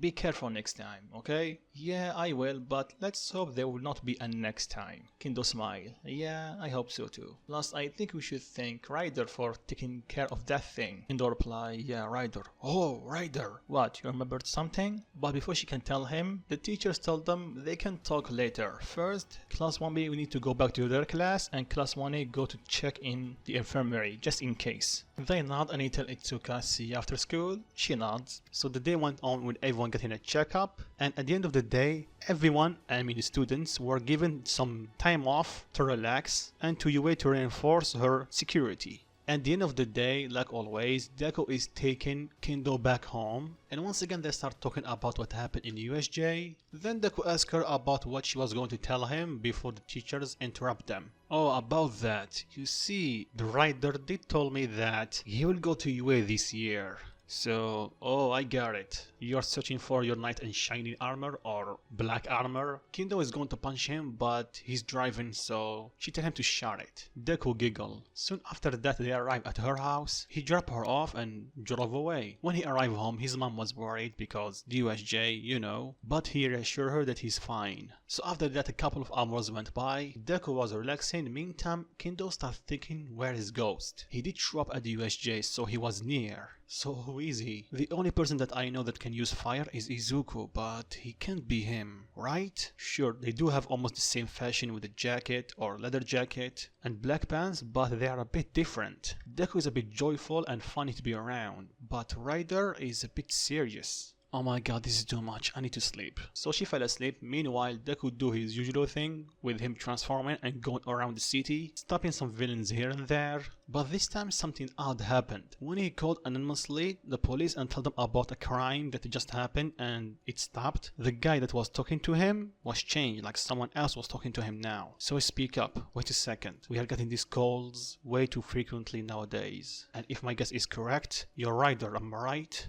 Don't try to lie to me because my quirk will tell me that if you are lying. Maybe I am. So what now? Let me guess, you tell me to stop, and before you answer that question, I will gladly do it if the heroes around this area start doing their job correctly. What do you think there's only a few heroes that work at night? It's because there is not a lot of reporters that work at this time, meaning they will get less fame. So before you start scolding me, let me tell you something. I'm doing you a favor. I am doing 50% of your job. And I don't care about getting fame and compensation about it. I'm just doing it because it's the right thing to do. Plus, I am not an idiot. Sometimes I know that even you guys break the law. So have a nice evening, officer. Click. The detective, you know, All Might's friend, was dumbfounded. Because of his quirk, he can see that he's not lying. He mean every word. Plus, he's kind of right. He is doing 50% of their job. But still, they need to talk to him. And for Deku, he just drove back home and fell asleep. Then he get a weird dream. He opened his eyes to see himself floating in an empty void. Then a man with long white hair appeared in front of him and tell him, I guess you are the ninth user, huh? And he extend his hand toward him. Deku does the same, and the second they touch, Deku get up with a cold sweat. What was that? The ninth user? Don't tell me that was. I need to talk with All Might about this. So time went on and their vacation is over. During this time, Deku did spend some time with Kendo. Sure, she have her suspicions about Deku, but she doesn't want to confront him just yet. And Deku is still thinking about their dream. He did call All Might about it, and when All Might heard that, he was shocked, and he tell him, we need to talk about this, but after we come back to school, okay? Deku nod. So everyone walked back to UA, or in Deku and Kendo's case, drove back to UA. They go their separate ways, and when Deku go to his class, they start talking who is going to teach them. Aizawa did get pretty beat up. Then the door was swung open, revealed Aizawa, fully bent up except for his face. You know, since the Numu did not smash his face against the ground, they were surprised to see him and Ida tell him he should rest. Aizawa tell him that he will rest when he die. Deku smirk. Typical Aizawa. So he started the class like normal, and when he's done, he told them about the sport festival. Everyone thought they are going to cancel it, but because Yue doesn't want to show that they are afraid, they're keeping it. But they will triple the security. Then he looked at Deku with a look, and Deku saw that. What's up with that look? Deku commented. So it's lunchtime, everyone is getting it out. Then Aizawa tell Deku to stay. They need to talk. He nod, then everyone leave. So what do you need? He asked. Cut the BS, Midoriya, or should I call you Ghost? Deku's eyes widen. Then he sigh. Well, it's about time that someone figured that out. So let me guess, I'm expelled? No, you're not. Deku's eyes widen. Really? Aizawa nod. So what now? Well, first off, you need to explain your power of yours. But first, what is this curse that you have? Plus, your power is a bit different. When we met the first time, I was not able to cancel your power. So care to explain? Damn it, I will, Deku replied, but first, how did you figure that out? Well, I did do some digging about Ghost when I was searching for him, and I saw that he showed up almost a year ago. Plus, I heard what you did when you saved Bakugo almost a year ago, and what you told the pros about your power waking up only 2 weeks ago. So the timeline with your power showing up and Ghost appearing are almost the same. Plus, from the report, I know that Ghost or you are wearing almost the same outfit, although a bit different. So putting 2 and 2 together, and I get everything. Damn, you're good, Deku tell him. Aizawa smirk. Does anyone else know about this? Aizawa shook his head. No. Okay, I will tell you. You are the first person that know about this. Not even my mom know about my powers, or the truth about my powers. So I suggest that you take a seat because you will need it. Okay, Aizawa replied a bit weirded out, so he took a seat. Then Deku got a message from Kendo asking him where is he. Deku replied by telling her that he's busy with his teacher, so he doesn't think that he will have time to have lunch. Kendo got a bit worried, so she asked him, is everything okay? Deku assured her that everything is fine. He's just getting some information about my powers, because it only manifested a year ago, so they don't have a lot of information about it. Kendo believed him, but she have her suspicions. But she pushed them aside once again. So let's go back to Deku. So I'm waiting, Aizawa told him. First off, one of my powers is not a quirk. Aizawa's eyes widen. Not a quirk? Deku nod. Remember what I told you in the first day? That my power have 2 aspects? A fire one and a strict one? Aizawa nod. Well, the fire one is not a quirk. The strict one is a quirk. The strict one is a stockpile power.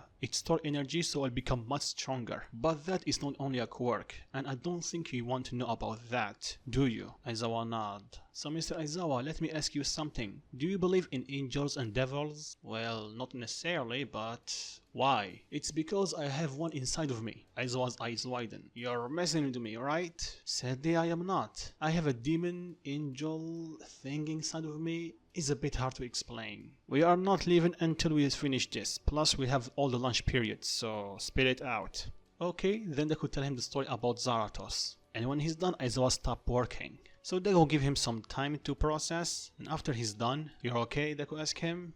Aizawa nod, but wow, that's a lot. So, are you human? I guess I am, but whatever is inside of me is not. And your power, I mean your flames, does it have a limit? Yes, it have. I am its limits. You see, Zarathos have a lot of power. The thing is holding him back, it's me. So as long as I am in control, I cannot use the full extent of his power. But if somehow I lose consciousness and there is a villain that need to be purged, there is a high chance that Zarathos will take control and use all the power. Aizawa gulp, and how much that is? I actually don't know, Deku tell him, but let's just say he was given the hellfire. The true hellfire. Not like Endeavor's. Meaning his fire can even burn your soul. Nothing and no one can escape him. Aizawa gulp. But don't worry, Deku reassure him. Zarathos can only go after bad guys, so villains and fake heroes. And how can he know the difference between a real hero and fake hero? Here's the tricky part. I don't know, but I can sense it. Well, it's still new to me, but Zarathos can use it at his fullest. When he looked at someone, he can see that if he's innocent or guilty. Oh, I see. That's reassuring. Well, he was the spirit of protection at first. So I guess some part of that survived. Yeah, speaking about the angel, can you feel it? Or can you use his power? Sadly, I don't. I can't feel it and I cannot use his power. But I know it's deep down inside. I just need to drag it out. But I don't know how. I see. Well, that was weird, unreal, out of this world. Deku tell him all of this combined and more. Deku just giggle. Anyway, you still have a little bit of time, so if you go to the cafeteria, I think you can have lunch. Plus, I will give you half an hour extra, so start moving, okay? Deku thanked him and made his way to the cafeteria. He grabbed something to eat, then he heard someone calling for him. It's Kendo. So he walked toward her. She asked him, I think you are done? Deku nodded. So what did he ask you about your powers? Deku started thinking of a lie and he found one. Well, it's about my fire. He found it a bit weird that a fire can also heal me. Well, Kendo replied, I agree with him, that's a bit weird. And even though Deku was glad that she bought it, he still felt bad for lying to her. Kendo saw that and asked him, is something wrong? He shook his head. Nothing, just I'm a bit tired. He asked me a lot of questions. So they had lunch, then Deku started thinking of a time because he needed to talk with All Might about his dream. Then he remembered that the next session is with him, but he needed to talk to him before that, so he made his way toward the teacher's lawn. He knocked on the door, and when he opened he saw All Might in his muscular form. But when All Might saw him, he told him to close the door and he powered down. What do you need, young Midoriya? Deku looked at him. You know, that dream? Oh, that. Look, I know, we cannot talk about it right now. I know, young Midoriya. So let's try after class, okay? Deku nodded. So they reached the class, then Deku tell him, I guess teachers first. Then All Might do his usual thing and enter like a normal person. Then Deku walk behind him and tell him, that's... You know what, never mind. So since they have USJ, All Might train them a bit. So fast forward to the end of the class and Deku text All Might, tell him that you should also include Nizu. I think he also knew about One for All, right? All Might confirm it, then Deku add, plus I need to tell you guys something. Okay, All Might reply. So they have a meeting in Nizu's office. So Deku entered first and he saw Nizu and All Might. But before they start, Deku told them to wait a second. Then Aizawa entered. All Might was surprised, so he quickly transformed to his muscular form. Aizawa, what are you doing here? They asked. Well, he told me to come here. He pointed at Deku. What's the meaning of this? They asked him. Deku told them to sit down. They did. So here's the thing, I'm being serious here. I have two secrets. One that you guys know, he pointed at Nizu and All Might, and one that only Aizawa knew. So All Might, Principal Nizu, I will tell you about my other secret, but I think it would be better if we tell Aizawa about, you know. Nizu and All Might eyes widen. Young Midoriya, you know that? All Might, trust me, the secret that Aizawa knows is almost as your secret. What are you saying, young Midoriya? Deku looked at him dead in the eyes and told him, I am not your enemy, Toshinori. All Might remembered this phrase, then it hit him, young Midoriya. How did you? It's because of this, Deku told him, then he powered up to his Ghost Rider form. Both Nizu and All Might are shocked. So, you are the Rider? Deku nodded. Then he looked at All Might, and sorry if I didn't tell you, it's not like I did not trust you, it's just I didn't know how to tell you. This power is just weird, and I thought if I told you, you'll seem as a crazy person. What do you mean? He asked him. Deku sighed and he proceeded to tell him about his powers. And when he's done, they were shocked and cannot believe it. They looked at Aizawa and Aizawa not confirming it. So they asked him the same question as Aizawa about his powers and is he still human. Then Deku told them, by the way, All Might, I think it's time we tell him because I think he's trustworthy. Then All Might looked at Nizu nodded. Then Aizawa asked them what they are talking about. You see, Mr. Aizawa, about my quirk. It's not actually mine. Aizawa's eyes widen. What? It's not yours? How? So they proceed to tell him about One for All, and Aizawa have the second shock of his life. So after some time to calm down, Deku asked All Might about his dream. Well, I think he's one of the previous users of One for All. So he's trying to talk to me? All Might nod. That's interesting. Then Izu speak up. Midoriya, it's me or it seems like you're not fazed by it? Well, it's not my first rodeo with someone that's the previous user of my power. So they asked for an explanation and Deku told them about Blaze. And after he explained, All Might tell him, so he's still here? Deku looked down and tell him, no, he's gone. Just a couple of months before UA. Oh, I see, All Might reply. Sorry, young Midoriya. It's okay, All Might. Like he told me, he's already dead, so we knew that that's going to be only temporary. By the way, Nizu speak up. Why are you telling us this right now? Deku smirk. I guess you are smart, as I was told. Well, to answer your question, I think they are keeping tabs on me. They are shocked. What do you mean? Exactly like it sounds, Deku told them. I think this group, this league of villains, they are keeping tabs on me because in USJ, they specifically sent me where is water, thinking that I cannot use my flames there. I see, Nizu tell him, still shocked, and I guess your classmates are also in danger? Well, I don't know, but maybe. What do you mean? They ask him. Well, while I was in the water, I saw Tsuyu there. She have a quirk named Frog, so water is her element. So why did they send her there? My theory is they only focus on me. But why you specifically, All Might tell him? Well, because of my power. I'm pretty sure by now everyone knows that I did beat the previous record of UA. And all of them know how hard the entrance exam is. So a kid that beat that record will be a bit of a hassle for them. Especially when I can use fire. Plus, I think you already read the report about that thing they call the Numu. They nod. Good, so I don't need to explain. We understand, Nizu tell him, but one more question. Why did you not use your full power in entrance exam or use this form from the beginning? Well, at that point of time, I already have used this form a couple of times and the press already know this form. So if I use this in entrance exam, I have a high chance that I will be in trouble.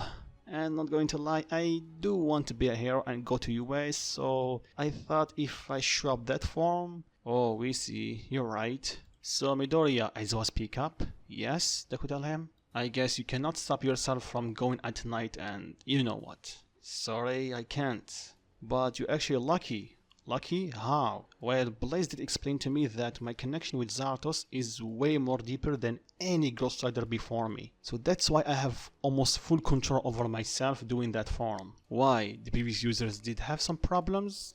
Deku nod.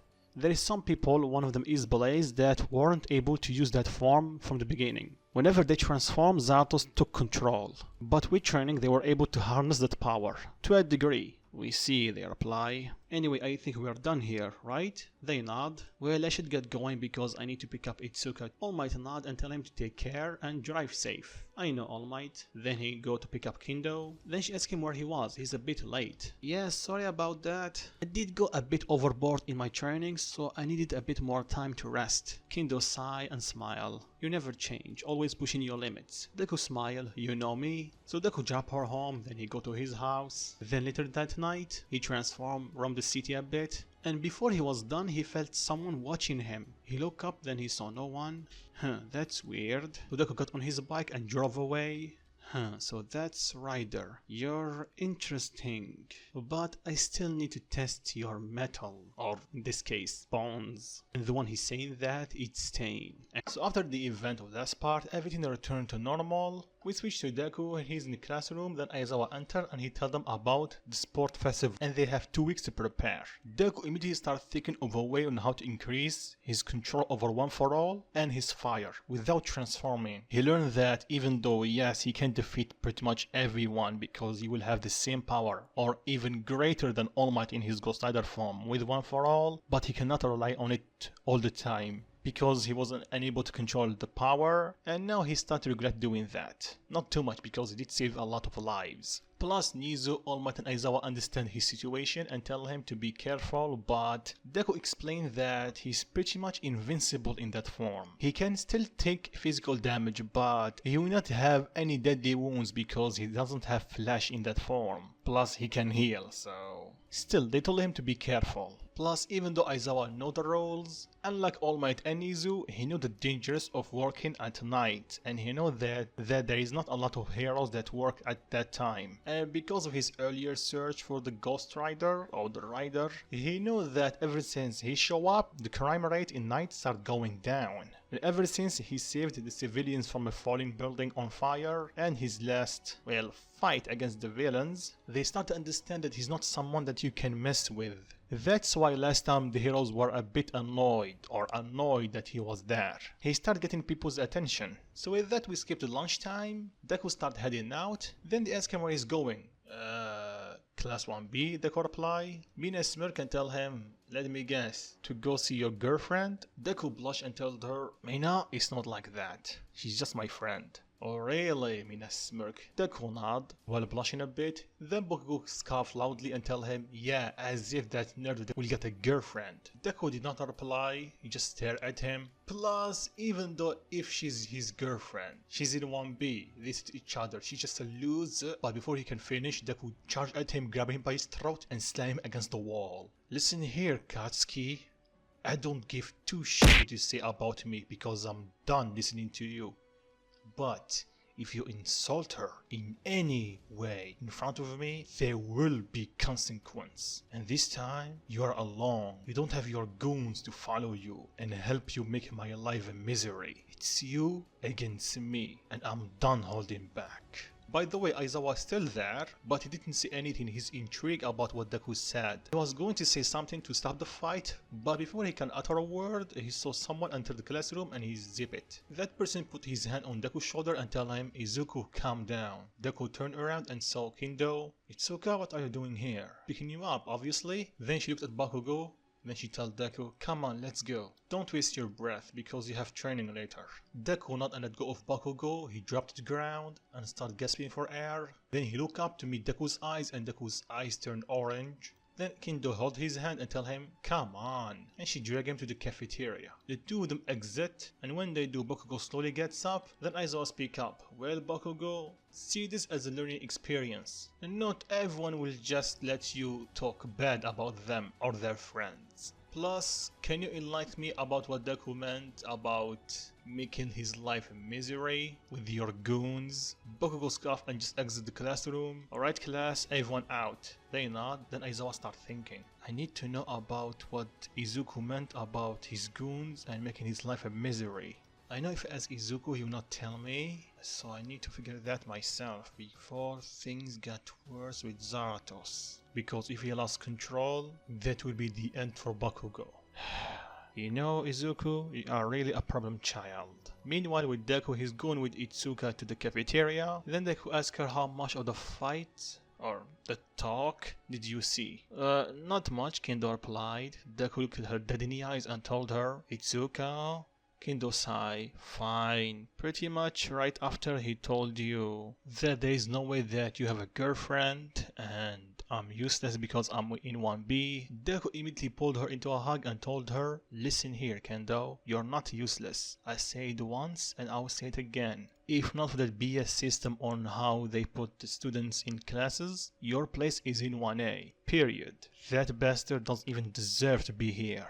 Not after all of that. And when Deku said that, his eyes turned orange. Kendo got worried. Izuku, what do you mean? Deku snapped out of it and told her, don't worry about it, okay? It's just the past. You sure? He nodded. Okay, but by the way, can you let go? We are making a scene, she told him while blushing. Deku realized that he's still hugging her, so he let go and he apologized. So before they made their way to the cafeteria, Deku looked to his left and saw Mina looking at them. She smirked and gave him a thumbs up. Deku sighed, then two of them made their way to the cafeteria. You know the drill, they had lunch and after that they start talking about practice for the sport festival. So what do you have in mind? Kendo asked. Well, I need to get stronger to be able to hold more power without using my flames. Even though I can control my flames perfectly, they will still burn a bit. And in certain situations, I cannot spare to do that. I see, she replied. You're right.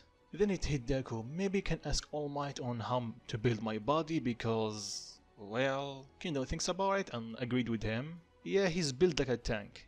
And he's an airhead a bit. Kendo chuckled. You know he's #1 hero, right? Yeah, making you a hero doesn't mean that you are not human anymore. He's a great guy, but you have to see how he entered the class like, I am here every time. Come on, it's getting old. I swear, if it was not for my power, I would be deaf because of that. Kendo chuckled a bit, then two of them made their way toward the classrooms. In the way they met 1B, or some of them. Setsuna saw Deku and Kendo, she walked toward them and told them, Sup lovebirds? Both of them blushed and Deku told her, Yep, it's just like Itsuka told me, you're just like our Mina. Setsuna smirked, then Monama approached him and tell him, So you are from 1A, huh?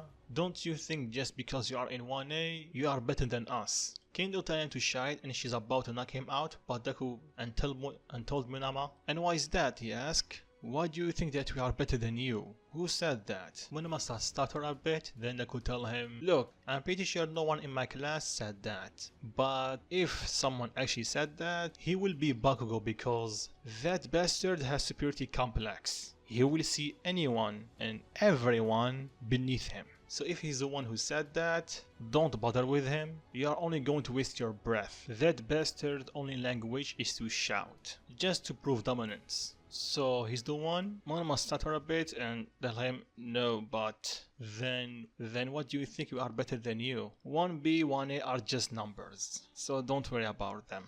What matters is what you do. That's it. You trying to be a hero? Then do it. Don't listen to other people.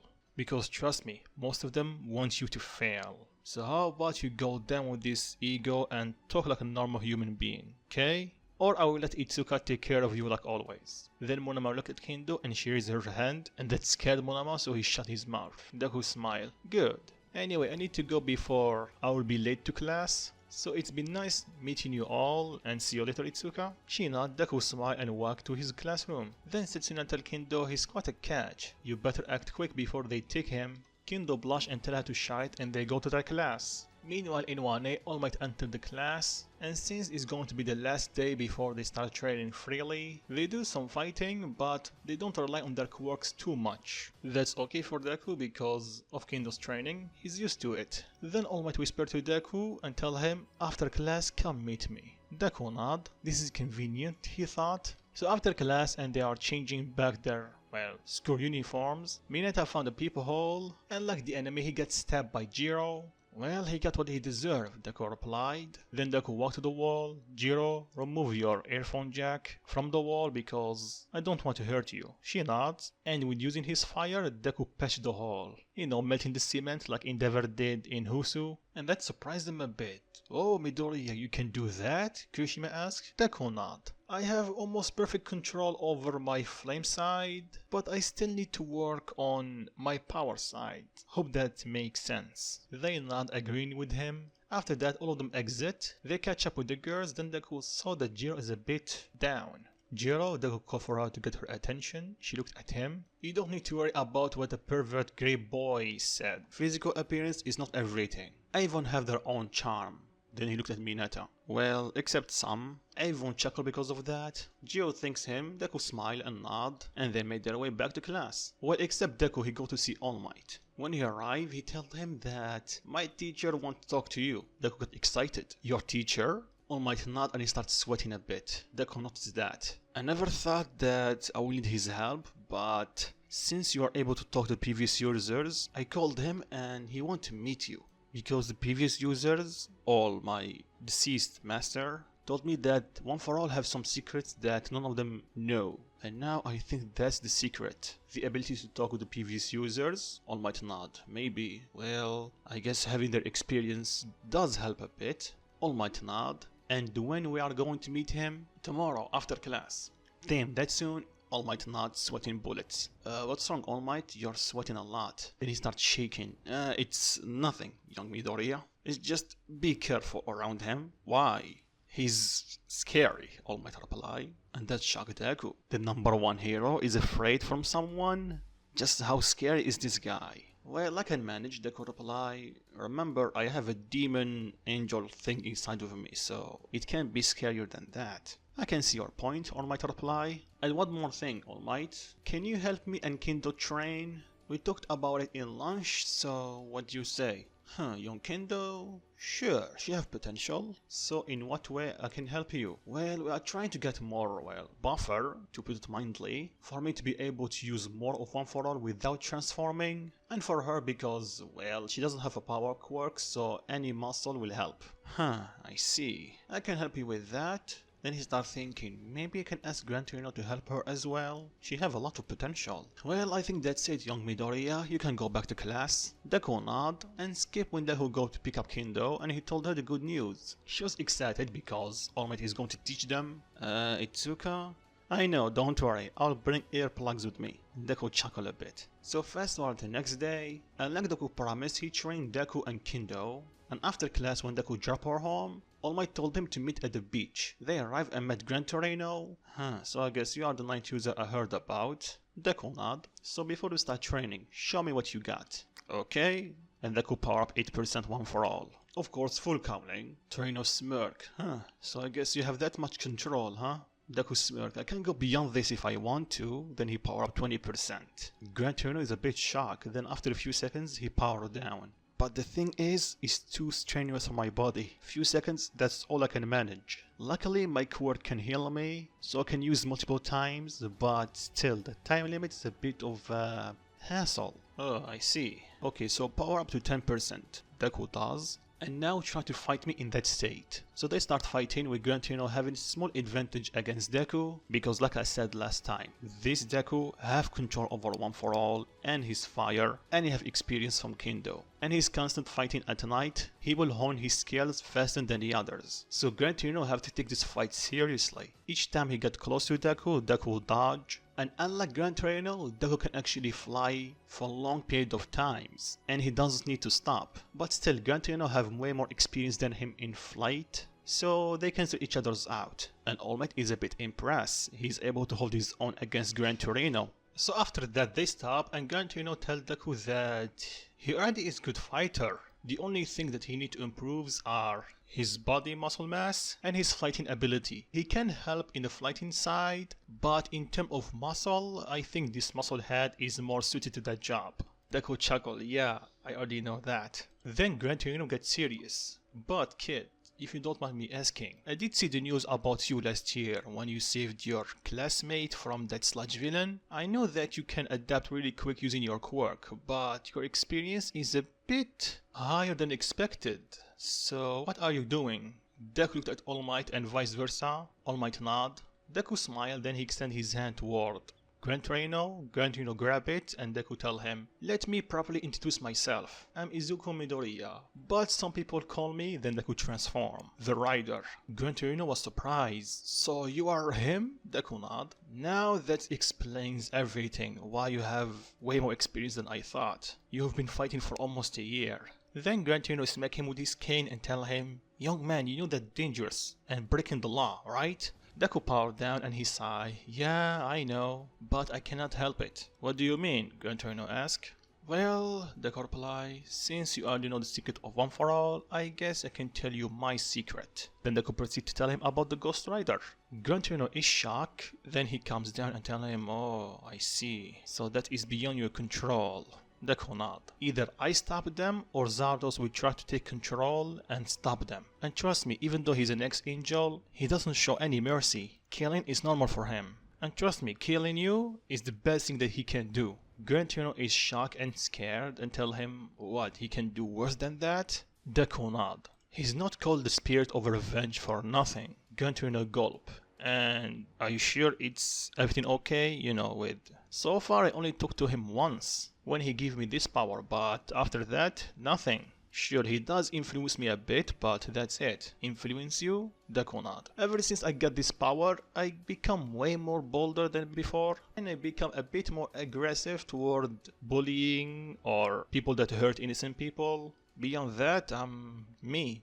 I see, Gran Torino reply. Anyway, I can definitely not help you with that, but I can help you use it to fly. So they start training Deku. During this time, All Might talk with Gran Torino and tell him about Kendo. She's a great student, I think she can use some experience. And who is this Kendo? Well, she's his friend. And she's also the reason he have this much experience. She's good at martial arts.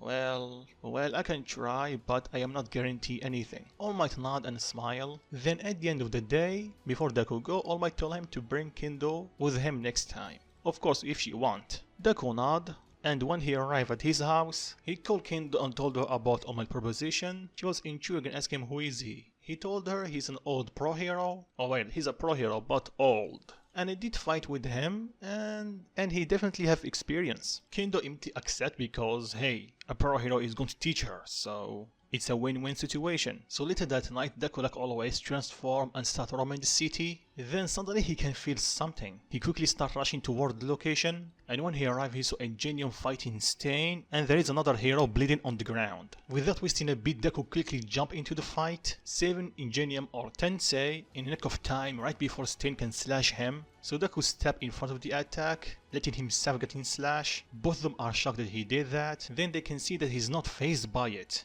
Deku tilted his head toward Ingenium. You okay? Ingenium nod. Good.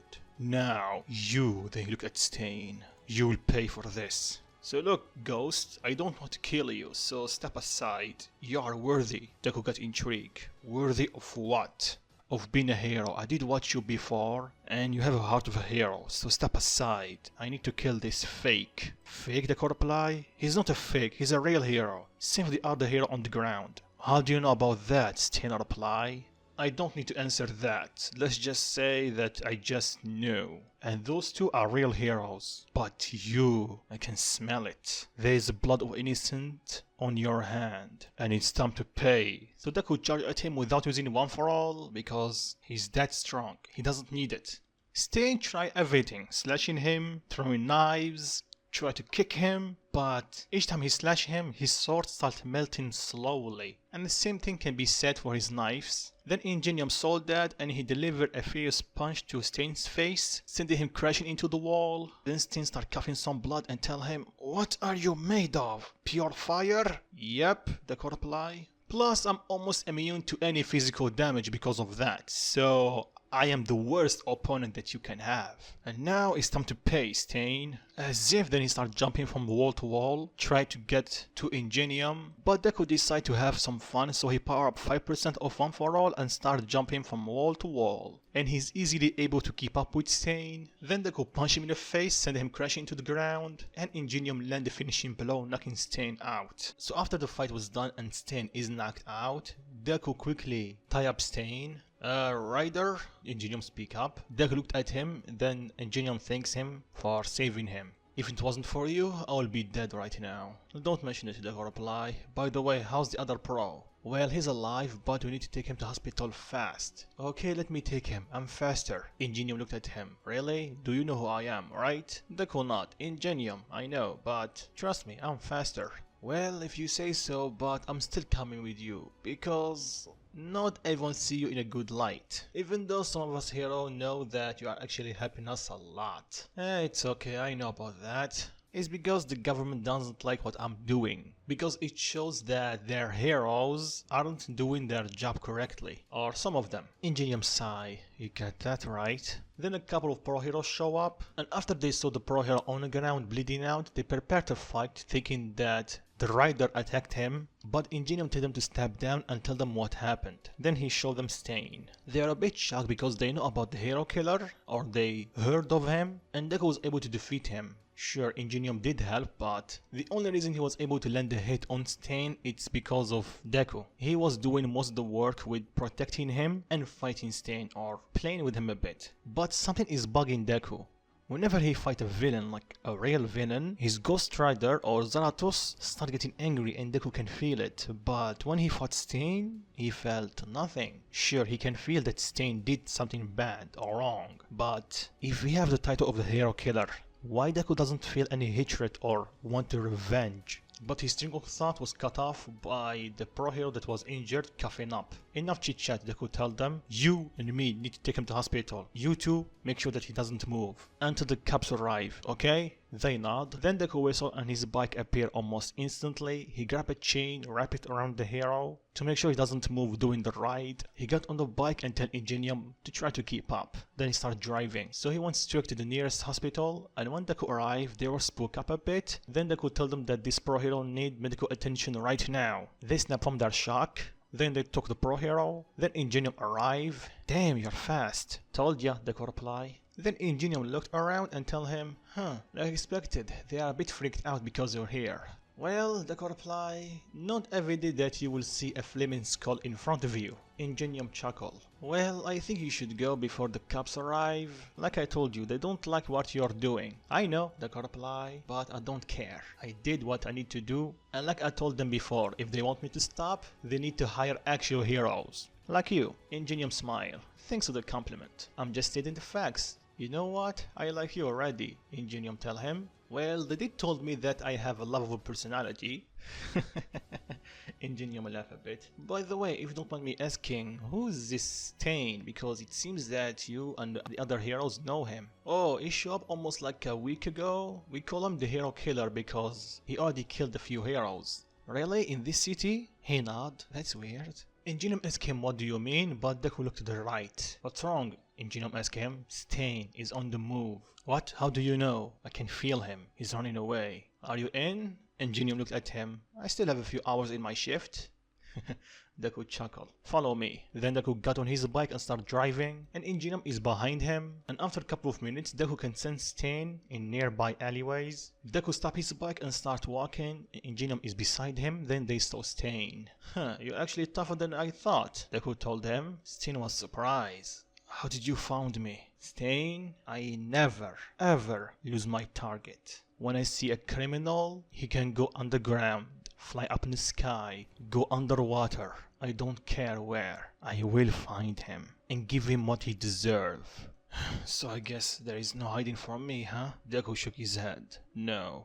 Well, can you answer me this? Why are you stopping me? I did see you before, and I can see that you and me share the same goals and see the same thing. There is a lot of fake heroes. So why are you stopping me? The reason I'm stopping you is because you hurt an actual hero. And how do you know about that, Stain growled. It's because of my power, and that shocked both Stain and Ingenium. What do you mean? My power let me judge people, if they are good or bad. And if I go with what Ingenium told me, you already killed a few heroes, right? And the interesting thing is, I did not sense you at all the past week. Wait, that's mean? Ingenium told him. Deku nod. Stain was killing fake heroes for the past week. Since he was hurting and killing not innocent people, I was not able to sense him. But the second he hurt the other hero and you, I was able to sense him, because you two are actually good heroes and honest people. And Stain, you're right. There's a lot of fake heroes in this city. Even Ingenium here can see that. Stain looked at Ingenium and Ingenium nod.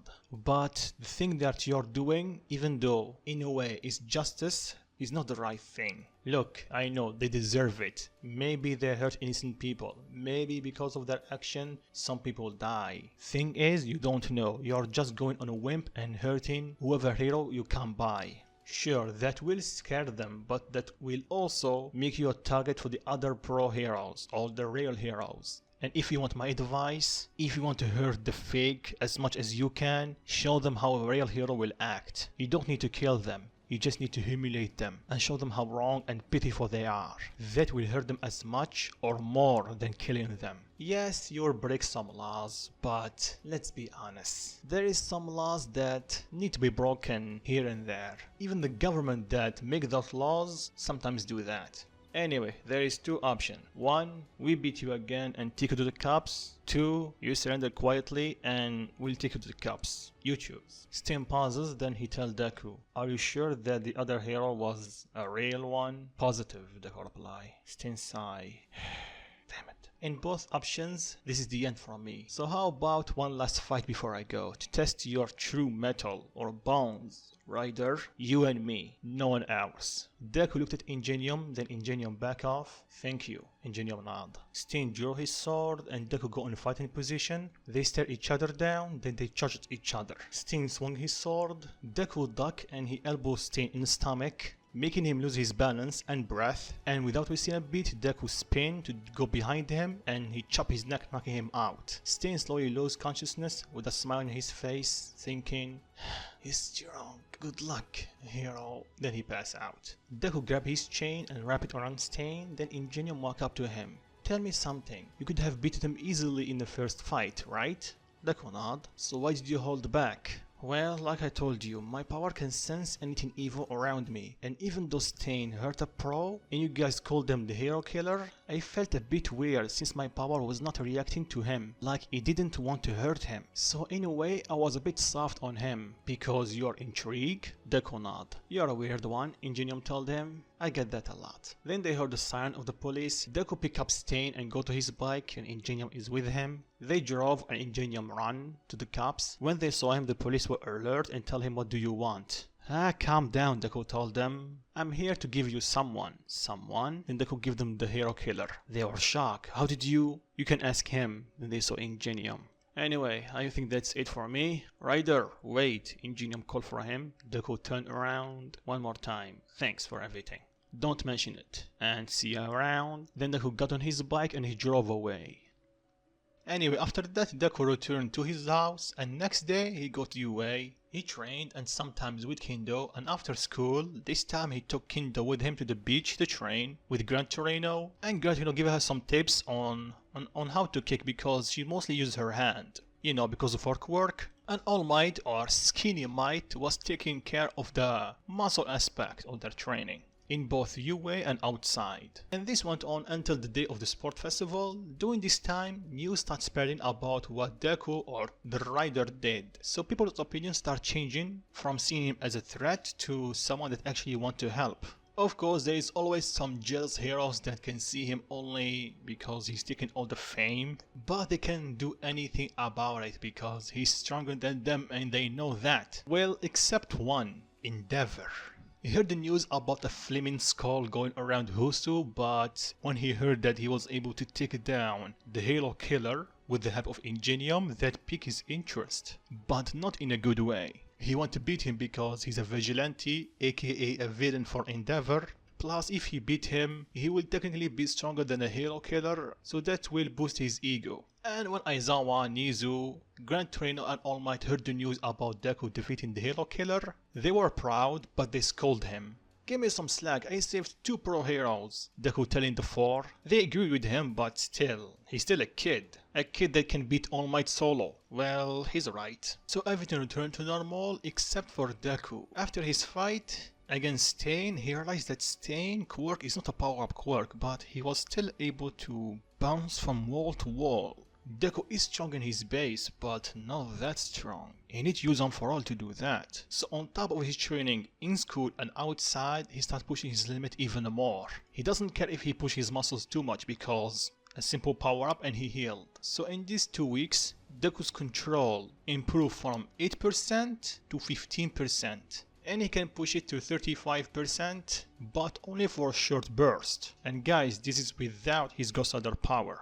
And of course, how can I forget Deku and Kendo? During this time, they get close, well, more than usual, but now she starts understanding Deku's personality even more.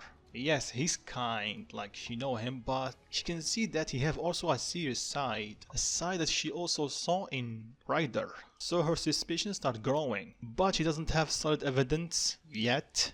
And she doesn't want to confront Deku without them because she doesn't want to accuse him and losing her friend. Then the night before the sport festival, Deku is sleeping after his patrol. Then he gets a dream. Once again he's inside One for All, and this time he have a mouth because, you know, 35%. And by the way guys, whoever said that Zarathos is inside of One for All, you're wrong, he's inside Deku. And even though the One for All users can sense him, they cannot interact with him because he doesn't want to. At least not yet. Plus, One for All is not strong enough yet to do that. So when Deku opens his eyes, he's able to see a bit more of the history of One for All and All for One. He saw how All for One used his brother or forced him to be a villain, and how he gave him One for All without knowing that he have a quirk. And that not only angers Deku, but he can feel the Ghost Rider power getting angry. All for One need to be punished. Period. Then Deku slowly starts fading away. He woke up in an empty place, and this time he heard a familiar voice. Zarathos' voice. We finally meet again, Izuku. Yes, Zarathos. Well, like last time, we don't have a lot of time, but I need to say that I'm impressed about your progress. You're able to harness most of your power, the one I can let you use. And just going to say good luck, especially after what we saw with All for One. You saw that, Deku reply?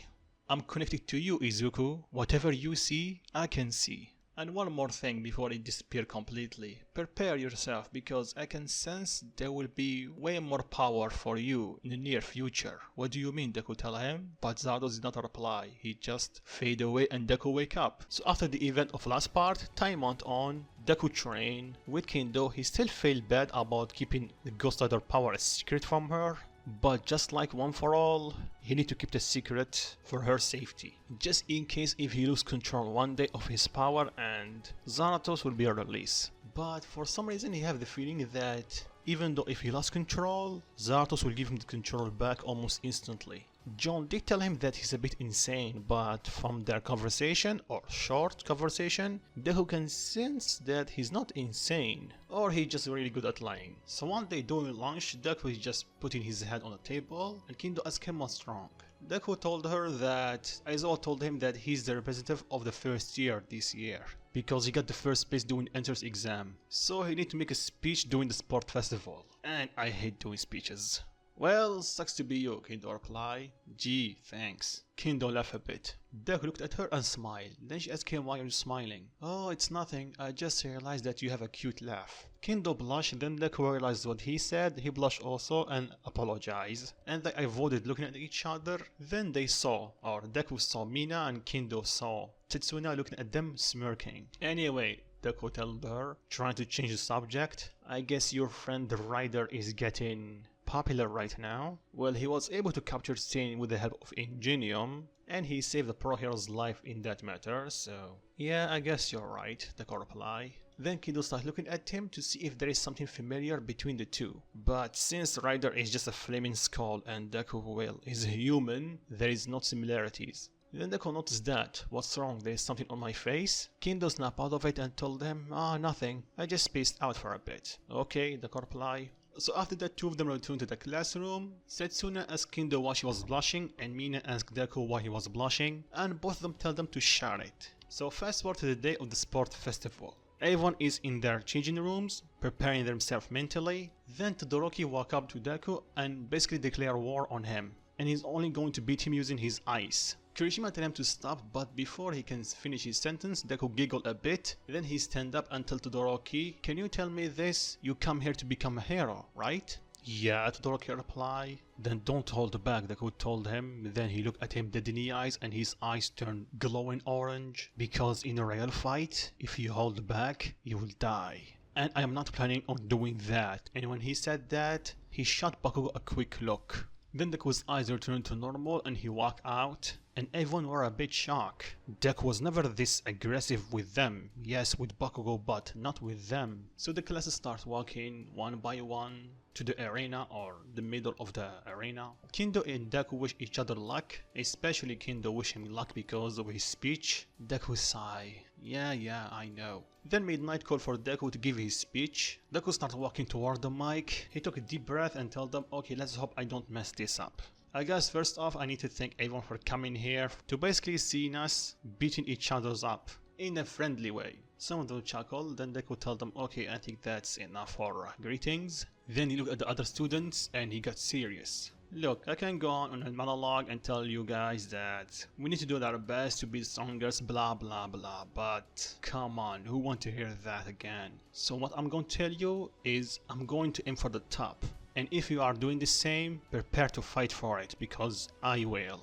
This festival is not for them, it's for us. For us to prove ourselves, to prove that we are here for a reason, to prove that we are the next generation of heroes, to prove in a few years that we are here. But remember, this is just a festival, so do your best and I guess have fun. So people start applauding Deku. It was a decent speech. So Midnight thanked him for that, then they spin the wheel and they have the obstacle course at the first test or phase or whatever it was. So while everyone is getting ready, Kendo walk up to Deku and tell him, that was a good speech. Thanks, Deku reply. Then Midnight told them to get ready and Prismatic told them 3, 2, then Deku power up 10% of One for All, getting the attention of everyone except Kendo and Aizawa. They know what he's doing. Aizawa smirk. Then Mike tell them 1 and go. Then Deku start running. And when he do that, everyone snap from their shock and they start running after him. And by the way, Kendo is almost behind him. So Todoroki was one of the first that snap out of it. So he frees the tunnel using his ice. He was able to capture Deku and Kendo and the rest. Deku was not expecting him to do that, but using his flame, Deku easily melted all the ice. Like all of it. His control over his flames without transforming is getting better better and better with each passing day. So with that, everyone was free, then they start running. Todoroki was able to get the first place, and Deku was going to catch up. Then some robots jumped in front of him, tried to stop him, but Deku just won full one punch man on them, breaking through them by sheer force. Well, one for all force. So he started catching up to Todoroki, and Todoroki saw the 0-point robot, so he froze him. But the second he do that, Deku zoomed past him, and that forced Todoroki to try to catch up. And by the way, Bakugo is there, angry like always, trying to catch up to the both of them. And Kendo is not too far behind them. Her quirk doesn't actually have too much in terms of running, but because of her training with All Might and Gran Torino, she's a bit faster. Anyway, so while the trio, Bakugo, Deku and Todoroki are basically fighting for the first place, the 0-point robot that Todoroki froze starts falling down. And because Deku already have escaped most or all of the students, not only Kirishima and Tetsu are below it, but also a lot of students. And like Kirishima and Tetsu said in the anime, if it was not for their quirk, they will be dead. So you can guess that it's not a good place to be. So through the mic, Aizawa and President Mike yell at them to watch it, and that get the attention of Deku. So he look behind him and his eyes widen. 0-point robot is going to crush most of them. One of them is Kendo. So instantly turn around, power up 20% and jump towards 0-point robot, and he start thinking, I need to catch it. I need to catch it. He stick both of his hand, then suddenly he felt something within him bubbling and going over the limit. Then suddenly Black Whip come up from his hand and grabbed 0-point robot. It was able to stop it and push the 0-point robot or throw it away, but Deku started losing control. Black Whip was going to attack some students. Then Deku heard a voice inside his head. Calm your heart, kid. What? That's the only way. Calm your heart to control Black Whip. Black Whip? You mean this Tanjiro's or something? Yeah, Black Whip will follow what you desire. Whatever emotion you use during that moment, it will respond to that. So calm your heart. You already know how to do that using your other power. You can do it, kid. We believe in you. Deku took a deep breath. He's still a bit in pain using Black Whip, so he starts coming down. And Black Whip suddenly stopped and started going toward Deku or going back to him. Then after a few seconds, it's completely gone and Deku dropped to his knees, gasping for air. And when Kendo saw that, she rushed at him and tell him, Izuku, you okay? Yeah, I'm okay, just in pain and a bit dizzy.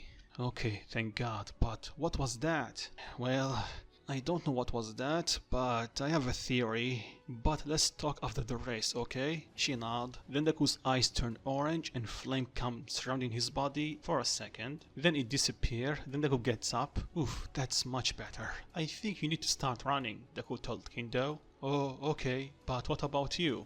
Deku grinned. I have another way. Then smoke started coming from his feet. Then it turned to flames. Deku started levitating or flying a bit. See you at the finish line, Deku told Kendo. Then he started flying toward Todoroki and Bakugo. And that shocked Kendo. He can fly? He's just like him. Izuku, are you a rider? But Kendo shook her head and told herself she would think about it later. So she started running and the rest followed suit. And for the teachers, whatever was that room, All Might start thinking, what was that? Was it one of the quirks of the previous user? So that's the secret that Master was talking about? And Aizawa start thinking the same thing. So he started flying toward Bakugo and Todoroki. He was able to catch up pretty quick. And when they saw that, Todoroki started using his eyes to make pillars in front of Deku to stop him.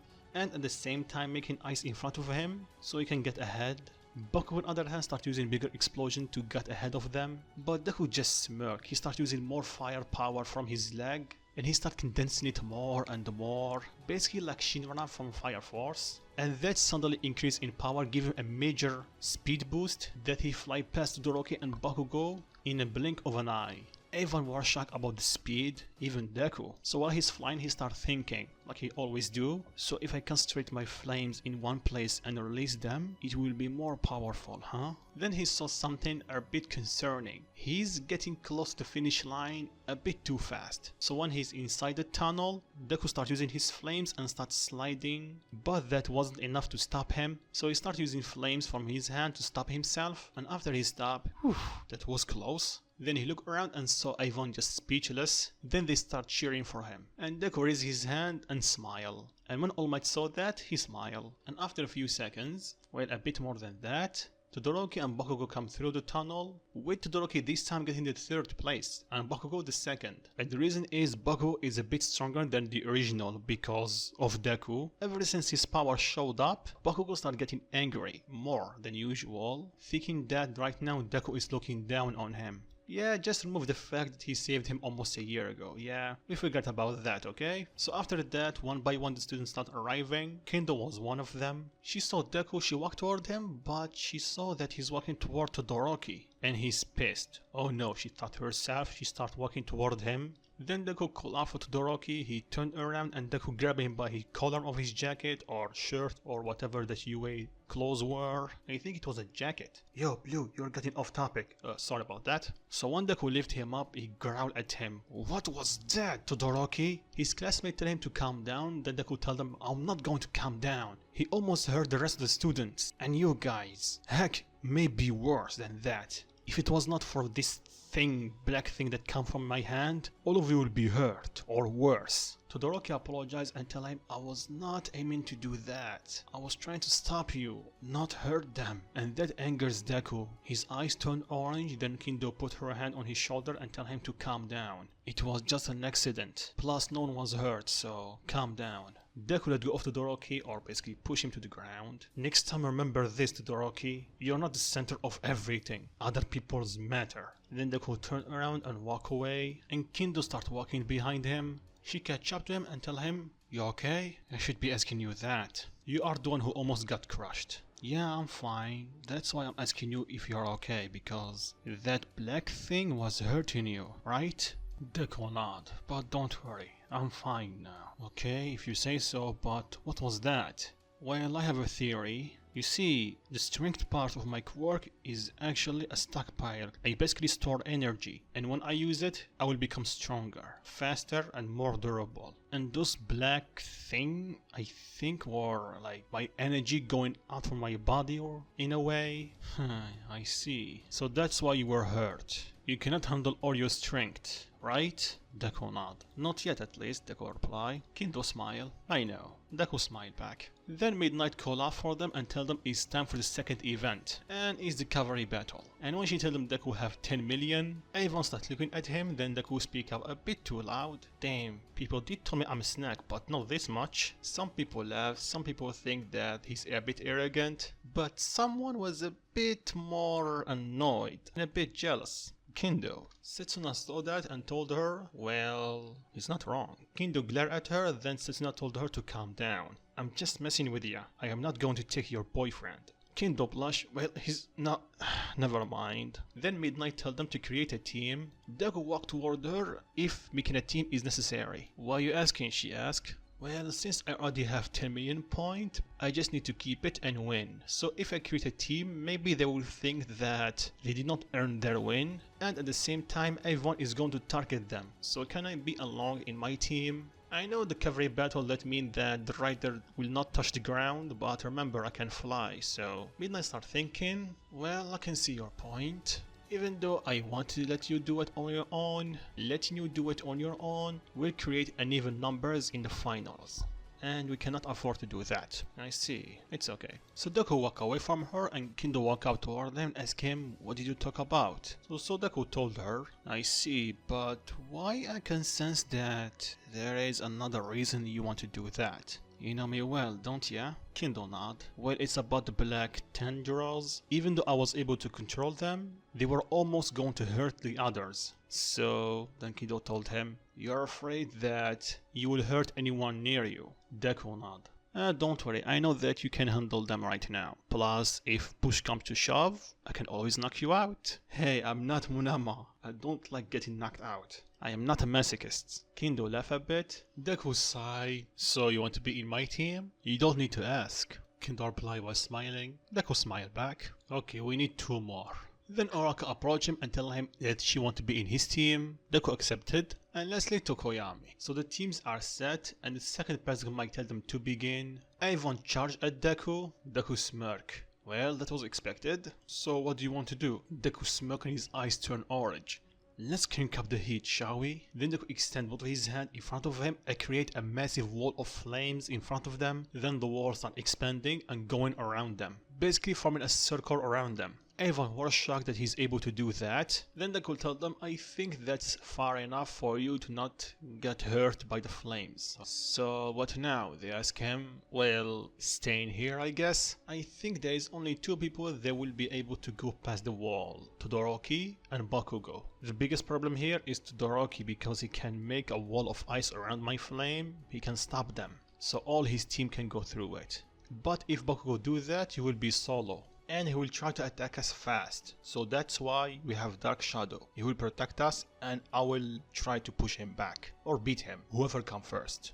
But if Todoroki arrive here first, you know what to do, right? Kendo, Oraka, they nod. So after seeing the wall of flames, most of the contestants just gave up because they cannot go through it.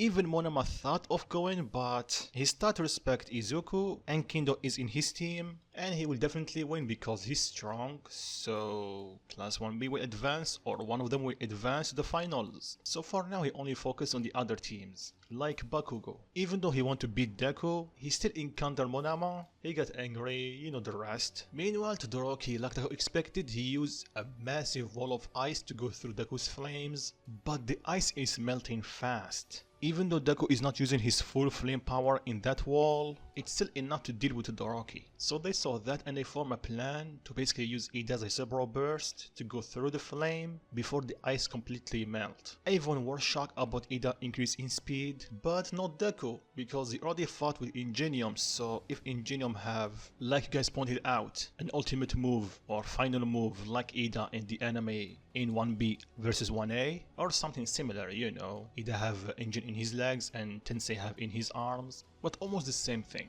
Anyway, what I'm trying to say is, even though everyone were caught by surprise, Deku was not. And Kendo, remember, she was training with All Might and Gran Torino. And Gran Torino is fast in his own right, although for a few seconds, but he's still fast. So right before they reach them, Kendo make her hand go bigger, and she create enough wind pressure to push them away from Todoroki's team. And the reason she was able to do that, it's because Oraki already used her quirk on them. So basically they are weightless, so Kendo create enough wind pressure to push them away. So Todoroki's team was surprised, so they turned around, and when Todoroki meet Deku, Deku raised his left hand and fired a flame at them. And Todoroki unintentionally fired his own flame to counter Deku's, and it was able to do the trick because Deku was holding back. He wasn't going to hurt them too much.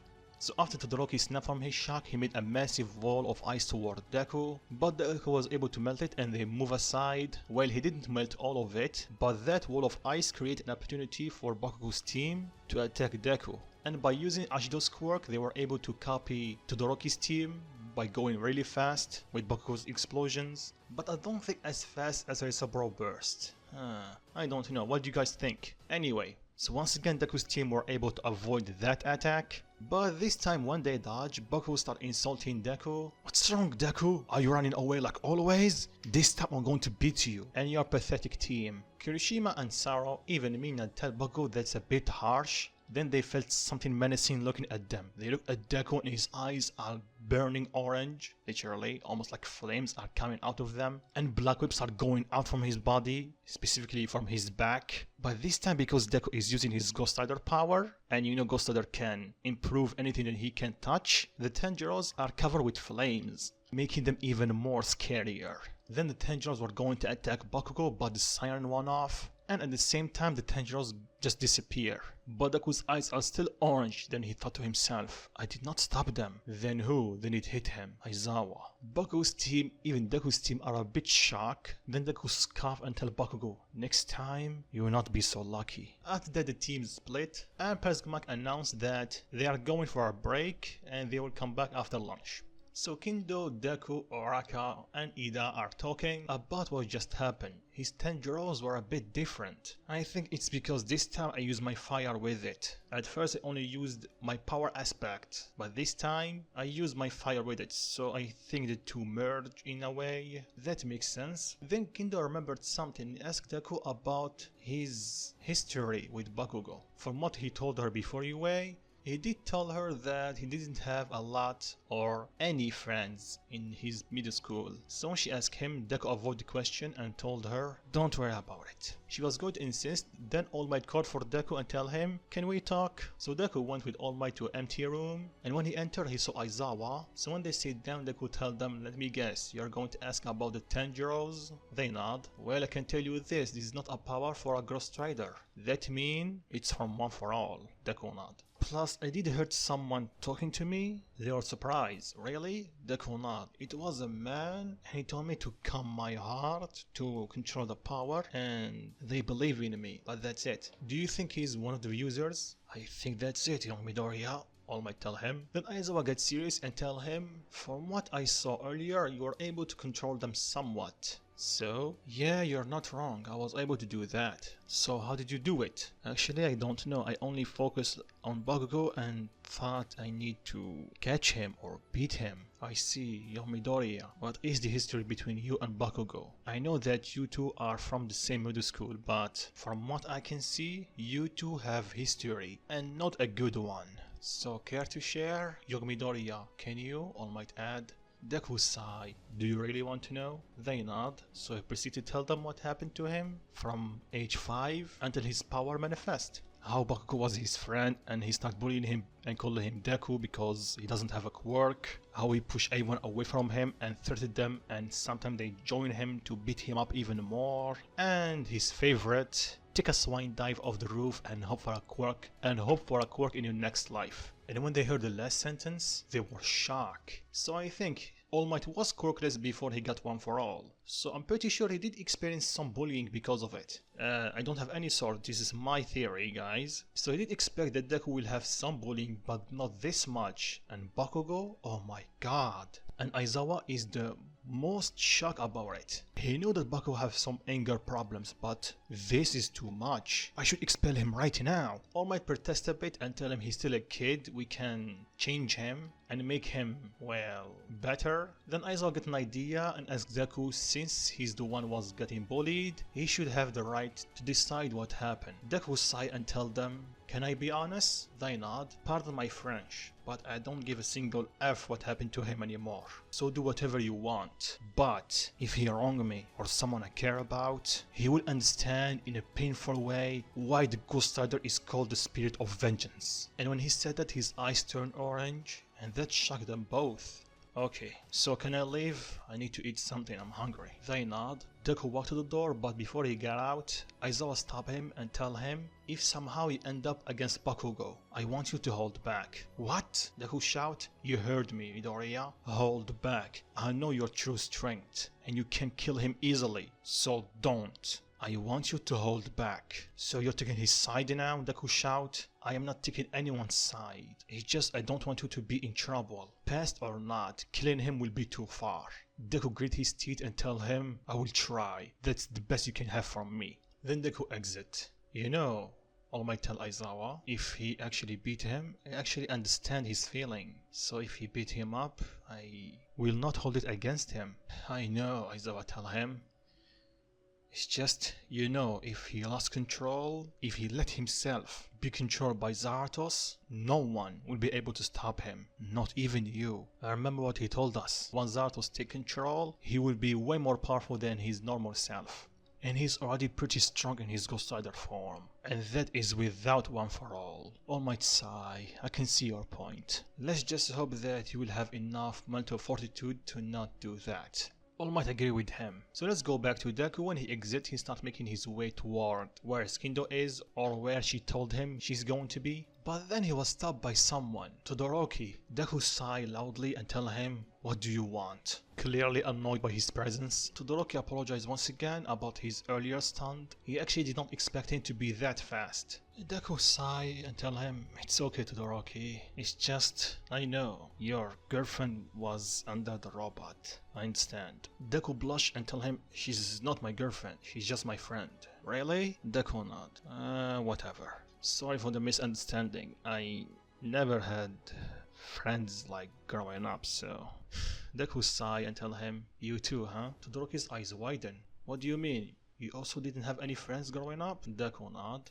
But why? It seems that 1A, even 1B are actually pretty friendly to you. Yeah, I know, but in my old middle school, let's just say that everyone bullied me because I was quirkless. Todoroki's eyes widened even more. Quirkless? But you have a quirk. Yes, right now. I'm actually a late bloomer. My quirk only manifested a year ago. I did hear there is some people that develop quirks late in life. Deku not. And you are looking at one. So basically, because of that, everyone pushed me aside. They even bullied me because I was different from the others. I see. Sorry if I brought up something uncomfortable. It's okay, Todoroki. I understand that everyone have their own past. Yeah, then Todoroki put his hand on his burn mark. Well, since we are talking about our past, I will tell you why I told you that I'm going to use only my eyesight in locker rooms. Then he proceeded to tell him a little bit about his past. Not too much, but just enough for Deku to get the full picture. Endeavor was abusing him, and when he finished, Deku is pissed. Todoroki can feel the heat coming from Deku. Midoriya, you okay? And after Deku heard that, he calmed down, he took a deep breath and told him, yeah, I'm fine. But you're his son, his own flesh and blood, and I know, he's a bastard. And a coward, Deku replied. No one should treat others like that. Especially his own flesh and blood. And I apologize about my earlier statements. It's okay, Midoriya. You didn't know. Deku smiled. Good. But Todoroki, sorry, but you will have to use your flames against me. Look, I understand, but it's not his quirk. It's yours. It's your body. Your choice. If you actually want to screw him over and basically tell him F you to his face, use your power, because the way you're doing it, you're letting him inside your head. You're basically telling us that he will be always a part of you. So hear my advice, Todoroki. Even though you share his blood, you're not him. You're your own person. You told us that you want to become a hero, so be one and be better than him. Todoroki's eyes widened and he remembered his mom's word. A small smile crept on his face and he thanks Deku for everything. Hey, we are flame buddies. Of course I will have your back. Todoroki giggled a bit and tell him, you're a bit weird. I know, Deku said while smiling. Anyway, I need to go to get something to eat. Todoroki nod and tell him, see you later. So Deku joined Kendo, Oraka and Ida, and they asked him what Aizawa need from him. He told them he wanted to know what were the Tanjiros, so he explained, but he didn't tell them about the rest of the conversation. Kendo saw that he's thinking of something. She told him what's wrong. He shook his head. It's nothing. Izuku, you know I'm your friend. You can tell me. Deku looked at her. It's okay, so don't worry about it. If you say so. Remember, if you want to talk, I am here. Kendo said that while smiling. Deku smiled back. Then Oraka told them, you sure you two are just friends? You know, if you are hiding that you are dating, don't. We will accept you guys. The pair blushed and they told her that we are just friends. Then President Mike made an announcement and he told every student to come back. It's time for the finals. So since I only replaced Mei from the original team, Kendo will also take her place. But to make the story a bit spicy, I'm going to change their places. Basically, I'm going to change between her and Oraka's place. You know what I mean. Basically, Kendo will fight Bakugo, and Oraka will fight, if I remember correctly, will fight Ida. So while they're seeing the bracket, Shinso tried to talk with Deku, but Ojiro stopped him. After that, he took him aside and he told him about Shinso's quirk. I see, Ojiro. Thanks. No problem, Midoriya. And by the way, Ojiro, I respect your decision about giving up. If I was in your shoes, I would have done the same, because a victory like that would not feel earned. Ojiro thanked him for understanding and Deku went on to fight Shinso. So Deku got on the stage, Midnight told them to get ready and begin. Shinso tried to talk with Deku and tell him about Ojiro and him giving up. Basically insulting him like the anime, and this time Deku actually responded. Well, actually, I respect his decision. If I was in his shoes, I would have done the same.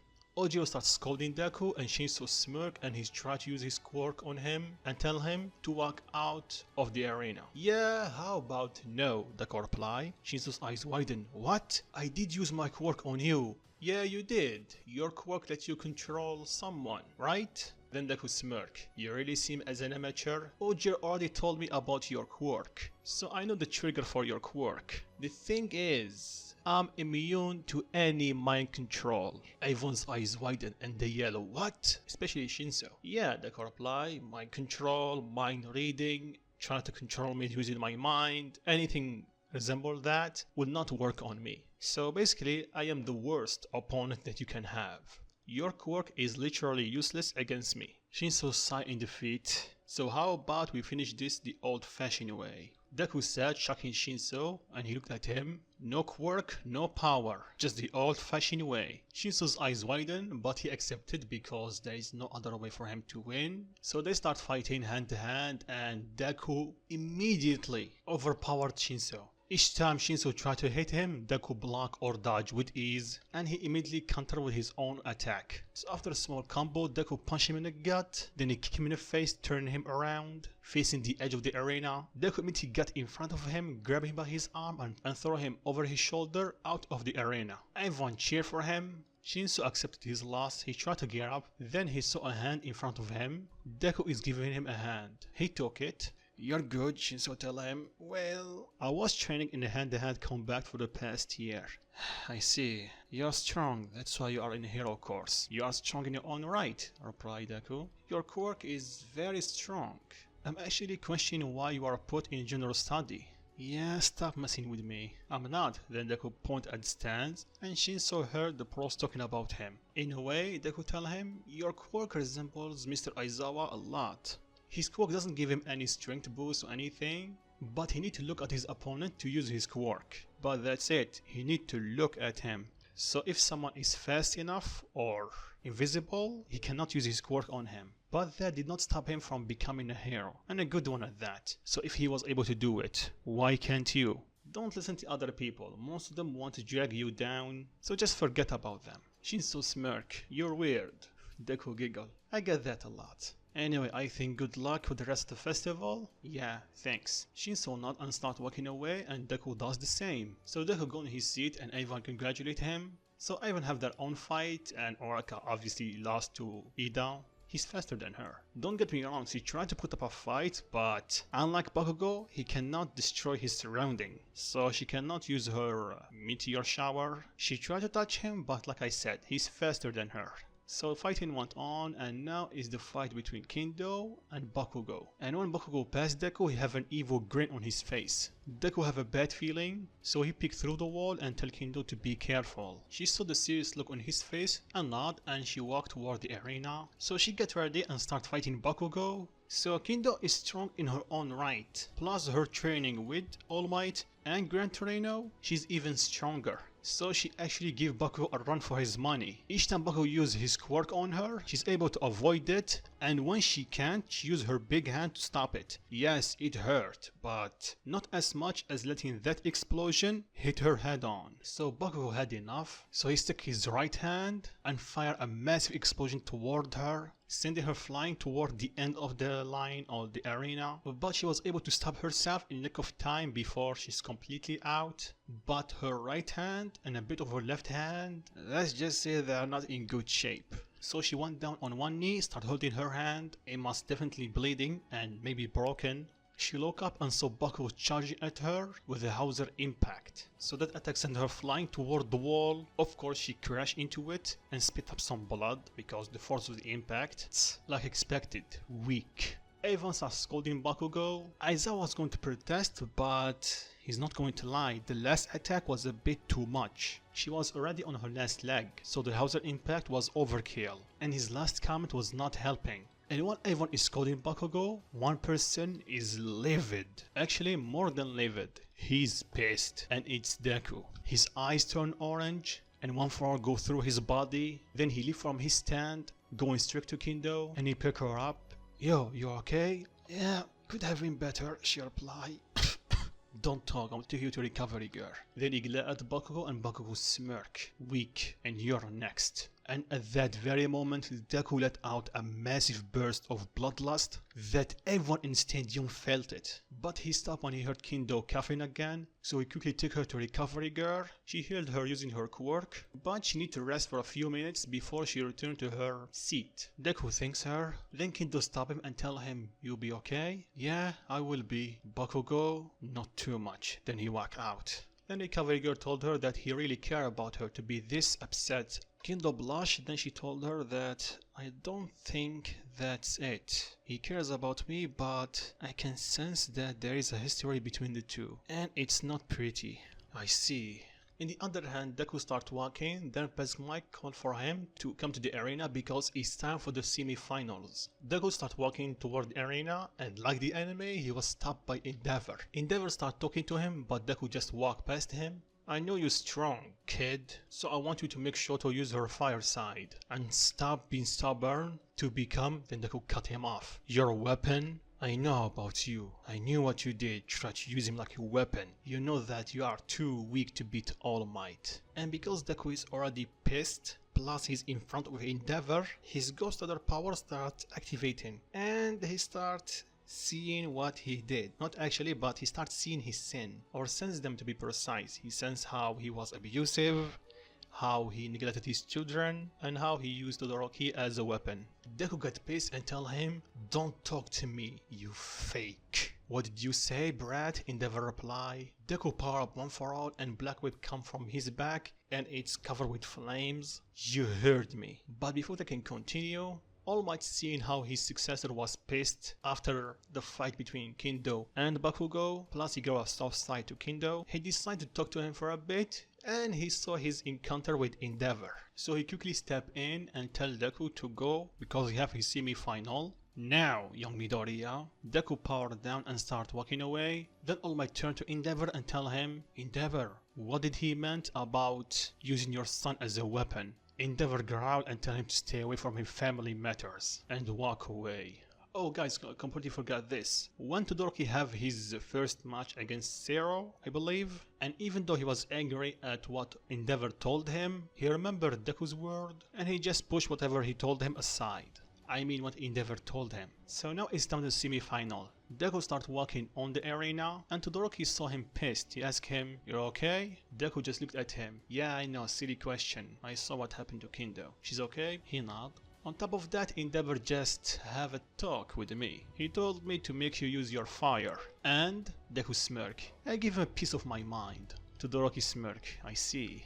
Anyway, you ready? Deku nod. So they charge at each other, Deku using 10% of One For All and Todoroki using his ice to go close to him. He fired a massive wave of flame toward him that actually shocked Deku. He didn't see him using his flame against Zero. But nonetheless, that made Deku smile, so he jumps above the flame and he fires his own flame at him, and Todoroki blocked it using his ice. When Endeavor saw that, he started cheering for Todoroki, but a massive bloodlust wave come from Deku shut him up. Then Deku resumed his fight with Todoroki, and Todoroki thanked him for that. And after a few seconds of them fighting, Deku saw something. He got close to Todoroki and chopped it in his head. Stop overusing your flames. Todoroki stopped fighting and tell him, what do you mean? You're using too much flame without control. Try using less flames and more control, so you will not burn yourself out. And how should I do that? He asked him. Try to focus more. The more you condense your fire, the powerful it become. I see. I will try. Good. Then Deku jumps back and they continue their fighting. And by the way, since Deku is at it, he's trying to use Black Whip more.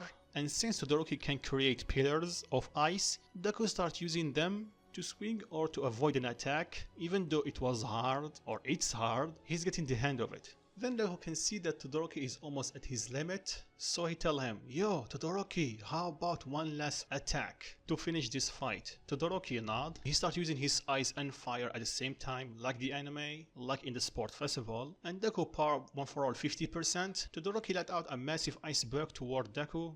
Deku avoided with ease using One For All and Black Whip, and he fly at top speed toward him. Then he power down, make a fist and cover it with fire. Todoroki does the same and they clash, and the amount of heat they letting out is too much. The ice melt instantly, making a massive explosion that shock everyone, but they are still at it. And while they are in power struggle or flame struggle, Deku tells Todoroki to dig deeper. There's still more fire in you, let it out. And remember, control it. Todoroki gets serious and starts letting out more flames. Don't hold back, there is more. Deku yelled at him. Todoroki yell at top of his lungs and his flames turn blue. You know, just like Endeavor in Husu. That's it, Deku yelled, then he powered up even more. Then suddenly, the two attack exploded, covering everything with a blue and orange light. And when everyone can see again, Todoroki is out of the arena and Deku is still standing. His shirt got torn, but he's still fine. But Todoroki still have some burn marks on his left hand. So everyone cheer for them. So Deku start walking toward him. You okay? Yeah, I'm fine. Bit tired.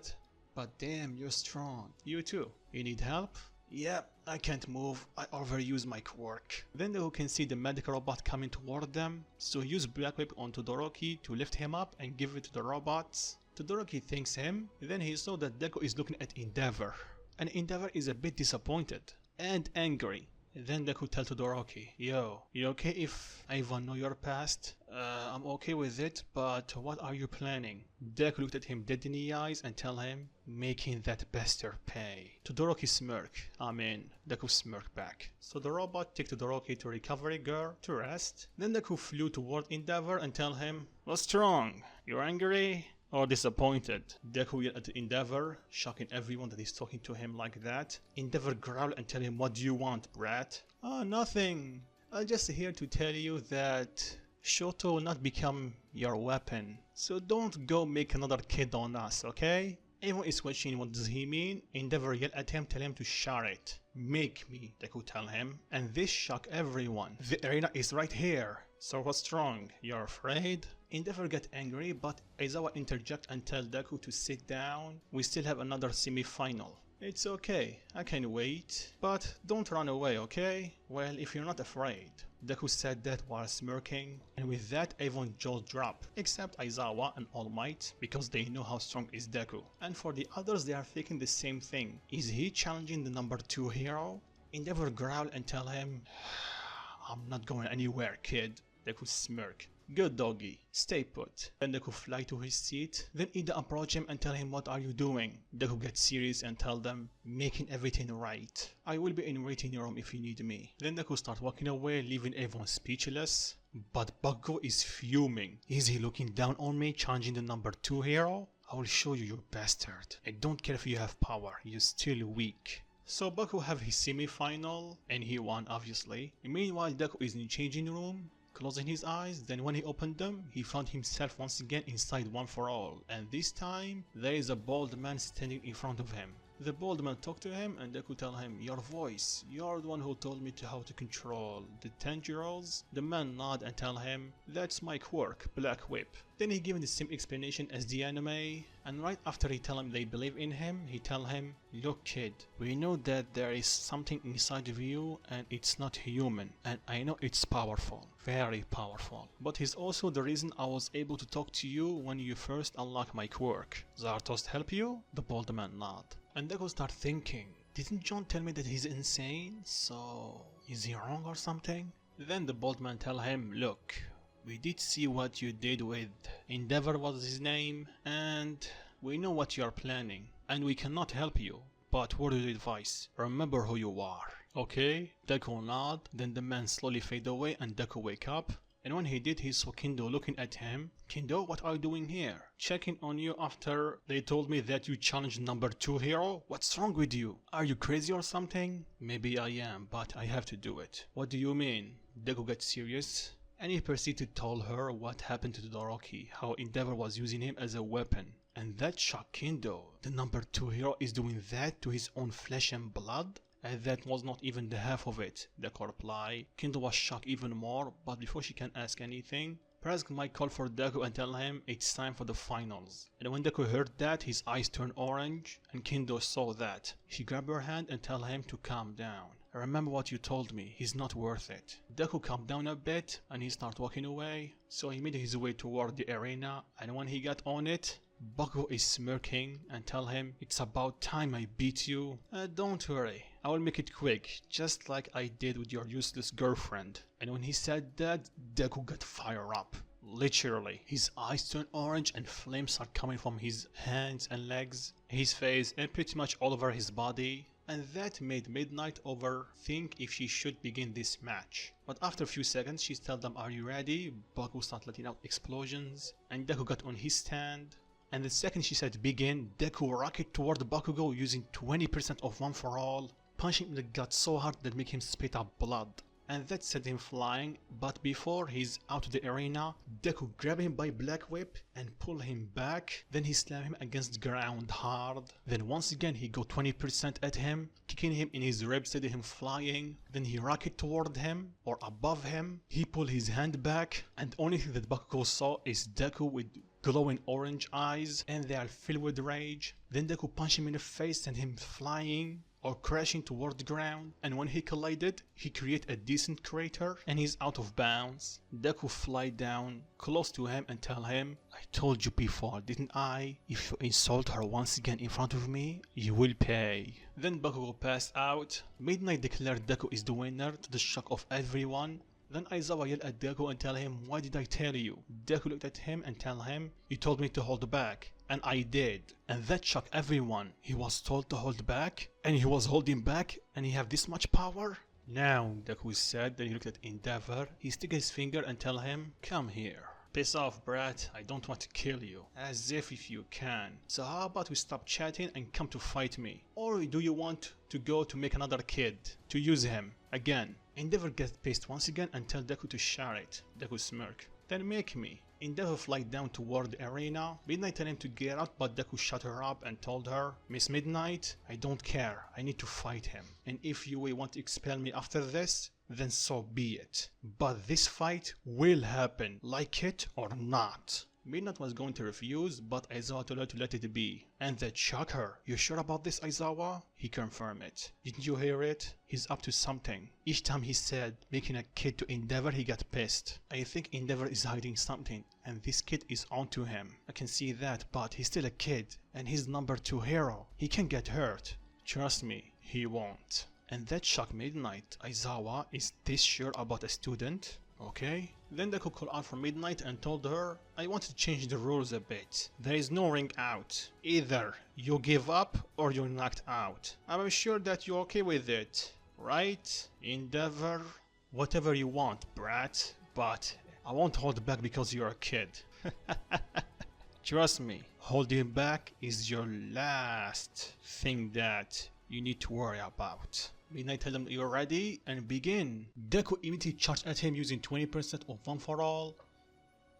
Endeavor commented, he's fast, then he blocked Deku's attack, and that attack stings a bit. So Endeavor throw his punch, but because Deku's small size compared to him, and Deku is fast in general, he was able to dodge with ease. And after that they went back and forth for a bit, and it seems they are equal, and that shocked everyone. Yes, that include Aizawa and All Might. They knew that Deku is strong in his Ghost Rider form, but not in his base form. And after Endeavor see that a kid is matching his power, he get angry and start using more fire. But like we know, the Ghost Rider is immune to fire, so whenever Endeavor try to hit Deku with a punch or a jet burn, Deku easily block it using his flames. And what I mean by flames, I mean that he will ignite his hand and grab his punch, and whenever he throw a jet burn, Deku throw his hell burn, and when the attack collided they cancel each other out. And that shocked Endeavor a bit, he's equal to his jet burn. So here's the thing, Endeavor have way more experience than Deku in terms of fighting. But from what we saw in Endeavor's fight, he mostly relied on his flames to do the heavy damage. Sure, he's strong, we did see that he was able to break Anumu's arm in Husu with one punch,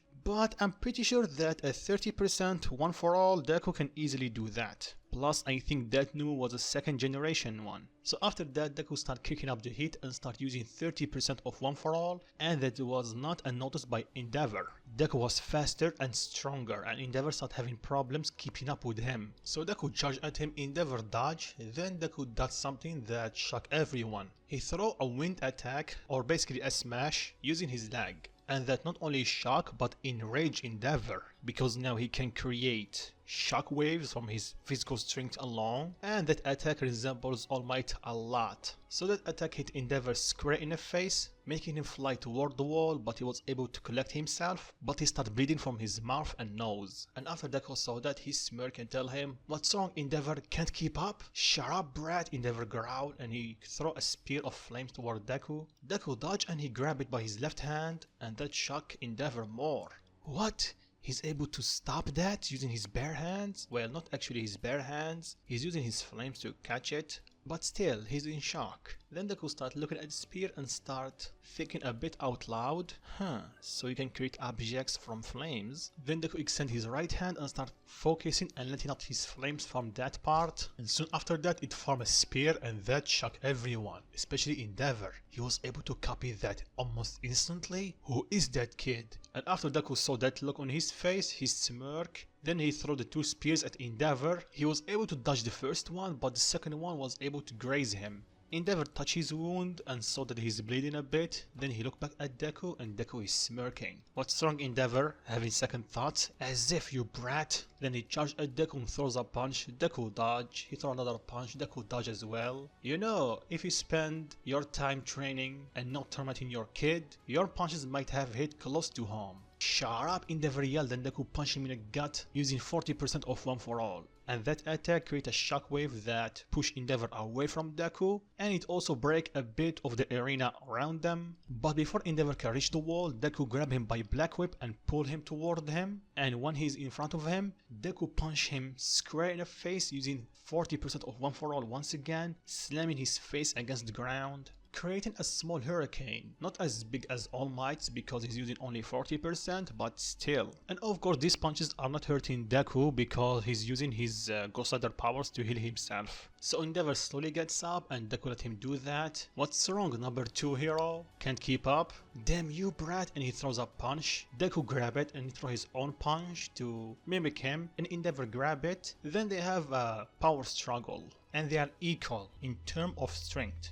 Endeavor tried to use more fire at Deku, but Deku just replied by kind, and they are emanating a lot of heat, more than what he let out against Todoroki. And midway through their power struggle, Deku pulled Endeavor toward him and knee him in the stomach, using 35% of One For All. Endeavor go on one knee and start gasping for air, and everyone in the stadium is shocked, and they start talking and Endeavor heard that, so he slowly started getting up. Look brat, you done it now. From now on, I'm not going to hold back. Do you understand? What I am understanding, Deku replied. I'm going to pound you so hard that what I did Bakugo earlier will feel like a massage. Endeavor get pissed and charged at Deku, and he punched him square in the jaw. Then he fly at him once again and kick him in the gut, and he finish it with a point blank jet burn. Everyone think that he overdid it, and Deku is covered with smoke. Then they start hearing clapping. Not bad, Endeavor. I will give you 6 out of 10.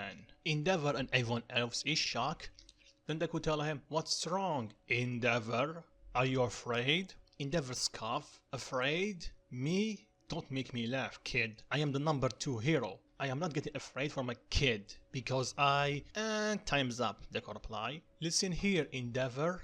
Listen here, Endeavor. I will love to stay here and listen to you going on and on about your past and how many villains you beat. And honestly, I don't care, because I have a meeting things better to do. So here's the deal. I want you to hit me as hard as you can. Wait, hold on. I am not talking half as hard or a weird percentage. I want you to hit me as hard as you can. But of course you can be a little bit like always and back away. And that get Endeavor fire up, literally. You will pay for that, brat! Deku smirk and fly up in the sky. Then Deku stopped and looked at Endeavor. Wait a second, you cannot fly, don't ya? Come on, it's not that hard. You need to push your flames beneath you using your feet to fly upward. Endeavor get pissed, but he tried and he barely was able to fly a bit.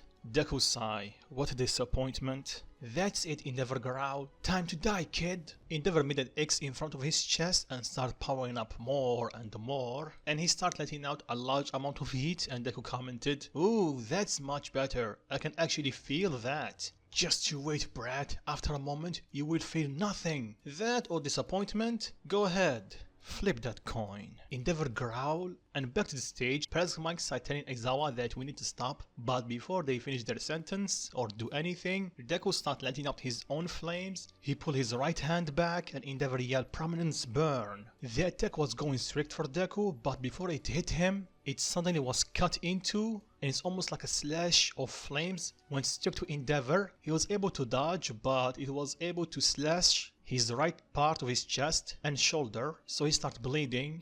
He grabbed his shoulder in pain, then he started looking at Deku and he was afraid a bit. In shock, Deku is holding scythe made of pure flames. What's this? Endeavor said while slowly going down. Oh, this? I just created it. Huh, I guess I call it Hell Scythe. Then Deku fly toward the other side of the arena. How? What are you, kid?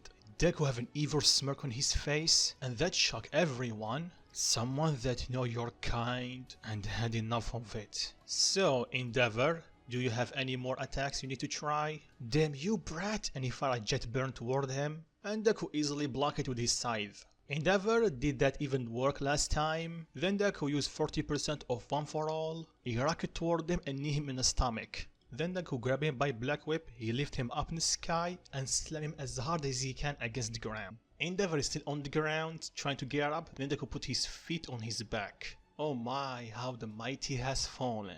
What did you say earlier? I'm a brat, right? Well, the same brat is... Then Deku push him back to the ground. He's stronger than you.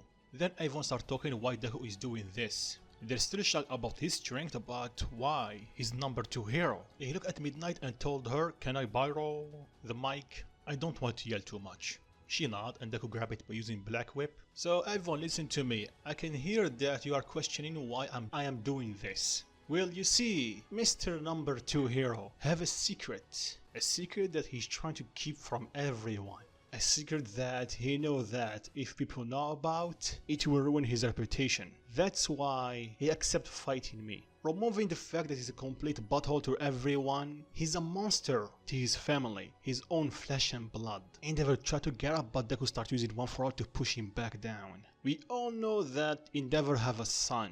That means he's married. And the reason no one know about her, it's because he abused her.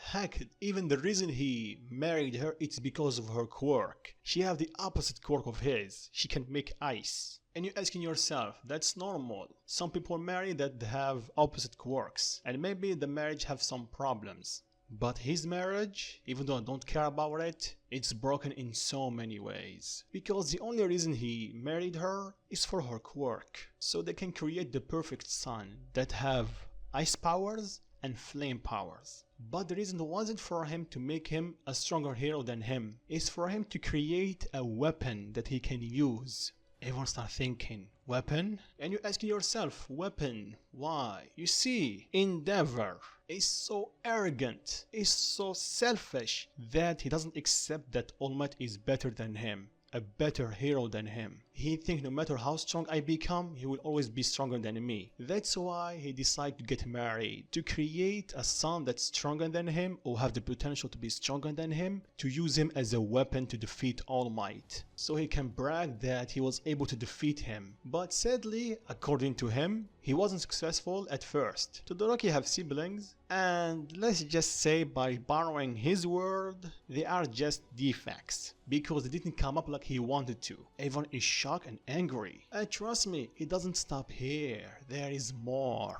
When Todoroki or Shoto had his quirk and Endeavor knew that he have the result that he wanted to, he started teaching him as a young age. Young age, I mean 5 years old. Every day it was training, training, training. Spending time with family? No, training. Tried making friends? No, training. Basically, he treated him like his own property, like an object, not his son. So I'm asking you this, all of you here, and the one are watching this at home, do you think that this is how a hero should act? I don't give a single about how strong he is. I know that heroes are still human beings, but if you are going around making people that you are doing a great job by saving them, and you are abusing your own family, your own flesh and blood, I don't care how strong you are. I don't care what is your level or number you are. You don't deserve to be a hero. Period. People like you, they looked at Endeavor, make me wish that Stain was not captured. Yeah, you heard me right.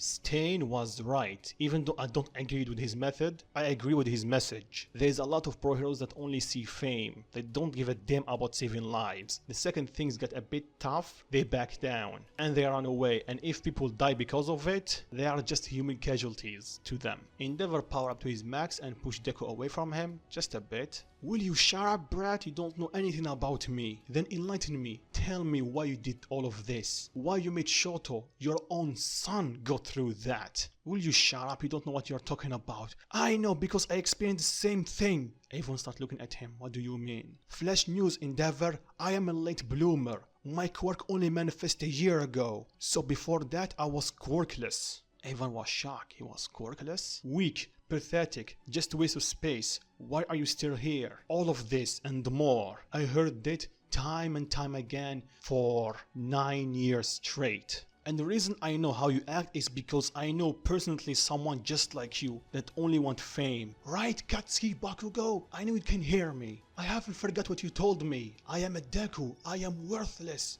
But I'm right here, I'm still kicking. The guy that you told him to take a swine dive off the roof if he want to quirk in his next life. I'm still here, you bastard, and I will show you, and you, and he put an Endeavor, how true heroes act. Because I'm getting sick and tired of people like you dragging the hero name on the mud because of your selfishness.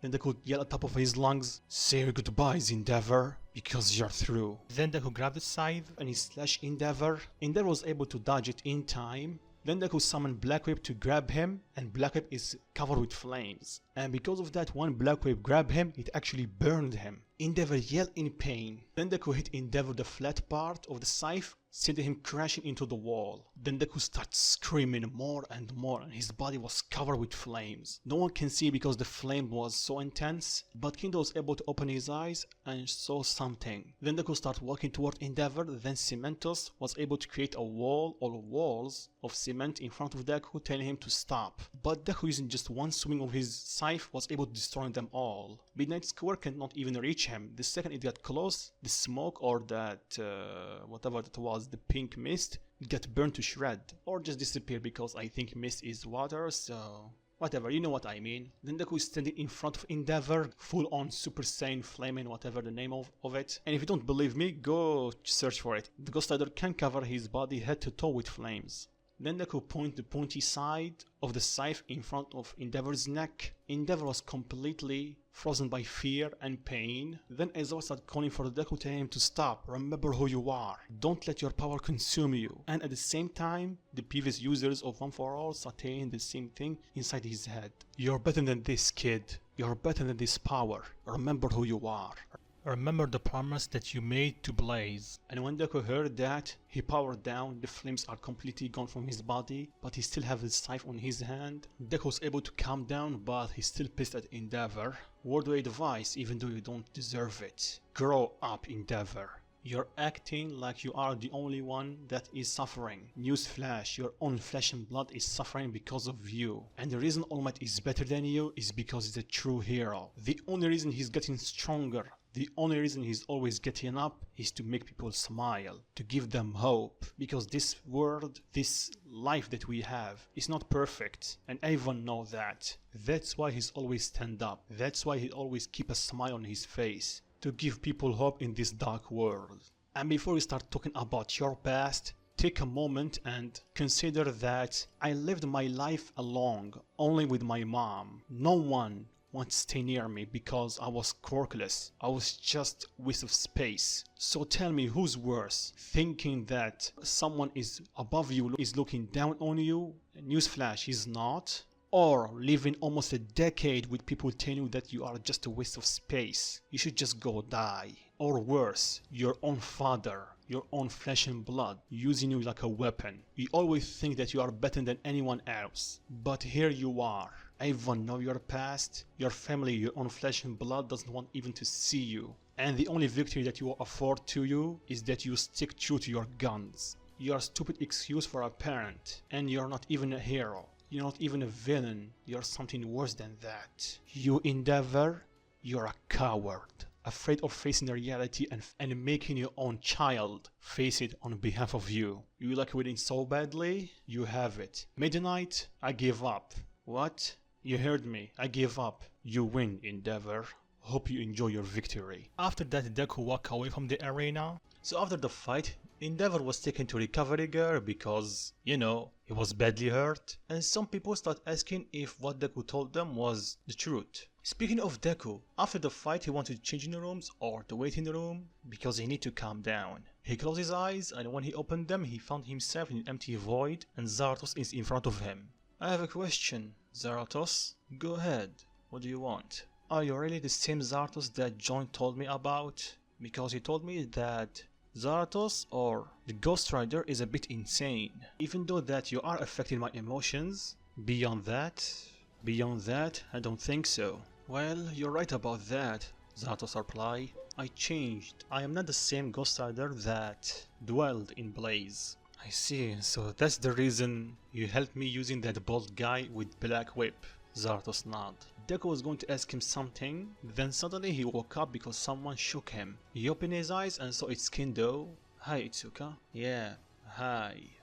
Look, I know, it was reckless. Point taken, but I had to do it. I understand, Kendo replied, shocking Deku. Really? She nods. It's just still a bit hard to believe that I was training with you. I did not know that you are this powerful, both in strength and with fire. Well, I was busting my butt off the past 2 weeks, that's why. What do you mean? She asked, and Deku proceeded to tell her that on top of his training with her doing and after school, he was training alone, and he was pushing his body to the absolute limits. Kendo was both shocked and a bit upset or angry. Shocked that he was able to train this much, and upset that he left her behind. How were you able to do that? She asked him. And you're still doing your side job? What side job? Deku asked. You know what I mean, Mr. Rider? Deku's eyes widened and he sighed. Busted, Deku replied. Really? You're not going to deny it? Deku shook his head. I already felt bad enough not telling you that. I won't lie, not anymore. But how did you figure it out? And for how long have you known? Actually, just now. I had my suspicions before. Like you are the only guy that I know that can use flames. And on top of that, when you go serious, both of you or you and the rider act almost the same. But since he's literally a skull on fire and you are still human, I still have some doubts. But during your fight against Endeavor, I saw something. For a split second, I saw a skull on fire. Your skull on fire. And before you ask, because I know that you will, I don't think that the others were able to see it because for some reason I was able to stand your heat a bit more than the others.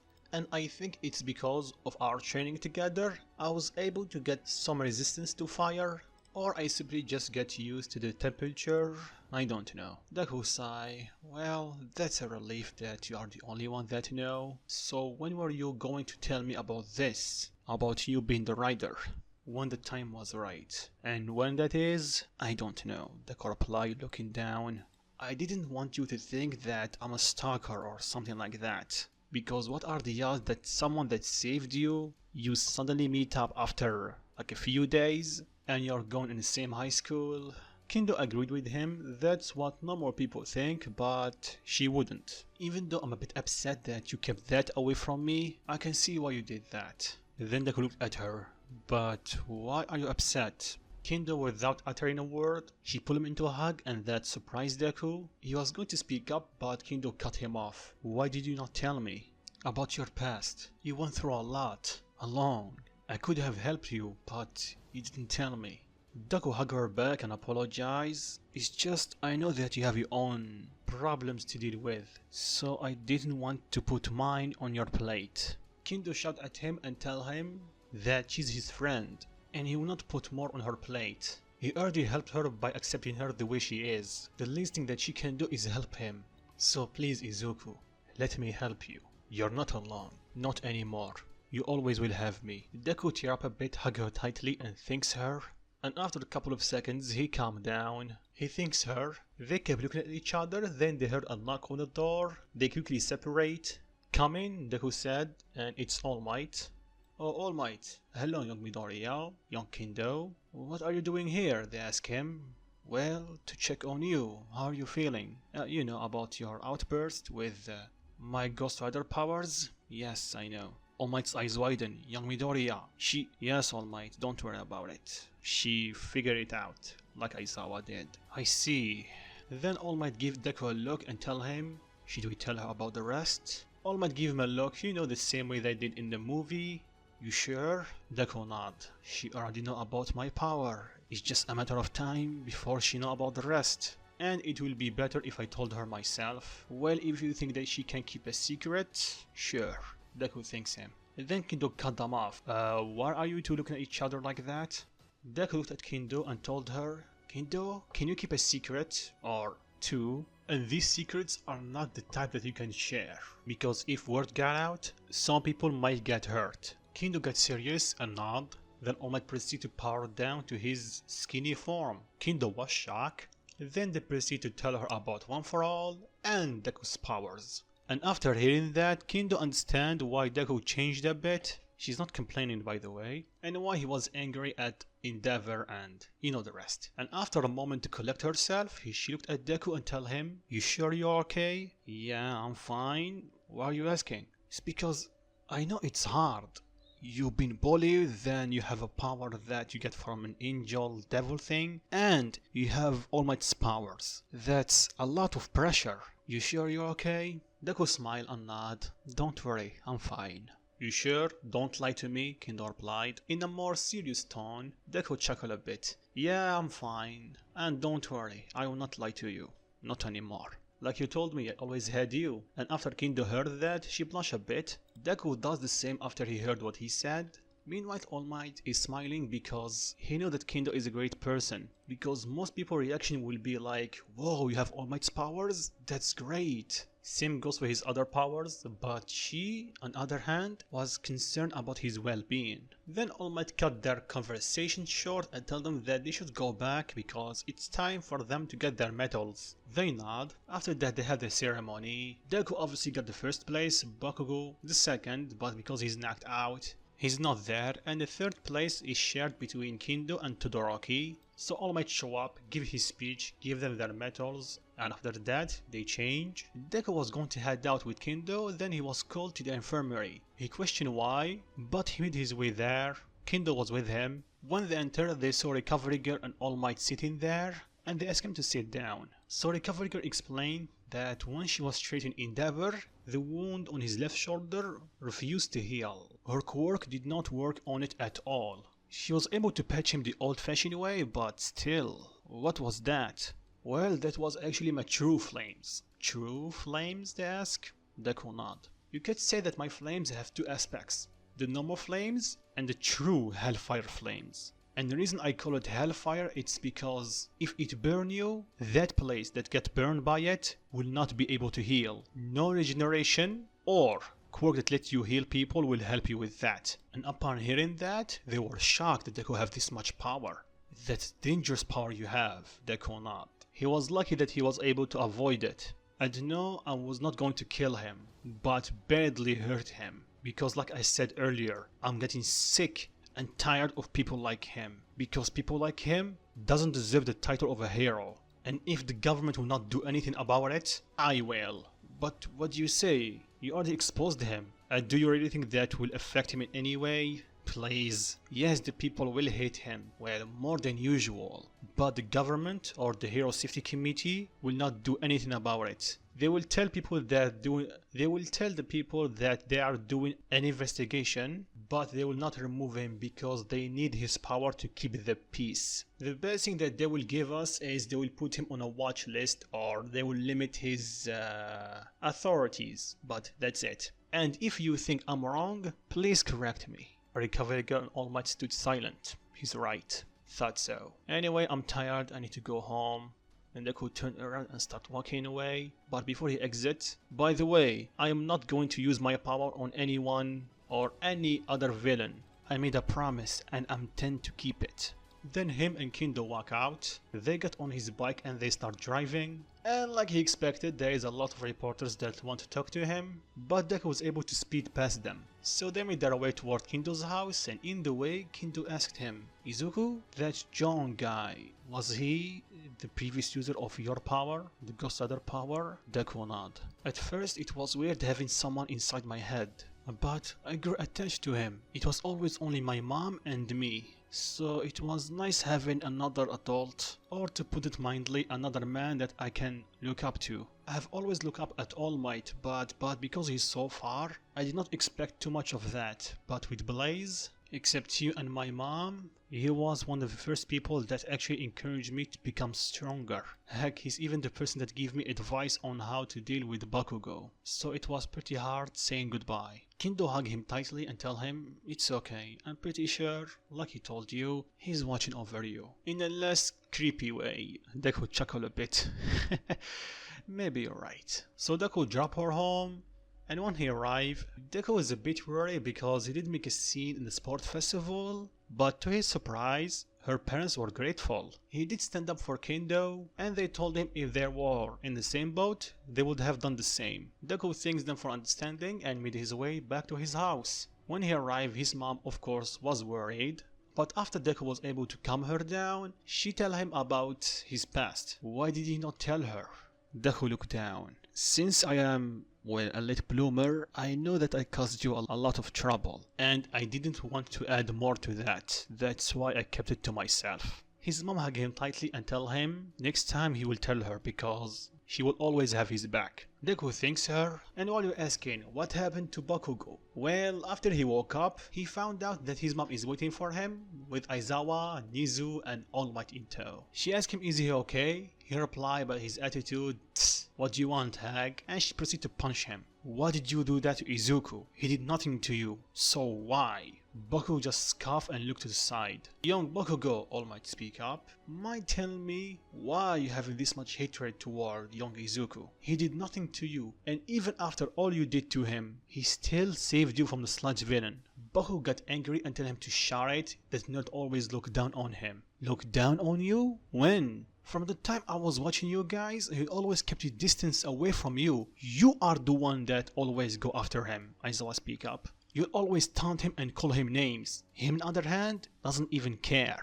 In normal situation, I will have you expelled immediately and that get the attention of Bakugo. But you're lucky. Nizo told me to calm down and he will decide your fate. Even though I already made my decision. The Nizo walk up to him and tell him, Bakugo Katsuki, for the time being, you are suspended until further notice. So since you already healed, get out from UA. Now, Bakugo grinned his teeth. He was going to speak up, but his mom dragged him out. You already caused enough problems, Katsuki, so share it. So they made their way out. Of course, the press started asking them questions, but they decided to stay silent. And they made their way back to their house. So upon the reveal, people started doing some digging on both his past and endeavors. And like they expected, the Hero Safety Committee are trying their best to keep Endeavor working. Unbeknownst to them, there is someone with black hair and blue eyes are cheering at top of his lungs upon hearing the news of Endeavor.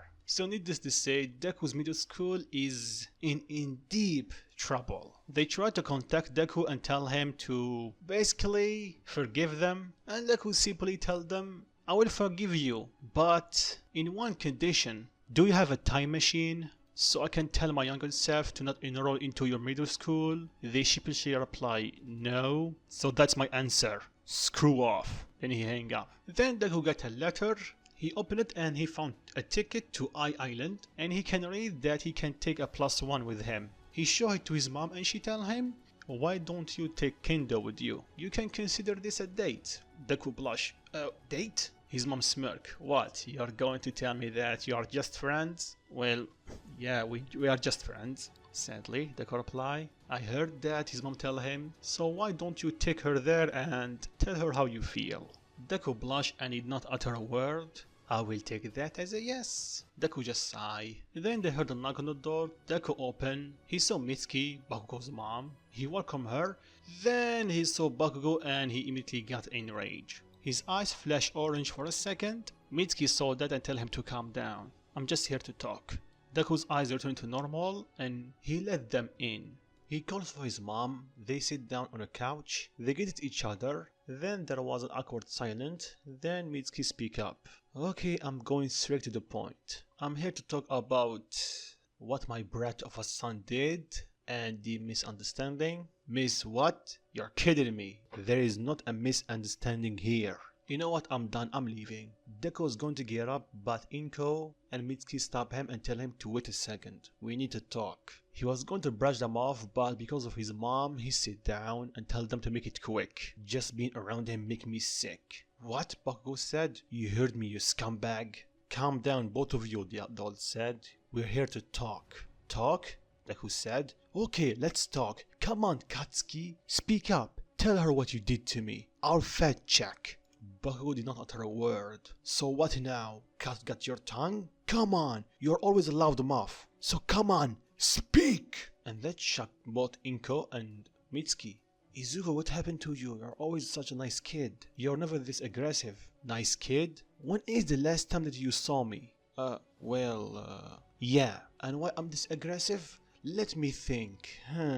Maybe getting betrayed by the person that I thought was my best friend? Maybe getting bullied by him since I was 5 years old? Maybe pushing people away from me by scaring them? Or making them join into his bullying? Maybe asking for help from the teachers, from everyone around me, and I get none? Except from humiliation for even trying to be a hero or anything? And all of this did not happen once or twice. It happened every single day for a decade. He even pushed me to the point that I think of just ended it. So tell me, does this give you an answer why I'm acting like this? Both Inko's and Mitsuki's eyes widen, but Inko's are full with tears. She hugged Deku and she started apologizing profusely for failing him. Deku hugged her back. It's not your fault, Mom. You did your best. The only one at fault here is that bastard over there. So that's it. I'm done talking. You heard what you want, so leave me alone. I don't want anything to do with you. So, Auntie, please leave and take him with you. Mitsuki turned to Bakugo, faced full with rage, and asked him why. Why did you do all of this? Bakugo speak up and tell him because he's always looking down on him, and that angers Deku. Looking down on you? Since when? Ever since we were a kid, Bakugo speak up. Since you were a kid? What do you mean? I never once looked down on you. Heck, I look up to you. Yes, I did look up to All Might, but you were in my life. I did always admire your courage. And how did you pay me back? By bullying me? I thought of you like my brother. And you betrayed me for something as stupid as a quirk. But why am I even wasting my breath? Just leave my house. I'm done talking to you. And I'm certainly done listening to you. And after Bakugo heard that, he felt bad. Izuku, wait, zip it. I don't want to hear anything from you. Please just... I said zip it! And when Deku said that, his eyes turned orange, black wave come from his back, and it's covered with flames. And the entire house, the entire neighborhood is feeling the heat wave that's coming from Deku. Deku was going to attack him until he heard a new voice inside his head. Calm down, kid. Who are you? You can guess who I am. One of the previous users of One For All? You're right. I'm actually the first user, but that doesn't matter.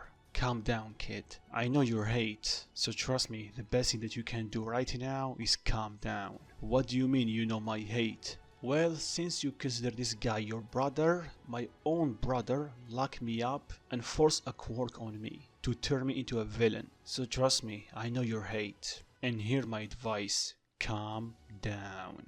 Take a deep breath and calm down. Deku listened to him and calmed down. Black Whip vanished and his eyes returned to normal. Deku closed his eyes, then he opened them and looked straight at Bakugo. Listen here carefully, Katsuki. I'm going to say it once. Stay away from me and do not even think of hurting the people that I care about. Because you know that I was holding back during our fight. And that was because I promised Aizawa that I will. But next time, I will not hold back. And newsflash, the power that I used against Endeavor was not even my full strength. But next time against you, I will use every single of it. Auntie, then he looked at Mitsuki, I have nothing against you, but your son and I are not friends. And we are not enemies, as long as he stay away from me. This is the best thing that you will get from me. And one more word out of you, well, you know what will happen. Mitsuki saw the look on his face and she knew that he's serious. So she sighed and thanked them for his time, and she dragged Bakugo back to her house. And after they left, Deku let out sigh and sit down on the couch. You're okay? His mom asked him. Yeah, I am. Someone give me an advice on how to deal with his type of people, and so far it did work. His mom smiled a bit and tell him, I'm glad to hear that. And the mom, Deku speak up, don't beat yourself over it, okay? It's not your fault. You did your best, I know that. Inko tear up a bit and she nod, Deku smile and hug his mom. So later that day, Deku met up with Kendo, they talk for a bit, then he told her about his talk with Bakugo and his mom, and his interaction with the first user of One For All. I see. By the way, don't you find it weird that there is someone inside your head, or right now, like 7 people inside your head? Well, Itsuka, I learned that the best way to deal with that situation is to not think about it, and just accept it the way it is. Fair point, she replied. By the way, Itsuka, do you have any plans after we are done with our internships?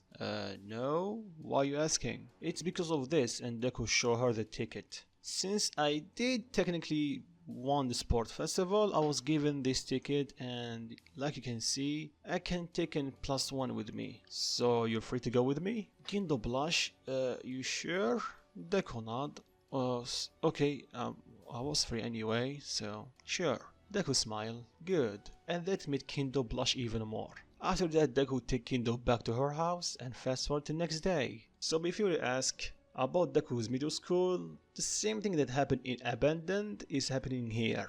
But this time the press are also intrigued, to say the least, about Endeavor's situation. So even though Deku's middle school are getting blasted, they are not the main focus of the media. So fast forward when Deku is in his class, like the anime, Aizawa showed them the results of the sport festival and how many offers everyone get, and to the shock of no one, Deku got the first place, then Todoroki. But this time Todoroki did not get an offer from Endeavor's agency because you know why. And after that Aizawa speak up and tell them it's time to pick your hero names. Then Ida raise his hand and tell him what happened to Bakugo. Aizawa sigh and tell him what happened, with him being suspended for the time being. They understand, and Aizawa tell them it's time to pick your hero name. So the same thing happened as the anime, everyone have their own names, or the same names. And for Deku, well, we already know that he's going to pick the Ghost Rider as his name. Everyone is a bit weirded out. They tell him the Ghost Rider?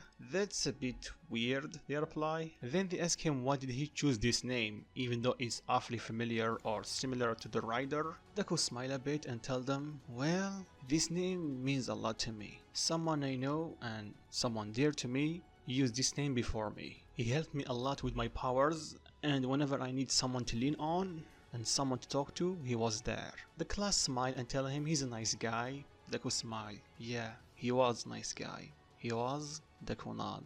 Even though he have a smile on his face, he's clearly sad. He was the type of guy that believe if you are a hero, you will do right. You will always prioritize people's safety first. No matter what is the challenge, you always face it head on. Then Deku chuckled. Even though he was a bit crazy sometimes, he was an honest good guy. That's why I decided to pick his name, the Ghost Rider. Everyone cheer for Deku. After that they had some free time to think which agency they should go to, and for this I actually don't know because Gran Torino already taught Deku how to use One For All, or Deku already knows, so I'm pretty sure that Gran Torino will not interfere with him. Plus, since he know he's the Ghost Rider, he know that he have a lot of experience, so there is literally nothing else he can teach him. But while Deku is going through his offers, he saw one that catches attention. Sir Night Eye, All Might's last sidekick. Of course, Deku is still a bit of a fanboy, so he immediately accepted, and during the lunch break, he talked with Kendo and told her where he's going. She was happy for him,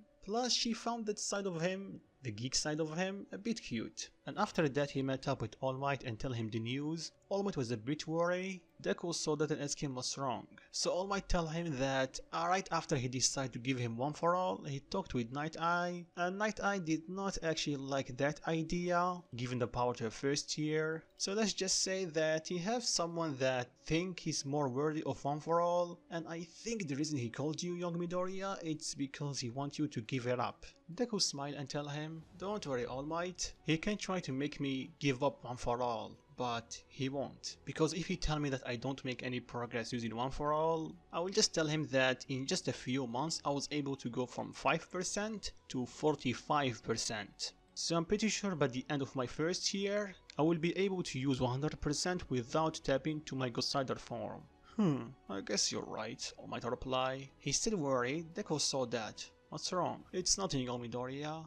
Don't worry about it. Just be careful doing your internship, okay? Deku nod. So fast forward to the next day and everyone went to their internship. So when Deku arrived, he was a bit nervous. So when he entered, he saw someone walking toward him. Mirio. So you finally show up.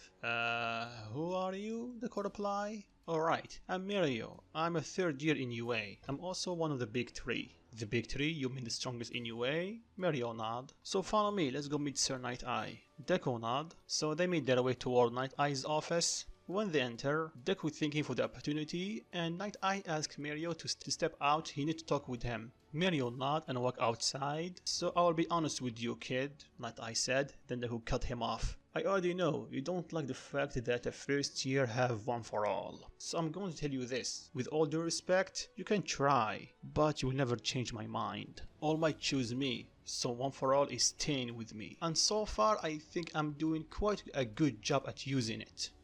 How much you can use? Well, I only have it for a few months and I can use 45%.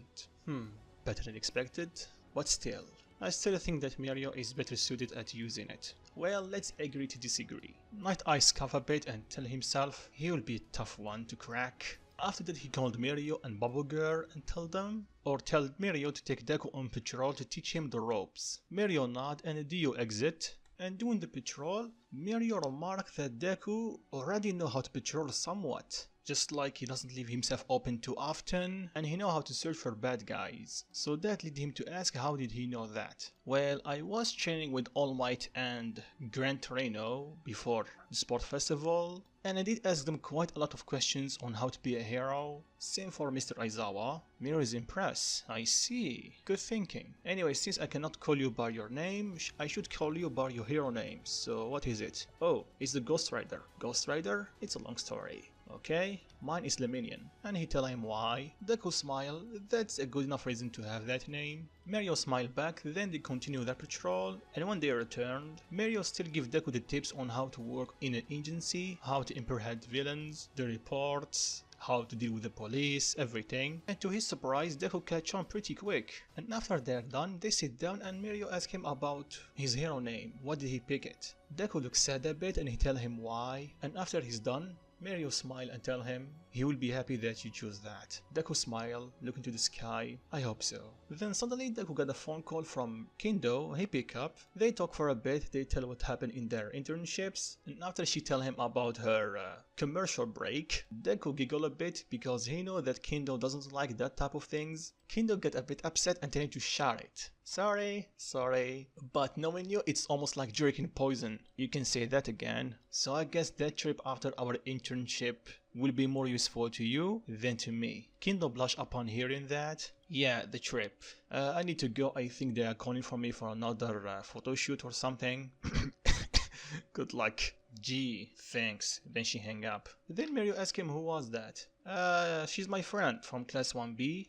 Kendo is her name if you know her. Oh, you mean that orange hair girl? The one that can make her hand bigger? Deku nod. And she's just your friend? Deku nod. Really? I really thought from the way you acted in a sport festival that she was your girlfriend. Deku cough a bit.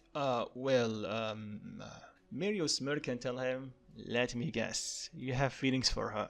I might have, Deku reply, avoiding Mirio's eye contact. Mirio laugh a bit and tell him, well, I have never dated someone before, so I guess good luck.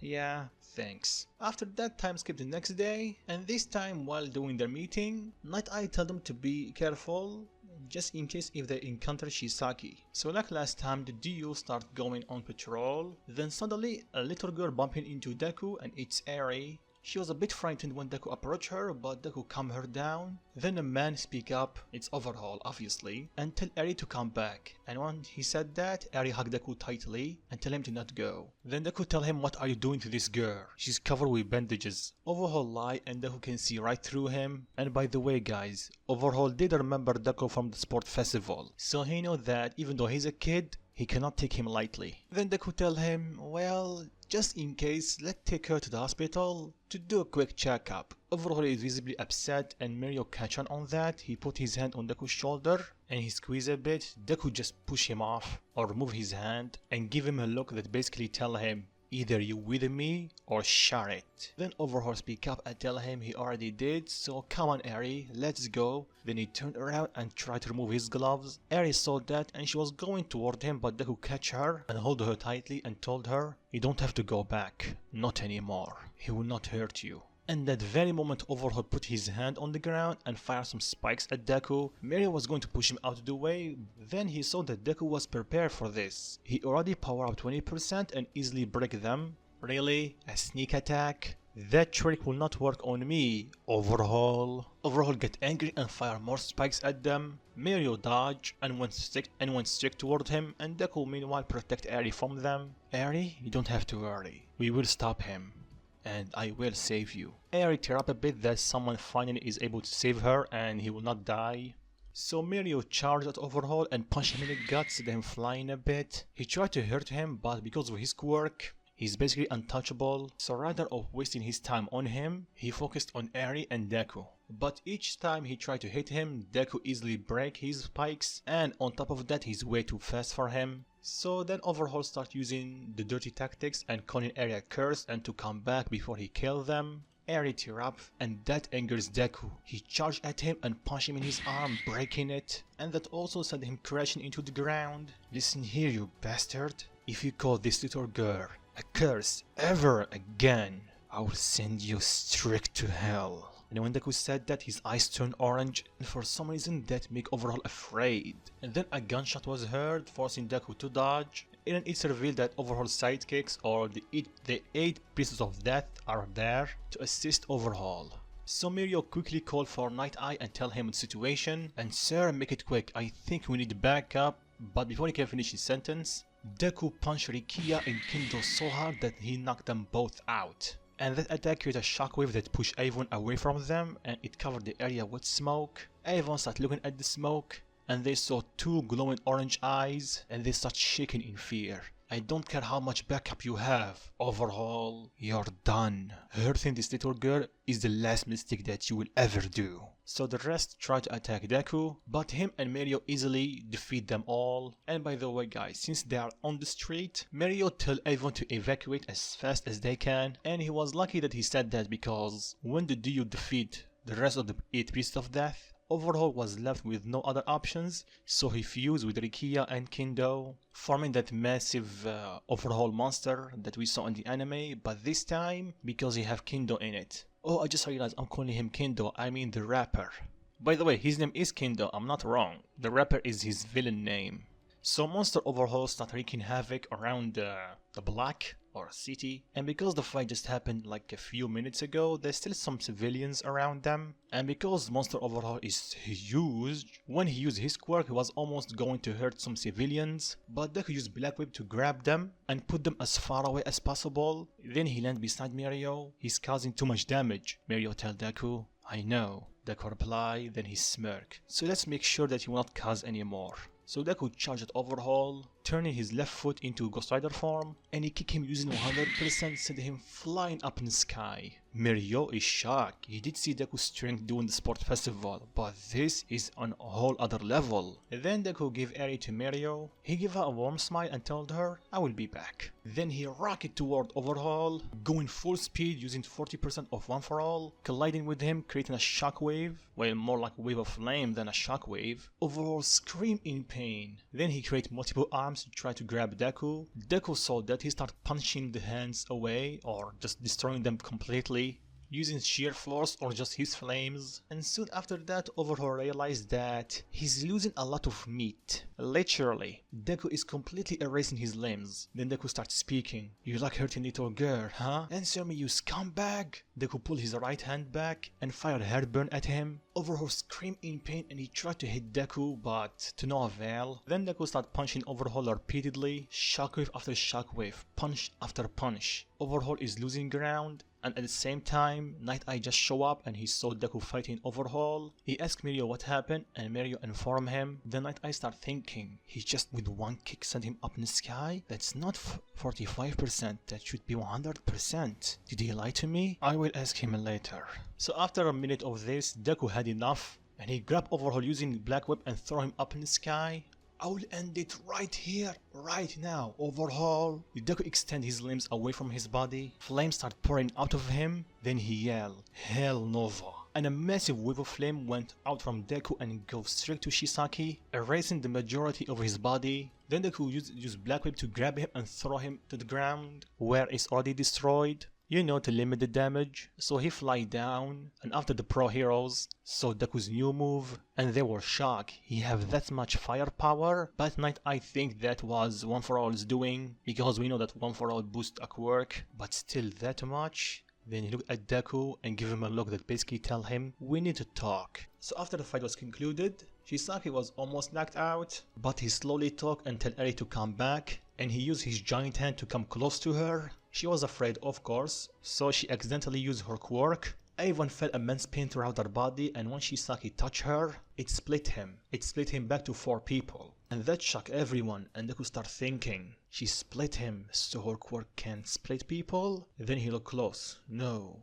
wait, my burn marks are gone. Those marks cannot be healed by any quirk. And she was able to do that? He started thinking, wait a second, I got it, she can rewind time. Then he looked at Mirio and Night Eye that are close to Eri and they are in pain. Well, there is only one way to stop this. Then he powered One For All 100% throughout all his body. He can feel his bones breaking, but they instantly heal. So I was right, huh? He walked to Eri, he put his hand on her head and told her, Eri, look at me. She did. He gave her a smile and told her, everything will be alright. So calm down.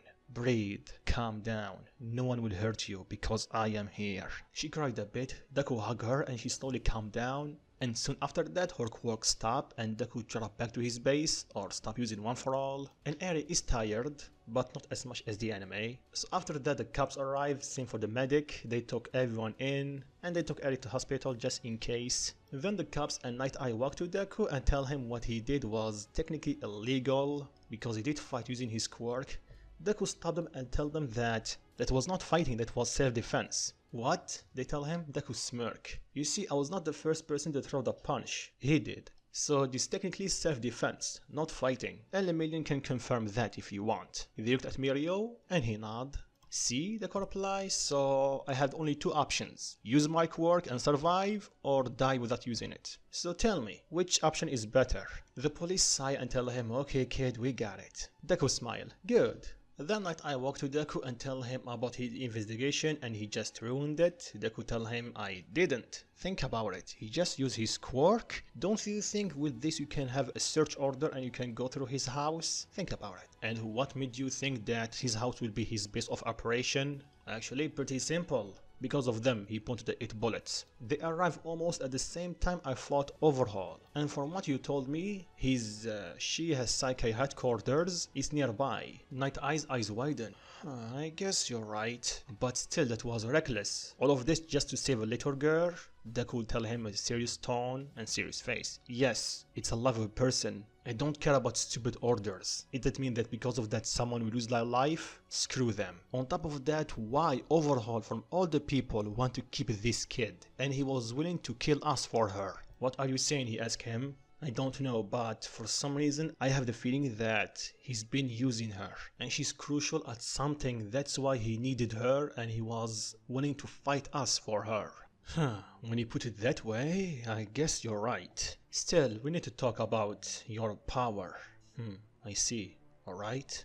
He nodded and he told them to go back to the agency, but the second they turned around, Shisaki started running toward Deku because of Eri's healing. He's back at 100% and he knows that spikes will not work on Deku.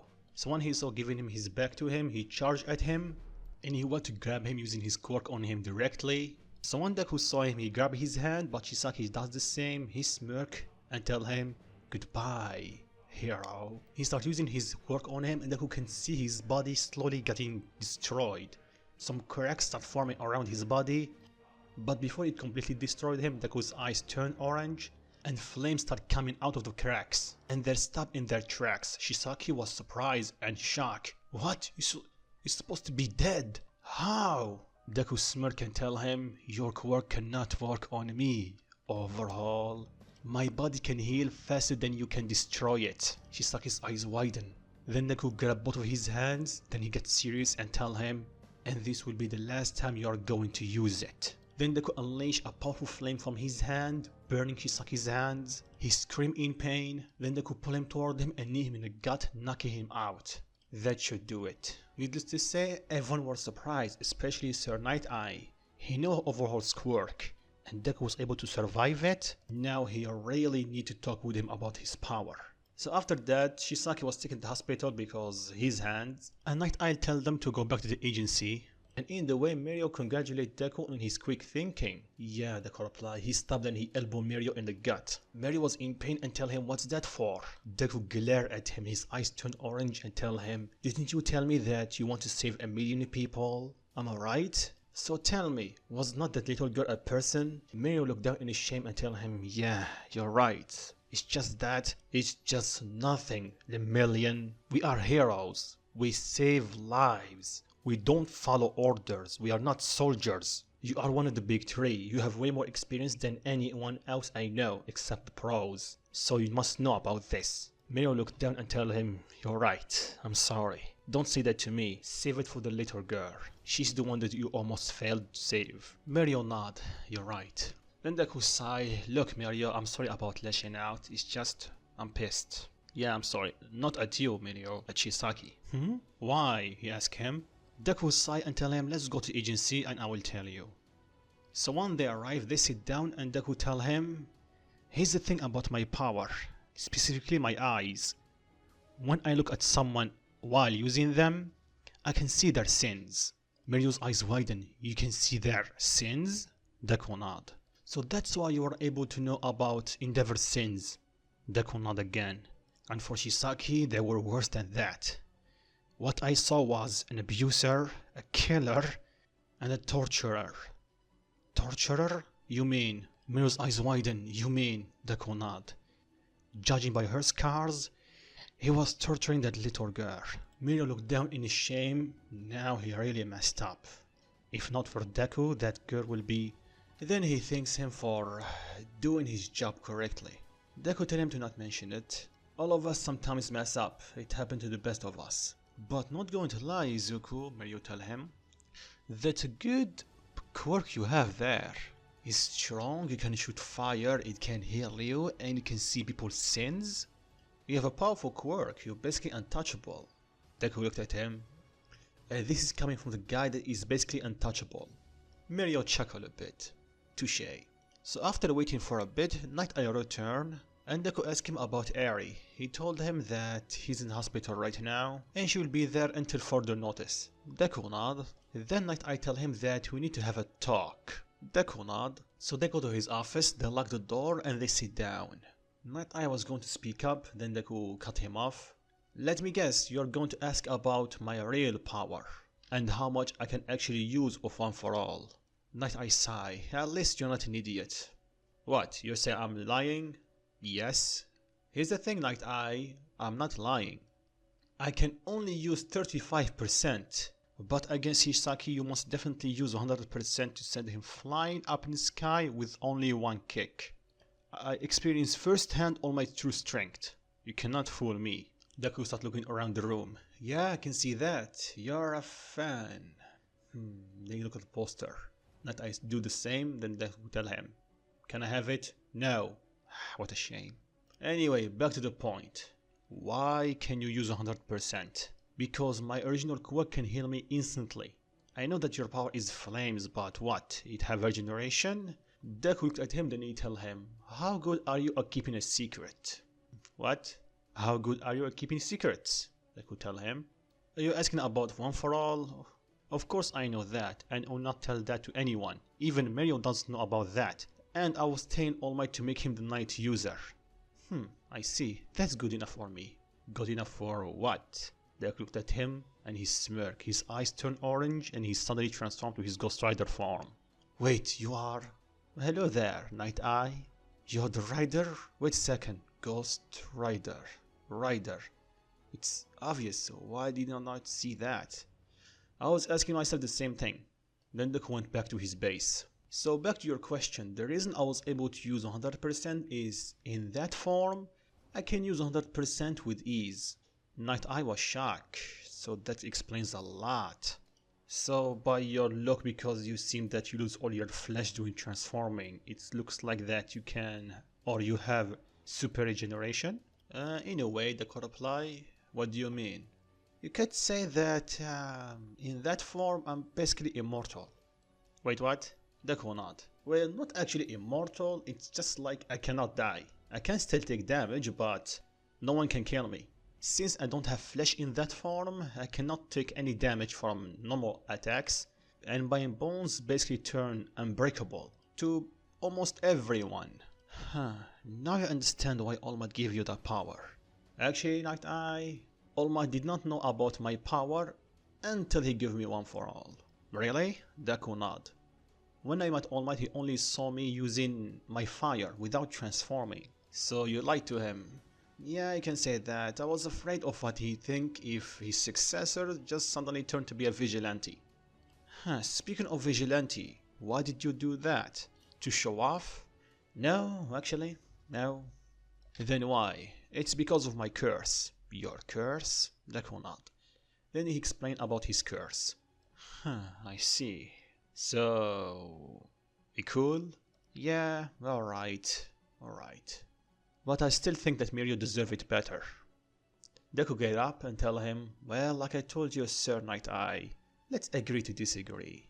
So after this, Night Eye was able to get a search order for Shisaki's headquarters. They went through everything, they found the old man, and after some deep searching, they were able to locate the fake door. So because of that, they were able to find the Quark Racing Bullet slabs. But because they are in it way earlier than canon, like a few months actually, Shisaki doesn't have the finished product. He has some semi-ready bullets that can erase a Quark for a few hours, or a couple of hours, I'm not sure, but not the finished product. And after they do some digging and some experiment, they found out that it have human cells. So Night Eye gets an idea and he tells them to see if those cells match the little girl. They did, and they were horrified because they do. And by the way, since Deku doesn't have his license, he was not allowed to go, but they did tell him about what they found and Deku got in a rage. Deku started thinking that he should have used the pen stare on Shisaki, but he's already a Tartarus, so he calmed down. Then Night Eye asked him about Shisaki, about what Deku did to him. His hands cannot heal. Deku looked at him and told him about his true flames, and he only used that on the worst of the worst. They were shocked, needless to say, but the damage is already been done, so they cannot do anything about it. So with that, they went on with his internship like normal.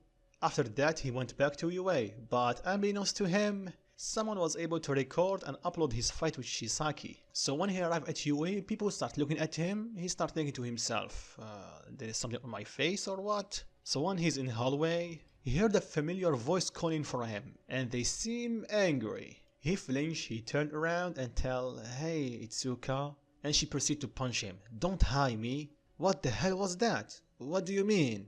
And she showed him the fight. Oh, that I'm fighting a villain? Yeah.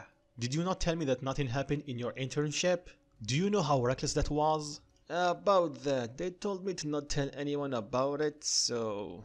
Then he looked at her and she had some tears in her eyes. Deku looked down. Sorry. I kind of lost it when I saw him, so... And after she saw that, she calmed down because she knew Deku's powers, or his curse. She lowered her face and told him, you owe me. Deku looked at her and told her, well, we still have our little trip, so...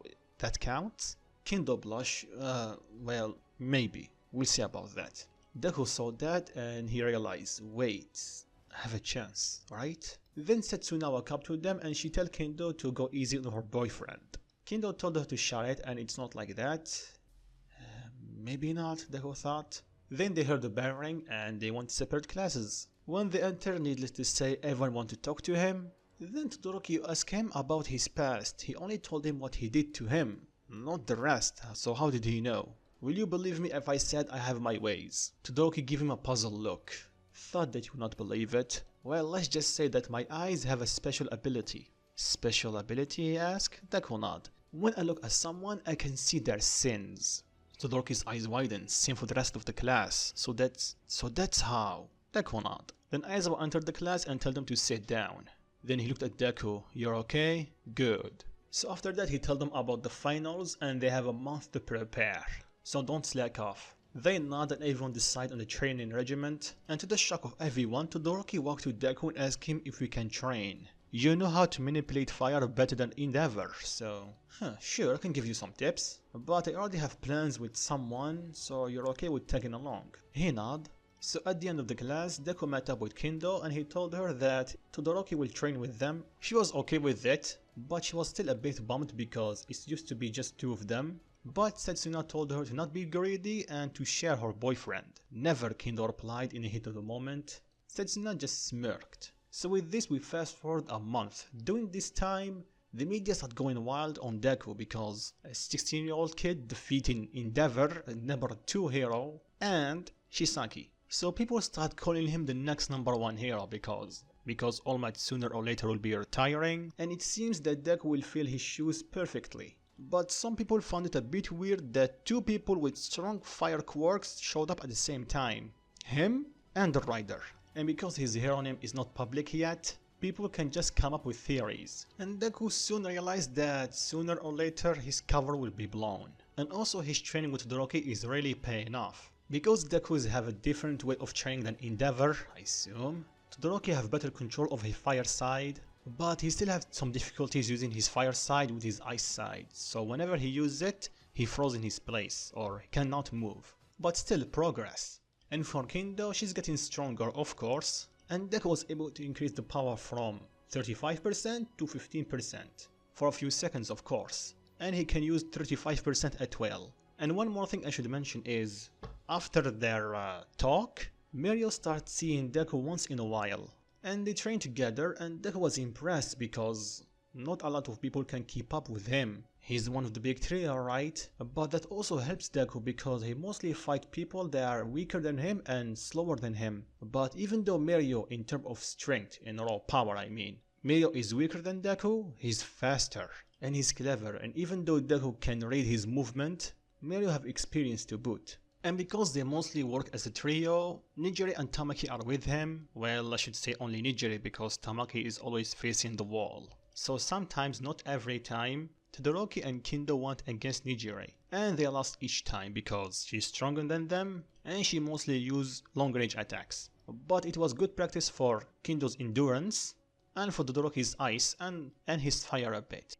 Then after 2 weeks, Mirio come to Deku and tell him that Sir Night Eye called for them. Deku was a bit weirded out because he doesn't have any work to do with him. Well, not anymore. For now. Then Mirio tell him it's for that little girl that he saved. She's in a stable condition right now and she requests to see us. Or to be more precise, to see you. She's having a hard time trusting people. And since she requested you, I understand, Mirio. Sure, let's go. I'm happy to help. So they went to the hospital, and when they arrived, they met up with Sir Night Eye. They went to Eri's room, and the second they entered, Deku immediately realized that she's not truly saved yet. So he greeted her, she looked at him, he tell him, it's you, huh? He nodded. So like the anime, she asked for his name, and for Mirio also. Even though Deku did most of the work, Mirio was still with her for a bit. So after they told her their names, she started crying a bit and she apologized. Because of her they got hurt. She's a curse. And upon hearing that, they understand that Shisaki's influence was not gone fully yet. So Deku went down to her level and asked her,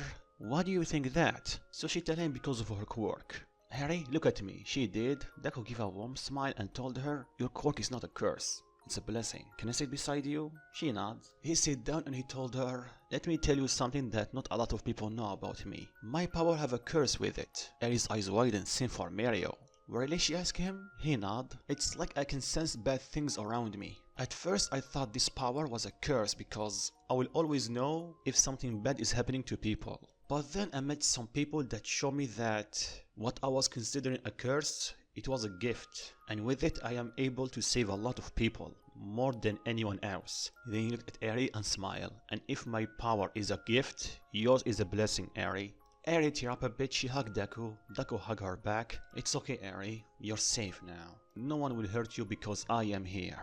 And after hearing that, Mirio smiles, same for Night Eye. He can see the similarities between him and All Might, but unbeknownst to all of them, something weird happened to Deku. When he's consoling Eri, his eyes turn, not to orange, but slight blue color. After that, Deku need to go. Eri was a bit sad, but Deku told her that he will come see her as much as he can. Eri was happy, but still not smiling. I need to figure out a way on making her smile, Deku thought. After that, Deku went back to Yue. Kendo asked him where he was, so he told her. She smiled and told him, "You're a nice guy, you know that, Izuku?"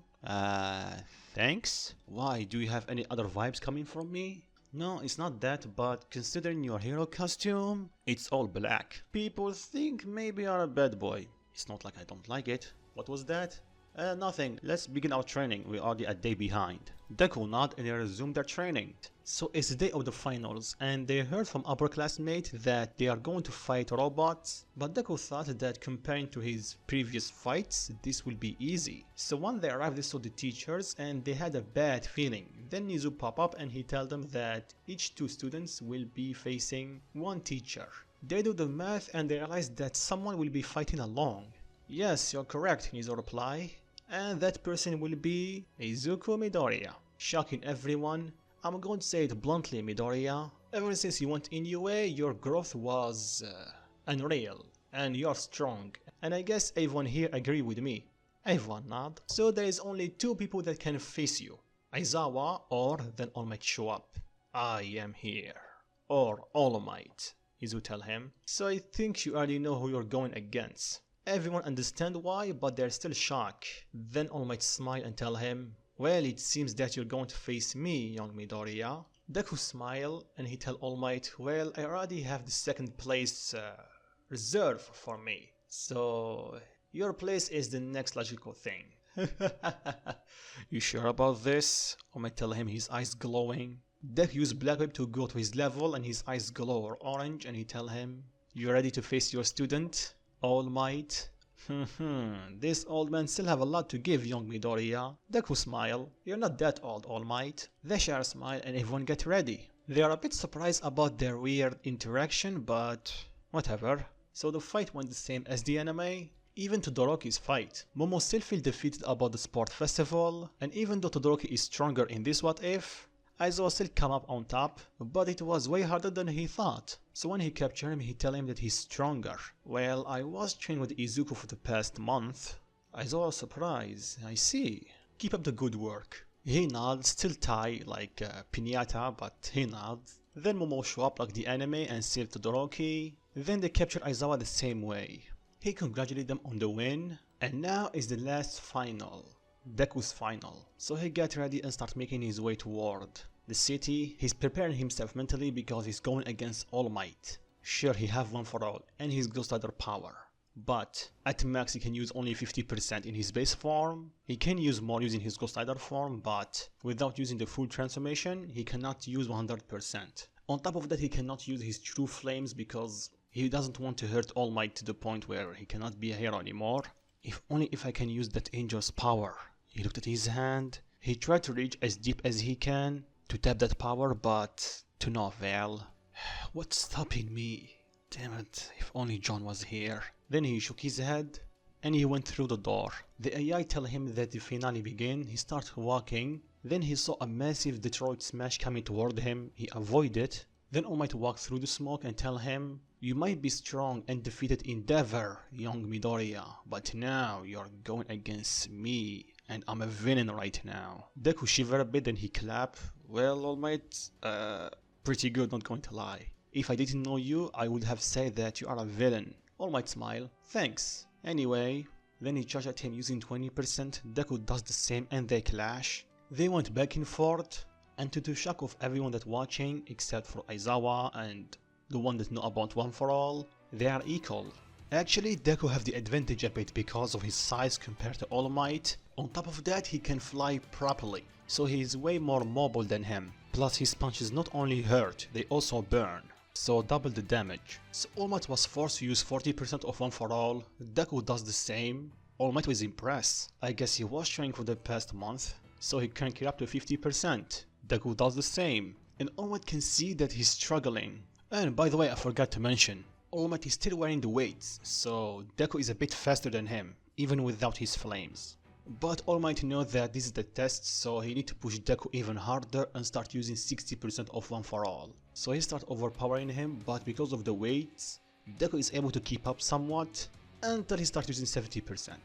Deku is in complete back foot, the area around them is completely destroyed and is getting destroyed even more. So Deku knew that he's able to use 100% and overpower him immediately, but because he cannot blow his cover, he needs to use tactics. He have a couple of things that All Might don't, Black Whip and his flames. So he starts using them to capture All Might like an extra limb or limbs, and that was able to help him a bit.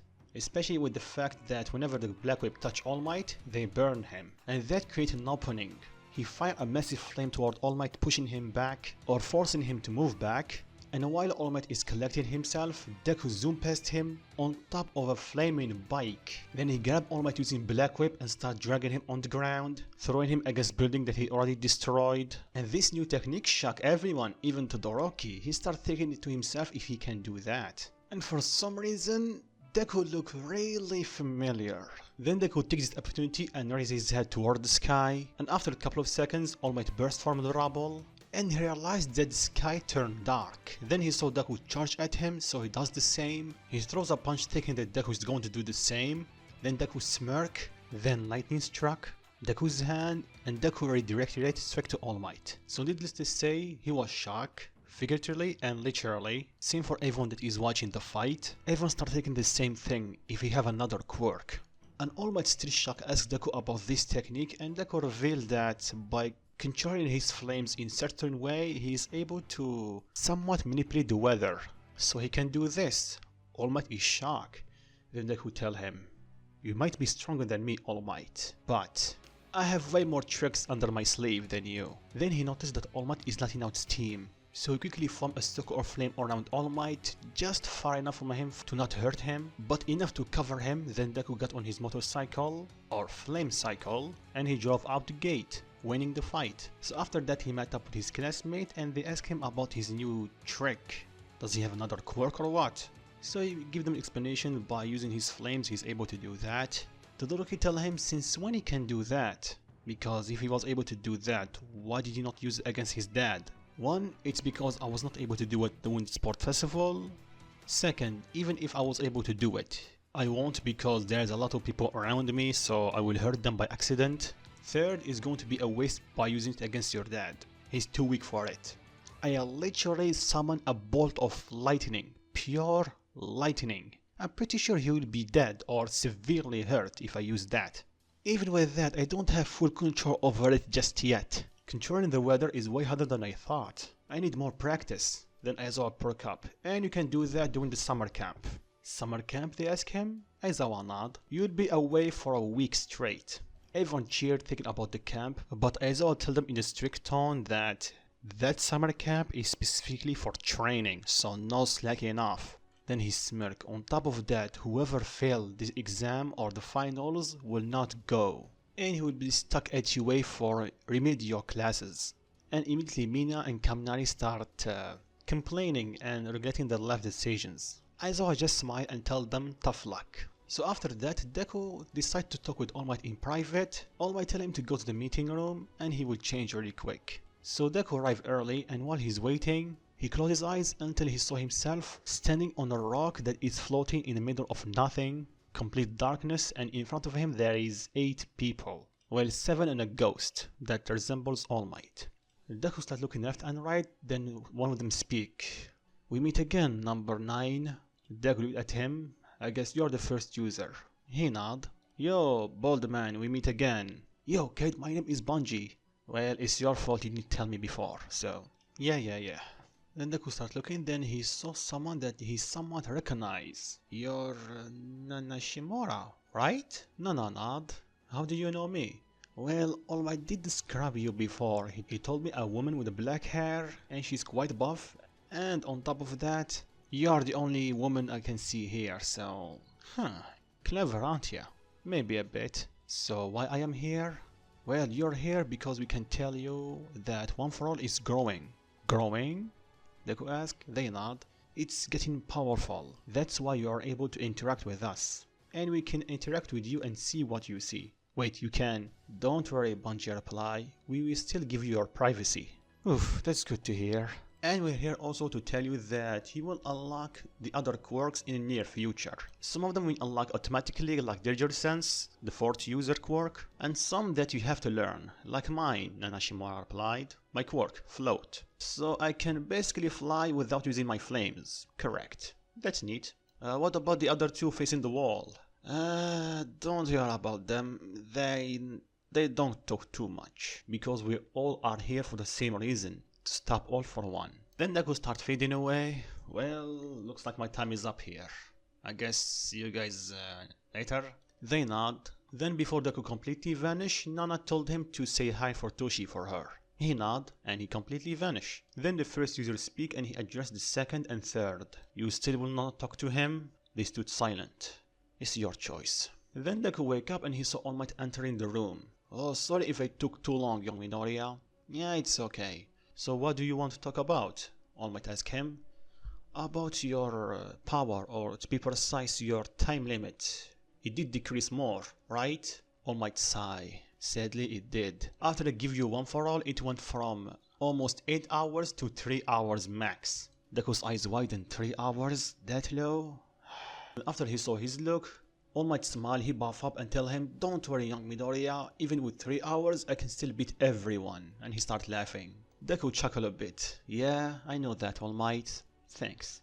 Oh, by the way, Nana Shimura is saying hi. All Might pause. Wait, what? Yeah, she's saying hi. What are you saying, Midoriya? She passed a long time ago. Oh yeah, she did, but I just talked to her with the previous users. All Might sit down and he tell him to explain. Deku did and he tell him everything. All Might smile. Then he tell him it's kind of ironic, don't you think? What do you mean? Your Ghost Rider power have a lot of hacks, and now One for All have like 7 quirks. Huh, I guess you're right, then All Might smirk. Now I guess you have way more techniques under your sleeve, right? Deku just smirk. After that they end the meeting and they went a separate way. Then Deku picked up Kendo and took her home and he told her to get ready because the island. She nodded. I know, wow, only 1 minute summary? Yeah, I did read your comments and I agree with you. My summaries are pretty long. Like some of them are like 5 minutes, like holy. So from now on I will try my best to make them as short as possible, okay? So we cut to the day after they rest. Deku returned to UA and of course Kendo is with him. And like he always do, he drop her off to her class. But he realized when he entered UA that some people are staring at him. He found it weird, but he thought that maybe they're still shocked that he defeated Overhaul, and he was only half right. So in their way toward class 1B, they met up with Tetsuna, and of course she teased them about being a couple. And even though they were embarrassed and Kendo spoke up, she realized that Deku have a different reaction than usual. Well, it's not like she always teased them about it, but once in a while. Last time she did it was right after the sport festival, when Kendo went to check on Deku after his fight against Endeavor. She did tease her a bit about going see her boyfriend. After that she stopped because she was busy with her finals, or they were busy. Then she got an idea. She told Kendo that she did heard Vlad looking for her because of something related to the class, so she need to hurry along. Kendo nodded and she said goodbye to Deku. Then she started jogging away and Deku just kept looking at her. What's up, hotshot? Setsuna said, having it a bit rough saying your feelings out loud. Maybe, Deku replied, and that took Setsuna by surprise. Oh, what's wrong, Deku asked her. You sound a bit disappointed? No, I'm not disappointed. I'm actually just shocked. I thought that you'd be flustered a bit, but you're not? Don't get me wrong, I'm a bit flustered. But I'm come to terms with my feelings, so feelings that you like her? Maybe. And let me guess, you're afraid that she doesn't feel the same way. Deku nod. Well, there's only one way for you to figure that out. Just ask her. Easy said than done, Deku told her. What do you mean? Just walk up to her and do your charm? What charm? Setsuna blinked for a second. Wait a second, you mean that you never gone on a date before? Deku shook his head. No, I haven't. Really? Did you not go to middle school or something? Or all boys school? No, a simple middle school? Why? I don't know what's wrong with your middle school, but you're quite a catch. And that is without your powers. Thanks for that. But this is actually the first time I heard it. What? That doesn't make sense at all, if you ask me. That's because you don't know me. Setsuna was taken by surprise. What do you mean? Exactly what it sounds like. You don't actually know me. You only know me from the time I spend with Kendo in UA and whatever time we have interaction. Which, like, it's at the bare minimum. So basically, you know me from the beginning of UA. Barely. Before that, you don't. That's why for you, it's weird. For me, well, that was my life for the past decade. What do you mean?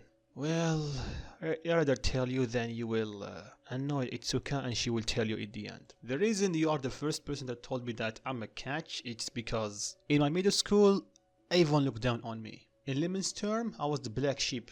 I was the extra for everyone's life. No one wants me around, and if they do, it's only for tormenting me. And this shocked Setsuna. Wait, what? Hold up for a second. You are telling me that the guy that's basically the most popular person right now in UA was the black sheep? Why did they treat you like that? You're a nice person, plus you're powerful. Why did you not fight back? Deku slightly smiled.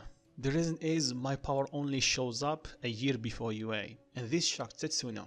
You mean, yes, 2 years ago I was quirkless. That's why everyone pushed me aside and I was the black sheep. No one wanted to be around a quirkless kid, a useless, or a deku. A deku you mean just like, yes, just like what would call me. In matter of fact, he was the chief or the boss of the people that always tormented me. That's why you always see us butting heads, because he used to see me as someone below him. So now that I have power, I'm a threat to his throne, or this is the way he see it. Oh, I see. Sorry if I bring up something uncomfortable, Setsuna replied, lowering her head. It's okay. You did nothing wrong. Although I would appreciate if you not tell everyone about it. She nods. Thank you. So that's the reason you don't ask her. You're afraid if she will turn on you? No, it's not like that. Deku laughed a bit. Itsuka already know about my past and she know me pretty well. The reason is I'm a bit hesitant, it's because she's my first friend. My first true friend in a decade. The reason I'm this, it's because of her, to a degree. People close to me did do their parts, but she also did hers. That's the reason it's tough to ask her out. Maybe she doesn't feel the same way about me, and from that point on, our interaction will be weird and uncomfortable. So she started pushing herself away from me. And I don't know about you, I'd rather not lose my first true friend just because of a feeling. Even though, trust me, it's really hard to not say it. I just have to bear it. Let's just say it's one of my curse. Then the bearing. Well, I guess we have to go to class. Catch you later, Setsuna. Then Deku walked to his class, leaving Setsuna shocked and a bit saddened and sympathizing him. She never thought that his type of a guy will have this rough of a past. I guess the people that said don't judge a book by its cover were right. Then she walked to her class. She met up with Kendo and Kendo told her that Vlad was not looking for her. So she made up a lie and told her that maybe she misheard. Kendo bought it, but she was a bit upset. Setsuna smirked. She told her upset that you did not spend enough time with your boyfriend. Kendo blushed and she told her to share it. He's not. Then Setsuna whispers something in her ear. But don't you want him to be? Kendo blushed even more and she's lost for words. And when Setsuna saw that, she started thinking, Izuku, I think you have a big chance here. And as your friend, or new friend, I will help you out. Both of you. So fast forward to lunch. And like always, Deku and Kendo met up, but this time Setsuna is with them. She began teasing Kendo a bit more, and by extension, Deku. And Kendo is always denied that she have any feelings toward Deku. So when they arrive at the cafeteria, Deku quickly realized that everyone is talking about him and looking at him. He found it weird, but he just rolled with it, until Tetsu and Monama approached them. And they asked Deku about his fight against All Might, and did he really win? Yeah, how did you know? Deku asked them. Bro, Tetsu replied, right now all the school know about your fight. So that's the reason everyone is looking at me, huh? Deku sigh. So Tetsu start telling him how manly he is. Monama, well, he's Monama. He talks smack a bit and he tell him that why don't he just join his class? He's already spending more time with Itsuka than his classmate. Then Setsuna chime in and she tell them while smirking, maybe more than we think. So the duo blush. So some people start getting jealous of Kendo spending all the time with Deku. So they start talking bad about her. Deku heard that, he looked at them and his eyes turn orange and they can feel the heat coming from him. Even their food is starting to get hotter. But Setsuna snapped him out of it and she asked him is everything okay while smirking. Deku nod. So after lunch they go the separate ways and in the way to class 1B, did you see that? Setsuna told Kendo, you're not blind. You did see how he reacted when they start talking bad about you. Don't tell me that he's doing that only because he's your friend. You know that's only half of it and you know that I'm right. Kendo stood silent for a few seconds, then she asked her, how does she know? Setsuna smirked and she told her that maybe a certain rider told me about his feelings and he's a bit afraid that if he shows them, he will lose a person dear to him. Wait, rider, you mean Izuku and the person is me? I don't know. Maybe, maybe not. So if you want to know, just ask him. Why do you always have to make things tougher than they should be? It's not that hard. Just talk to him like you always do. Kendo looked daggers at her. You know what I mean. Of course I know, Setsuna replied. I just like teasing you. Kendo was a bit annoyed. Now I think about it, Setsuna said. Didn't you say that he will take you to Island, just the two of you, for 3 days? Kendo blushed a bit and she told her what she's implying. Nothing. Maybe it's a good place for you to say your feelings out loud, with no distractions. Kendo thinks about it. Even though she doesn't want to say it, she agreed with her. So fast forward a bit and it's the day for them to go to Island. And before you ask, Deku did ask his class who told them about his fight, and it's revealed that some people overheard some of his classmates' conversation and they were talking about him and what he did, so they apologize. Luckily Deku understand. Back to Deku and Kendo. After they said their goodbyes to their parents, they went to Island, and of course Deku's mom did tell him that he will better told her that Kendo is his girlfriend when he come back. So the duo went to Island. They go to their rooms and they found that they share a room but they have 2 beds, so yay. So they quickly change to their hero uniforms because they can, and they start exploring the island. Needless to say, it was a blast for Deku because remember, he's still a bit of a hero nerd. And when Kendo saw that, she smiled a bit.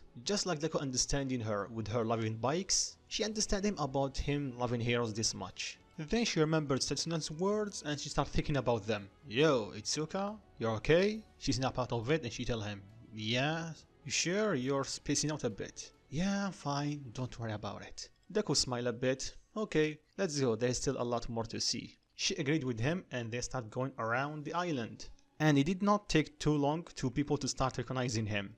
He was able to defeat the number 2 hero in Japan and he's still a kid. And it's his first year at UA. So needless to say, people start surrounding them pretty quick. And because people are noisy, they start asking about his relationship with her. They mean Kendo. They did see how he reacted when she got hurt in the sport festival. Kendo blushed and Deku give them a sweet smile and he tell them, that's none of your business. So if you please, go bother another pro hero. We want to relax because it's summer. And when Deku said that, he opened his eyes slightly and they are glowing orange. So everyone get the message and they leave them alone. And then he turned to look at Kendo. You know, it's still hard to believe that someone with your face can be this menacing. Menacing, huh? Well, I can see your point. Then Deku looked at her dead in the eyes, his eyes glow orange, and he told her, why? Are you afraid? Kendo quickly blushed, then she giggled a bit and she told him, from you? Nah, you don't scare me at all. Because I know you and you are a good guy. And even without your power, I know that you will not hurt someone innocent. Deku smiled and his eyes returned to normal. I'm really glad to have you on my side, you know that? Oh, yeah, same here. How about we continue our tour, shall we? Deku nod. So they went around the island, they had fun, and they cannot shake the feeling that this is a date. So fast forward when they returned to their room, then Deku got a phone call from All Might. He picked up and he asked him where is he, because he need to talk with him about something. If you want to come with him. Where, All Might? Island. Oh, I'm already here. What do you mean? I get 2 tickets for winning sport festival, so I'm here with Itsuka. Young Kendo? I see. Well, I need to go to catch my flight and I guess see ya tomorrow. Sleep tight and Have a nice evening. You too, All Might, and he hang up. Then Kendo asked him what does he want, because she heard that he called him All Might. So Deku explained, oh, I see. It's me, or it's like he treating you like his son? Well, I can see that. Remember, I am his successor, so we have a special bond. Plus, I'm not sure how father and son we should act because I never knew my father. Oh, sorry about that. It's okay. I learned early on that life is tough, and the best thing that you can do is take what you have and cherish it. And she agreed with him. And then there was an awkward silence. Then Deku started laughing. Man, it's awkward, huh? Well, it's our first night sleeping in the same room, so even though we are friends, it will be a bit awkward. Yeah, you're right, Deku replied. As friends, sadly. He did not realize that he said the last part a bit out loud. And after hearing that, Kendo asked him, what did you say? I said, I agree with you about we are friends? No, after it. Oh, you heard that? She nods. Sorry about that if I make it even more awkward. Kendo quickly shook her head and told him, it's okay, you're not the only one that feel that. Wait, what? Deku asked. Kendo, just like Deku, did not realize that she said that out loud, so she blushed. Well, both of them are blushing. Itsuka, did you? Do you? Then Deku held her hand, they looked at each other's eyes, they get close and they kiss. You don't know how long I wanted to do this, Deku told her. Same here, she replied. Well, since we're at this point, I guess I will say it. Itsuka, I really like you. Will you go out with me? Took you long enough to ask. Yeah, sorry about that. Anyway, it's getting pretty late and we still have a lot to explore, so we should go to bed. She agreed with him. Then she asked him if they can share. Deku blushed. Sure. So they go on the bed, they cuddle, and Deku told her that it's a bit weird coming from her because he knows she's a tomboy. Hey, it's not like I don't like these things. Deku left the bed and apologized, but he was just teasing her. So Kendo accepted his apology and she hugged him tightly. What's wrong? It's nothing. It's just I did not expect you to be this warm. Even though you did told me that you are a bit warmer than normal people. I see. Sorry if it's a bit uncomfortable. Nah, it's okay. I actually like it. So they fell asleep and the next day, Deku woke up and he saw Kendo beside him. I guess it was not a dream, huh? And he smiled. Then Kendo woke up and after getting ready, they resumed their exploration of the island, aka date number 2. Well, technically number 1, but you know what I mean. So they put on their hero costume and start going around, just like yesterday, but this time as a couple. And it actually made things way more easier because yesterday they were repressing their feelings. So there was a bit of awkwardness. Now there's not. So for the lack of better words, they are free to act like they want. So everything was normal for a few hours until Deku overheard some people talking about All Might being in the island. So he's arrived, huh? Should I call him? Then Deku looked at Kendo. Nah, I won't. I will be a bit selfish and decide to spend a bit more time with you. Kendo blushed. So what are you waiting for? Let's go. So they went around a bit until 3 people saw them. Oraka, Jiro, and Momo. They were surprised to see them because Deku did not tell them that he will be here. Plus with Kendo, and they were able to see that they are a bit touchy with each other. They can even say that they are on a date. And since they are noisy, they approached them, and the first one that called him was Oraka. She tell him he's having fun. By the way, she's not jealous. More like she teased him a bit because they're still friends. Oh, hi guys. What are you doing here? They told him. Then they asked him the same question. So he told them that this is the price of the sport festival and he can't take with him a +1 and he took Itsuka. We see. One more question. Are you two on a date or something? Actually, yeah, the car replied, quite casually and happy. Really? Since when you guys start dating? Well, we started yesterday, so... Oh, we see. Well, congrats. Thanks. Both Kendo and Deku reply. I don't know about you, but I'm a bit tired, so... Let's go to the cafeteria. They agreed, so they met up with Kaminari and Mineta, then Ida running toward them like Robocop from the 90s, and right behind him is his brother, Ingenium. They get at each other, and Ingenium specifically starts looking at Deku. So you're the kid who defeated Endeavor, huh? It's not like I'm insulting you or anything, but if I didn't see it by my 2 own eyes, I will never believe it. Nah, it's okay, I believe you. I was not even planning or fighting him. But after I know what he did to his son, I had to do something. Because people like him doesn't deserve the title of a hero. They only fix that only in it for the money and fame. And sadly, there's a lot of people like him. And when Deku said that, Ingenium have a weird flashback. His words resemble his. I see. Well, I actually agree with you.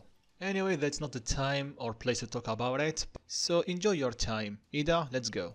Ida nod, so they decide to meet at the ceremony. After that they talk for a bit and the topic of the training ground was brought up. So they decide to check it out, and this time there is no Todoroki because Todoroki was there because his father didn't want to go, so he sent him in his place.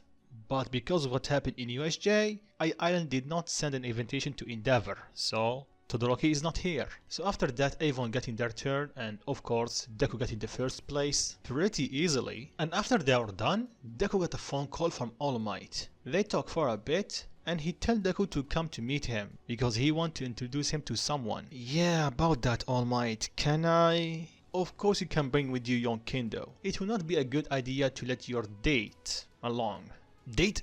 How did you? Your mom told me when I passed by your house yesterday. She told me, using her words, that he's taking his girlfriend to a date. So young Midori, you're not going to lie, it's quite a bold move taking your girlfriend on your first date into an island for 3 days. Please not you two, All Might. All Might laugh a bit and he tell him see ya soon. So they hang up and then Deku told Kendo that they have to meet All Might, if that's okay with you. Sure, of course, we have nothing else to do. The others were surprised to see Deku's interaction with All Might, like they are family, and Kendo is used to it, so they ask him to explain. Kendo and Deku looked at each other and they nod, then they revealed that they have been training with All Might for the past year. Well, for Izuku it was a year, for Kendo a few months. So needless to say, they were shocked. Wait a second, you mean that All Might was training you for like few months? Momo asked Kendo. Kendo nod. So that's the reason you were able to give Bakugo a run for his money.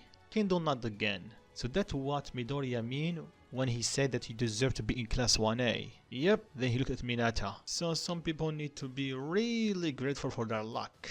Minata gulped, then Kendo put her hand on Deku's shoulder and tell him she appreciates the gesture but that's enough. So the couple split from the group and they went to meet All Might. And when they did, he introduced them to David. Deku started geeking out a bit because he's Deku, and by extension, they talk with Melissa, but Deku is getting a weird vibe from David. It's like he's feeling guilty about something. So after that, they split, just like the anime, although a bit later. After that, everyone returned to their rooms to get ready, so just like the anime, some of them were late. Then the alarm went off and the building went in shutdown mode. And Melissa tells them that something must be wrong, and Deku agrees with her because he can feel something ominous inside the building. So they sneak and they go just above the stage and to see All Might and the rest of the heroes captured. They quickly get the attention of All Might, and after they talk or signal to each other, All Might gives Deku the go ahead to do what he need, because he know him pretty well and he's strong. Then Melissa told them about the security room and it's in the top floor, so if you can take me there I can stop the shutdown. They all agreed, so they start going up the stairs, but soon enough, some of them start getting tired, mainly Minata.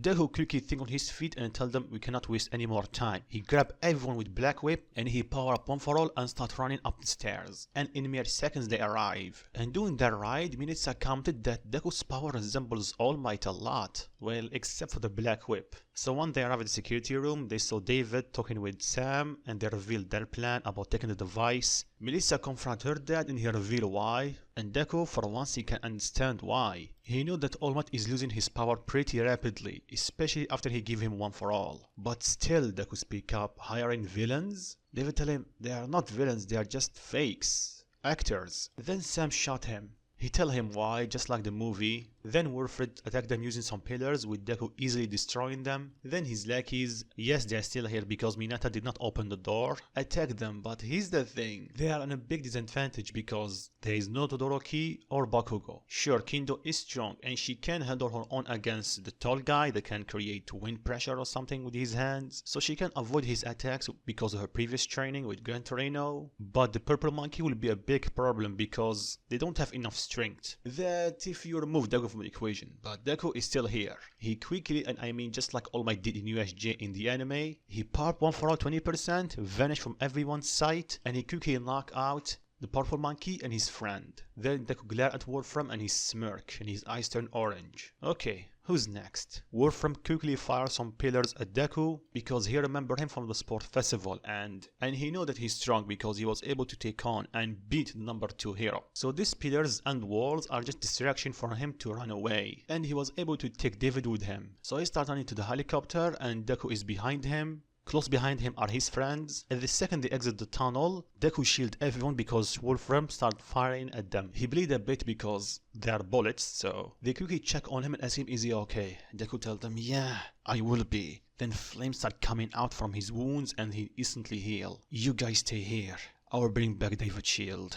They agreed because the helicopter started flying and Deku is the only one that can fly. So Deku leaped toward the helicopter, or basically go through it. He grabbed David and he made the helicopter crash. You okay, Mr. Shield? Deku asked. David nodded, in pain. I didn't think that things would go this way. Yeah, you messed up, Deku replied, but not going to lie, I cannot hold it against you. David looked at him. I know about All Might's skinny form, and I know that he's losing power pretty rapidly. David's eyes widened. What? How? He's the one who told me. And trust me, he knows that, and he knows that he doesn't have a lot of time in the hero career. And even though it's sad to see that, but before he can finish his sentence, Deku was hit with a pillar. Wolfram rose from the ground wearing the device, and he's getting stronger. Then All Might comes flying from nowhere, breaking a bunch of pillars, and he goes to see David. But before he can reach him, Wolfram grab him and pull him toward him. And at the same time, Deku bursts from the rubble and he sees David getting taken away. He flies toward him, but he was stopped by some pillars and wires. And those things were able to stop him for a second because he instantly melted them. He was preparing to fire a jet burn toward him, but Wolfram, being a coward, he shielded himself using David. So Deku stopped his assault, but Wolfram started attacking him with some pillars, with Deku easily dodging them because he can fly. Then All Might charged at Wolfram, but he was able to stop him. He hit him with a lot, and I mean a lot of cubes, but before he can do any more damage, Deku charged at him, or at the cube, sorry, and he punched into everything that he got, breaking it, freeing All Might. And when All Might saw him, he saw that his hand is broken because he used 100% to break him free. Young Midoriya, you okay? Yeah,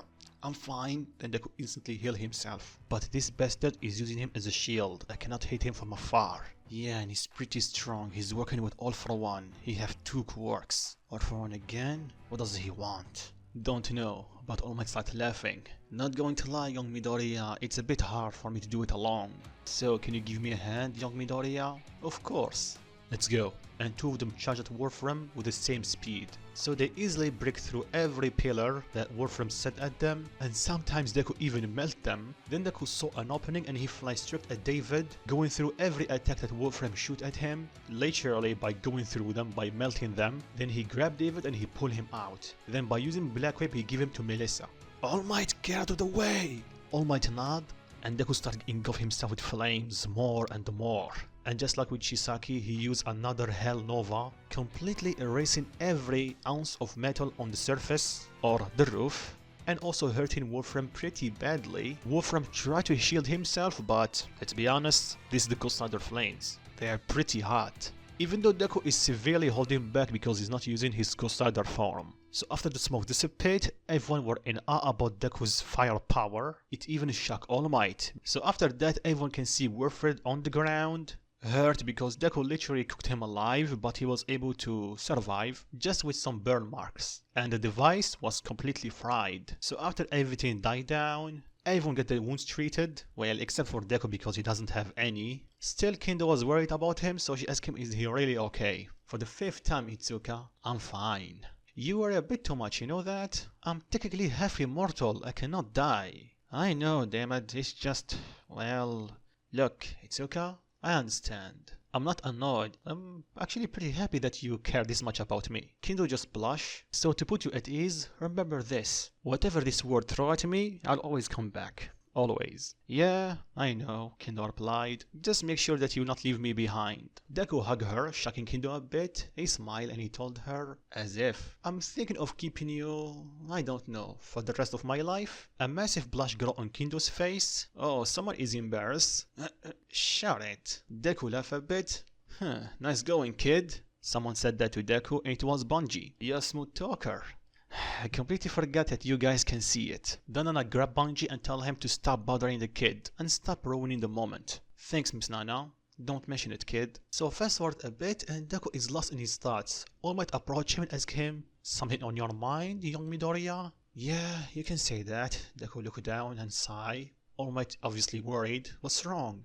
Deku looked at him dead in the eyes and tell him, All Might, do you want One For All back? What? Why? No. Why are you asking me this? If you think that you're not suited to be my successor, you're wrong. It's not that, All Might. It's just like with Mr. David, I know that you are losing your power pretty fast, especially after you give me One For All. It's not like I'm not appreciated and One For All is weak, but even without it, I'm pretty strong. So do you want it back? So by extension, you will get your power back? Is that right, huh? Yeah. Then All Might hug him, and that shocked Deku. Look, young Midoriya. Look, I am not going to lie to you. Even though I'm losing my power pretty fast, I will never regret giving it to you. I have been a hero for quite a while, so sooner or later time will catch up to me. Just like with the previous users, we need someone to hold the torch and move forward. And I chose you because I saw a hero, a great hero, just like how my master saw something in me. So do not ever think about that again, young Midoriya. You are worthy of this power. And if my word alone is not enough, you can ask the other users. He's right, kid. Nana, speak up. With the other users, except for the second and third, you have already proven yourself worthy of this power, even without you being the Ghost Rider. Deku smiled. Thank you. Thank you, everyone. You don't know how much that means to me. Then All Might break the hug and he looked at David taken away by the cops, and he sighed. You know what, All Might? Deku speak up. I can understand why he did it, because if I was in his boat, I might have done it. I know, young Midoriya. Same here. Then Melissa approached them and she thanked Deku for saving her dad. Same for All Might. Deku smiled and he told her to not mention it. After that, Deku met up with Kendo, and because of the incident, everyone was sent back to their home. Deku was a bit annoyed because he did enjoy his time with Kendo, even if the press was on their tail. Kendo told him to cheer up and we can reschedule the date for another time, because just like you told me, you'll keep me for the rest of your life, right? Deku blushed a bit, then she hugged his arm and smiled.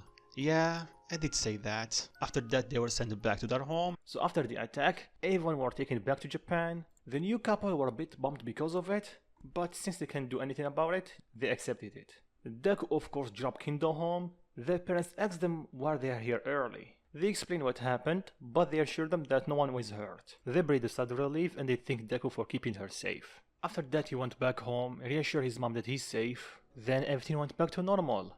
But unbeknownst to our hero, his action got the attention of certain someone wearing a suit, All For One. Because the reports that he's getting from the traitor reveal that 1. Deku survived the Nemu's attack, meaning he's quite tough. 2nd, his quirk is just out of this world. He can generate flames, and those flames not only can burn his opponent, but also heal him. Usually flames will overheat your body, but him, it does the opposite. And on top of that, we cannot forget that he defeated Endeavor, the number 2 hero.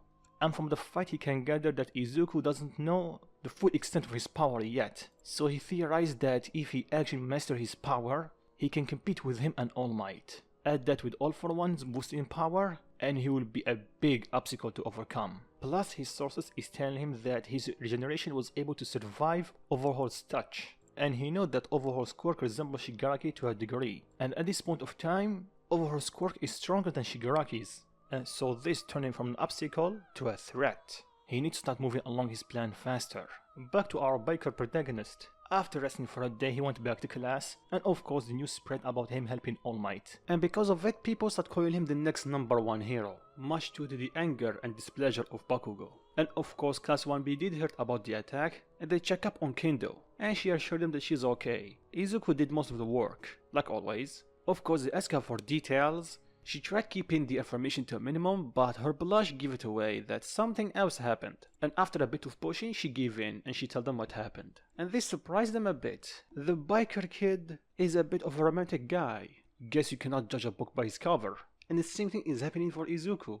The class did bombard him with questions, especially the one that weren't there. Or to be precise, the one that did not participate in the fight. So they praised Deku for doing most of the work, but Deku shut that down immediately and told them it was a teamwork, everyone did their part. The group smile and they are thankful. Even though he's strong, even stronger than some pros, he's still humble. Now they start to understand why All Might got a liking to him. Then Aizawa barged in. Okay brats, quiet. Then he realized that everyone are quiet and on their seats. Huh, progress. Good. Anyway, since the recent event and you look at Deku and the group, UA's board, meaning Nizu and the teachers, realized that we cannot keep you from danger, even when you're out of UA. We are still working on how to prevent that. We are going to increase your training a bit more. And everyone gulped after hearing this. More training from Aizawa? So they're a bit terrified. Izuku sensed this, he smiled, and loudly explained that's good. We don't know what we face off against next in the future, so it will be better if we got stronger, as soon as possible. Because I don't want to be gloomy, but I want to stay alive, and in one piece. And because of his speech, their morale changed a bit. They become serious. They understand what he means and can see the big picture now. Aizawa smiled and he thanked him in his mind. He's a really good influence on the class. That said, we are going to the training camp. All of you. I don't think you can slack off, Garrett, especially the ones that failed the finals. And once again the class are afraid. Deku just sighed. I tried my best. Now it's on you, Aizawa. And the previous users commented that he's a bit cruel. Deku agreed with them, but there is something behind this cruelty. Because of my power, I can feel it. He's a bit anxious and sad. My theory, someone close to him died. That will explain why he was so harsh in the previous years, and on us. He knew personally that the world is not fair. And if we are a bit childish or cocky, we will die. And he doesn't want our blood on his hands. The other users agreed with him. But that said, you have a couple of days off, before the summer camp. Use them wisely. Class dismissed. The second Aizawa exited the door, they start talking about what to do for the next couple of days, and they suggest to go to the mall. Everyone agreed, except for Todoroki, Bakugo, and Izuku. Bakugo because, well, he's Bakugo, there is no reason for it. At least at this point of the story. Todoroki is going to see his mom, and for Deku, he's planning to go on a date. The class, especially Mina, teased him a bit, and they asked him with who. And let me guess, it's a certain orange-haired girl from class 1B. Deku blushed, then he smirked. Damn right. Mina smirked. It's about time you two start dating. Yeah, you're not the first one that said that, Mina. Deku replied while sighing. Minata and Kaminari yell at him because of how lucky he is. Well, if you stop being a pervert, maybe, just maybe, you will find someone. And Deku have a smug smirk on his face. And this made the two irate and the class burst out laughing. After this, Deku met up with Kendo and she revealed that they are also going to the summer camp and they also have a couple of days off. So they discussed on how to spend the next couple of days. And they went without a hitch. Last one they went to the mall to get what they want and Izuku have his date with Kendo. But at the end she can see that he's a bit uneasy and she asks him about it. Deku sigh. I think we should tell them. Who? Our parents. You mean about us? Sure, I'm down. Oh yeah, that and you know. And Deku show his skeleton hand. Kendo understand. Oh, that. Are you sure? He nod. The recent event show me that whatever I do, villains will come after us. Or we will get dragged into a fight. And sooner or later, my secret will be revealed. So I rather make them prepare by telling them. My mom is my mom, so it's an obvious decision. And for your parents, since you are in my life, and I know you're a hothead so you will not back down from a fight. Kendo smirked because of this. We should also tell them. Kendo agreed with him. So what's the plan? We can tell them to meet us in one of the houses. Then we will tell them. Kendo understand. Deku smiled. They informed their parents. They found it a bit weird, but they went with it. They talk and start talking about each other and their kids, and of course embarrassing them. Then Deku signaled to Kendo. She understand and they call for everyone. So I'll be blunt. I have something to tell you, everyone. And everyone tense up. They can feel the seriousness in his voice. All of you know about the recent events and the attacks, right? They nod. Not only we are meeting them way more frequently, but also they are stronger. And even though I'm strong, I think they will push me enough to use it. What's it? Inko asked, afraid. Not for herself, but for her son. Deku let out a long sigh. I'm pretty sure by now you know about the rider, right? They nod. Then Deku would transform, shocking Kendo's parents, but not his mom. So after a bit they snap from that shock and ask him question, or questions. Who know about his power? Does Kendo know about it? And Deku explained a bit.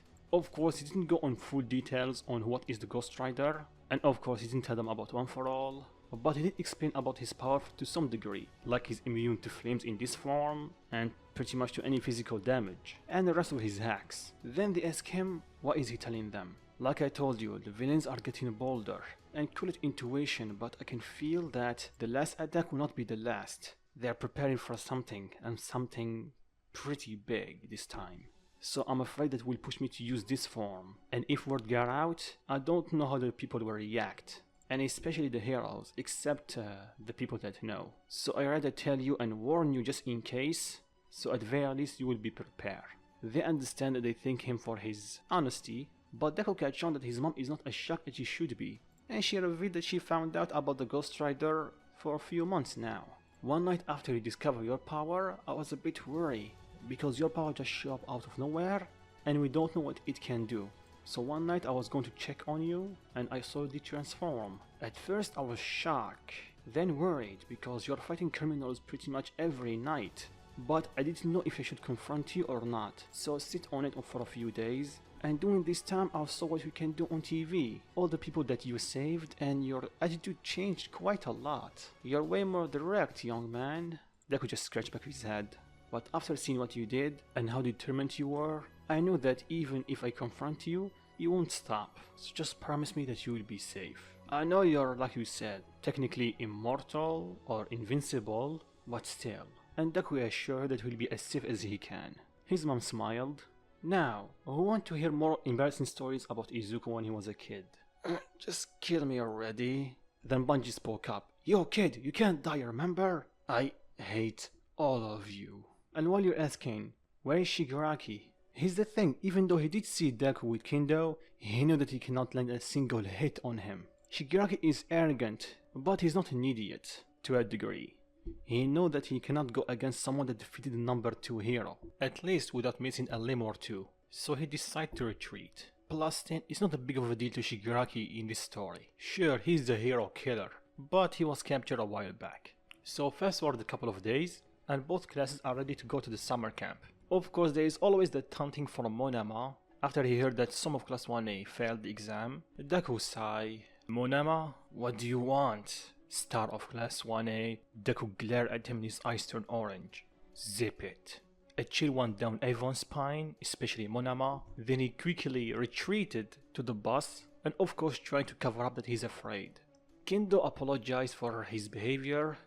Don't worry about it. You could say that both of us have a problem with blondes. Then he looked at Bakugo. She agreed with him. They shared one last kiss before they went a separate way, and that was not unnoticed by the classes.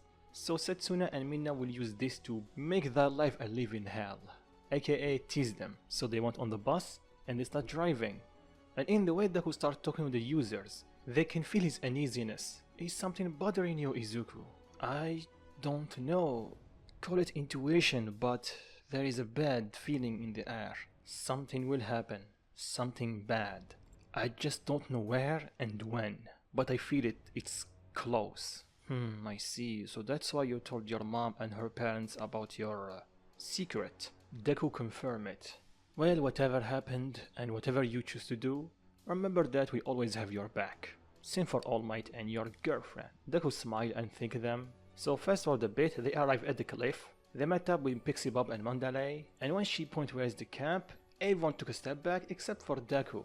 He smirked, and this get the attention of the heroes. See you at the camp, Deku said excited. Then he ran to the cliff and jumps. Then he starts using One for All and Black Whip to swing around the forest, and destroying any monster in the process. Class 1 is seeing this, some of them get the courage to follow him, or the anger in the case of Bakugo, but for the rest, Pixie Bob was forced to use her quirk on them. Fast forward a bit, and Deku arrived, shocking the pro heroes a bit, except Aizawa, but then they remembered that he defeated number 2 hero, so this kid is unique. Then Deku spot Koda, but then one look in his eyes, and he saw that this kid went through too much in a short period of time. He tried talking to him, but it almost earned him a serious punch in the family jewels. Luckily he was fast enough to avoid the fatal attack, so he hit heroes. Noted.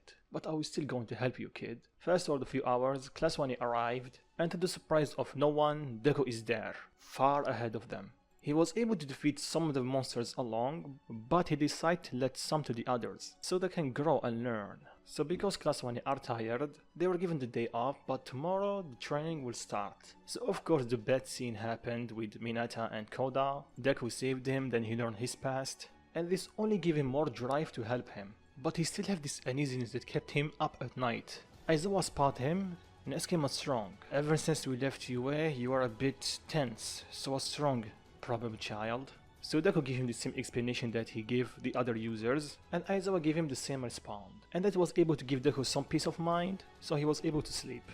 The next day everyone woke up early to train, yada yada yada, you know the drill. They throw the ball, then they start training in his own separate way. And to the surprise and joy of Izuku, Kendo was there. Although the class arrived later than them, that's it. And because of that they train a bit, just like they used to. And Aizawa remarked that she's quite good than some class 1 students. And he theorized it's because of Izuku. Not only he's growing stronger, but he's also pushing her to grow stronger as well. And for his training, Deku mainly focused on his body, because he can use 100% of One For All in his Ghost Rider form, but in his base form, he's still a bit behind. And he wanted to keep that secret as long as possible. So he kept training for the next couple of days. He started getting used to Black Whip and Float, and for Digger Sense he already have a similar sense to it. So without him knowing, the both sense merge into one. That's why he having this bad omen all of a sudden. Of course we cannot forget the constant teasing from Setsuna and Mina, but they were saddened because their reaction was not the one they want to. Sure, at first they were a bit embarrassed, but after a while they get used to it. Heck, they can even see that Izuku is a bit proud of it. So they drop it, even Aizawa told them to do it, and focus on their training, or else. They took gulp and went back to training. Then later that day, Deku saw Koda walking away. He let him go wherever he wants, but after a bit he was able to track him. Remember, the Ghost Rider can track whoever he wants, and Deku have that power. Koda was shocked and angry to see him here, but he told him to go away. Listen kid, the dinner is getting cold, so you better eat it. Just shut up and leave me alone. I don't want to be near wannabe heroes. Because you're afraid of getting close to them then losing them, Deku replied, shocking Koda. And before you ask, yes, I know about your parents. And it was unfortunate losing them. They were good people, and good heroes. Koda told him to shut it. You're angry, I understand. And you have the right to be. And he started walking toward him. Koda told him to shut and walk away. Izuku kept walking toward him. Stop and just leave me alone, he shouted. Then he fired a big of a water attack that he had mastered, but that did not even phase Deku. He just walked through it. Good, that's good. Keep going. Let it all out, kid. Koda screamed once again and fired more water at him, and after a couple of seconds he fell to his knees exhausted. He cried. Deku walked toward him. He put his hand on his shoulder and he assured him that everything will be okay. Koda started shouting at him and telling him he doesn't know how he feels. Oh, I do, kid. I do. I also lost someone close to me not even a year ago. Koda looked at him, still tears in his eyes. So trust me, I know how you feel, kid. I never met my father, so he was the only fatherly figure that I had. But he just have to go, and I cannot stop that. Koda stood quiet for a bit, then he asked him how does he do it. Does he not miss him? Of course I do, kid. Every single day. You see, both of us have the same power in a way, so each time I use my power, it makes me remember him. So let me tell you something. Yes, your parents died heroes, but you're still young to truly understand the meaning of this. I'm still young to truly understand the full extent of it. So I won't tell you to be angry. I won't tell you to be sad. You have the right to be. I was just like you at some point. But don't do that. Don't push people away from you. People close to you that try to help you, like Mandalay and the Wild White Pussycat. And this somewhat reached Koda, even though he was saddened. Izuku went through the same thing. So they sit there for a bit, talking. Deku gave Koda his food. Then suddenly, a bad feeling went through Deku's body. He got up and told Koda, let's go to the camp. Why, is something wrong? He asked after he saw the seriousness in his voice. Maybe, but I'm not sure. Let's go. Koda nodded. Deku picked him up, and they start running toward the camp. They reached there, they met up with Mandalay. She thanked Deku for bringing him back, and she immediately noticed the difference in Koda's attitude. Then Deku looked at the forest. Where is everyone else?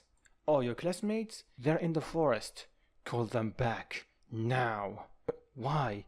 There is villains in the forest, and malicious ones. But how? Just call them, Mandalay, Deku ordered her.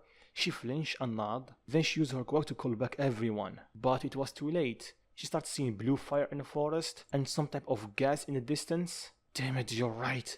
How did they get here? Then the rest of the wild white pussycat joined them. They asked what's going on. Villains attacking us. I don't know how much, but they are quite strong for the looks of it. They understand. Then Pixie Bob start floating and heading toward the trees. But Izuku quickly catch her using Black Whip. And without wasting a beat, he fired a hellburn toward the trees, forcing Magna and Spinner to dodge. So Shigaraki was right, you're indeed strong. Deku on the other hand, his eyes turned orange and he got serious. He knew that these two are not normal villains. Then Tiger confirmed it. Good. So let's get this over with quickly. Deku power up one for all and he charged at the villains.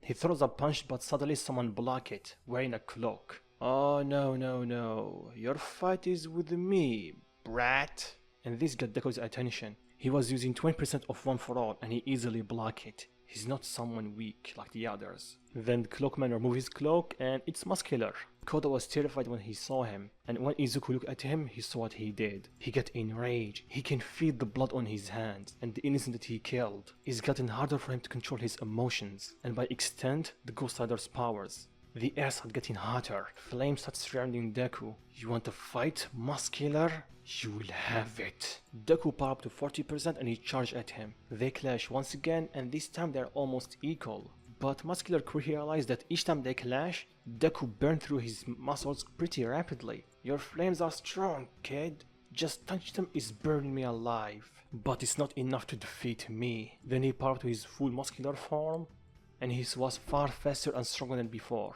Deku blocked the attack but he was sent flying. He quickly collected himself using Black Whip. His hand was broken but he instantly healed it. Deku cursed under his breath. He cannot use more of one for all without breaking his body. And he cannot use his Ghost Rider form. On top of that, he cannot use his flames because his friends are still in the forest. He's really in a tough spot. The only thing that he can do right now is stall for time. And the rest are having it the same as the anime. But this time the League of Villains are a bit prepared for Deku. Not only they have a couple of more Nomus, but they also give them a quirk that let them resist fire. And of course regeneration. So Izuku resumed his fight with Muscular. He's mostly dodging because he's faster than him and smaller than him. And his flames are slowly but surely getting through his muscles. Then after Muscular had enough and thrown one of his attacks at Deku, he found an opening, he threw him up in the air using Black Whip, and without wasting a beat he prepared to fire a Hell Nova. But then Digitans kicked in and he avoided an attack from the two Nomus. More Nomus? Deku cursed under his breath. And because of that, Muscular was able to land back on his feet, and even though he doesn't like it, the Nomus were ordered to help him. The heroes are preoccupied with the villains, so Izuku is on his own. So this went on for a couple of minutes, then suddenly the group of Class 1A arrived with Bakugo and Tokuyami. They are going to help the heroes, but they are interrupted by the rest of the League of Villains. And they were able to push them back because of Moonfish's quirk. Most of Class 1A cannot do anything about it. They can only dodge. Todoroki can block his attacks, but Toya always melts his ice. But then they heard Tetsutetsu calling for help. And even looked at him and they saw him carrying Kendo. She's bleeding. The kid that can make toxic gas shot at her, and this time Tetsutetsu was a bit too slow to catch her, or to protect her, so she got hit. And upon seeing this, Deku froze in his place. He can see the blood dripping from her wound. Muscular seeing this, he landed a powerful blow, sending Deku flying, crashing into some trees. But it didn't stop there. He led close to Moonfish, and when Moonfish saw him, he pierced right through his heart using his teeth. Everyone gasped and froze in their place. Unlike the anime, this group was told to kill Deku. And of course capture Bakugo and Tokuyami. But mainly killing Deku. So seeing this, Muscular started laughing.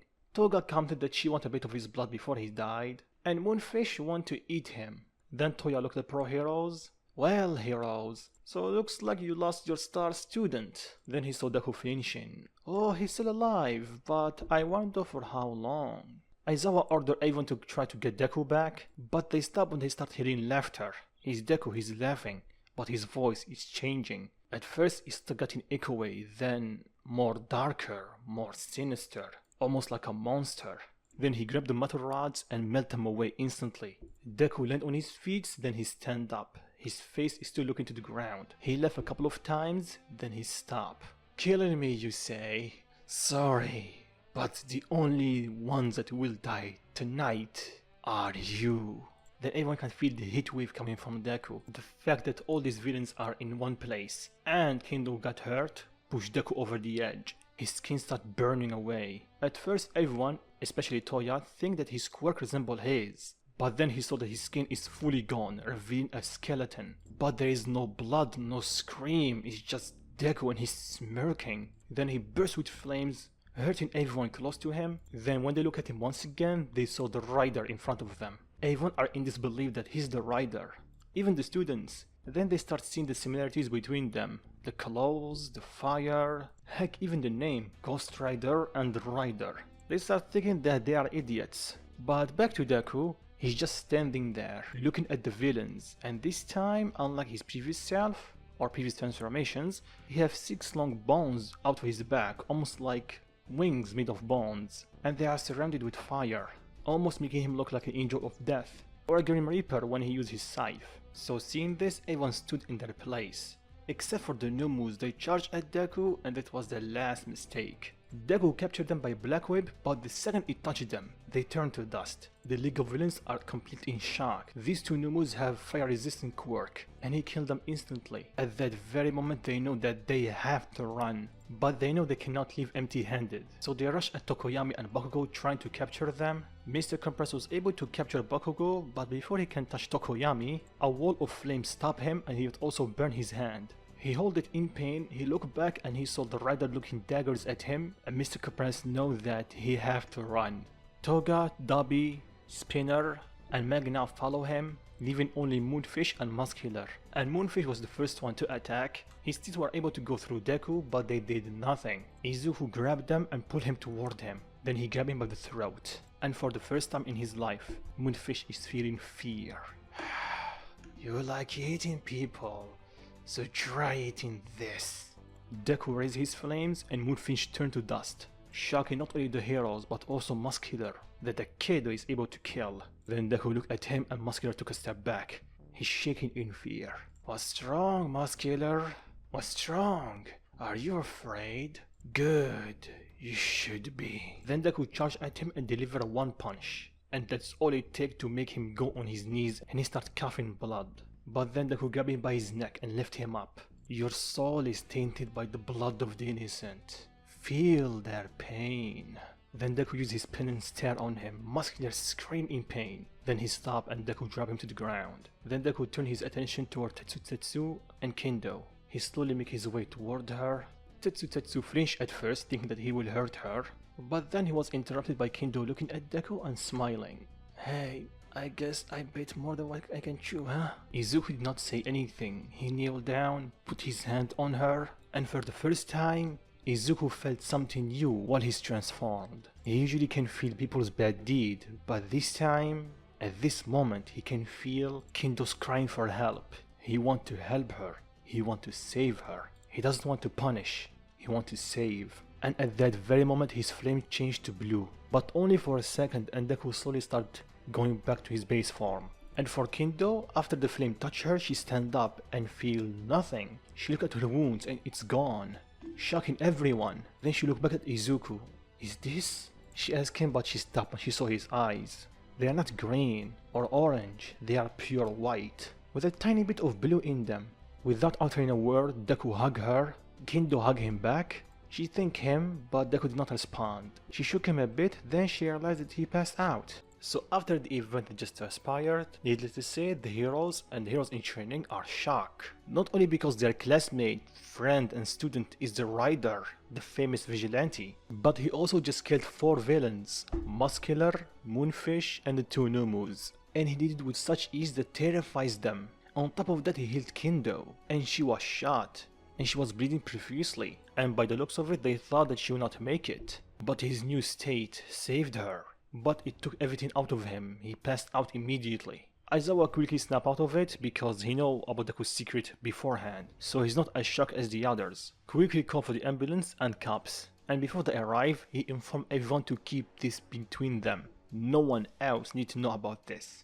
And he glared at the students. They understand and nod, but the heroes on the other hand saw that he's a bit calmer than them. He sighed and revealed that he knew about his form or Deku being the Ghost Rider for a while. And who else know, they ask? For my knowledge, there is me, All Might, Nizu, and Kendo from class 1B. The heroes nod and they vow to keep quiet because All Might and Nizu know about him and they kept it quiet. So they decide to follow the footsteps and keep it quiet. Plus they cannot lie that this kid saved their lives right now. So after some time, the police arrive and the paramedic, and they quickly rush Deku to the hospital, and he found out that he's okay. He's not injured, he's just tired. Of course, the cops want to know what happened to the villains, because they only found ashes. So Aizawa reveal what happened, with the villains kidnapping one of their students, and almost killing one, and because of it her boyfriend went on a rampage and he lost control over his quirk and he killed 4 of them. But he also almost got killed in the process. The police were shocked that the kid have this much power, because Muscular and Moonfish are not ordinary villains. They are monsters, not only in terms of personality but also in power. Then they remembered that this kid defeated Endeavor.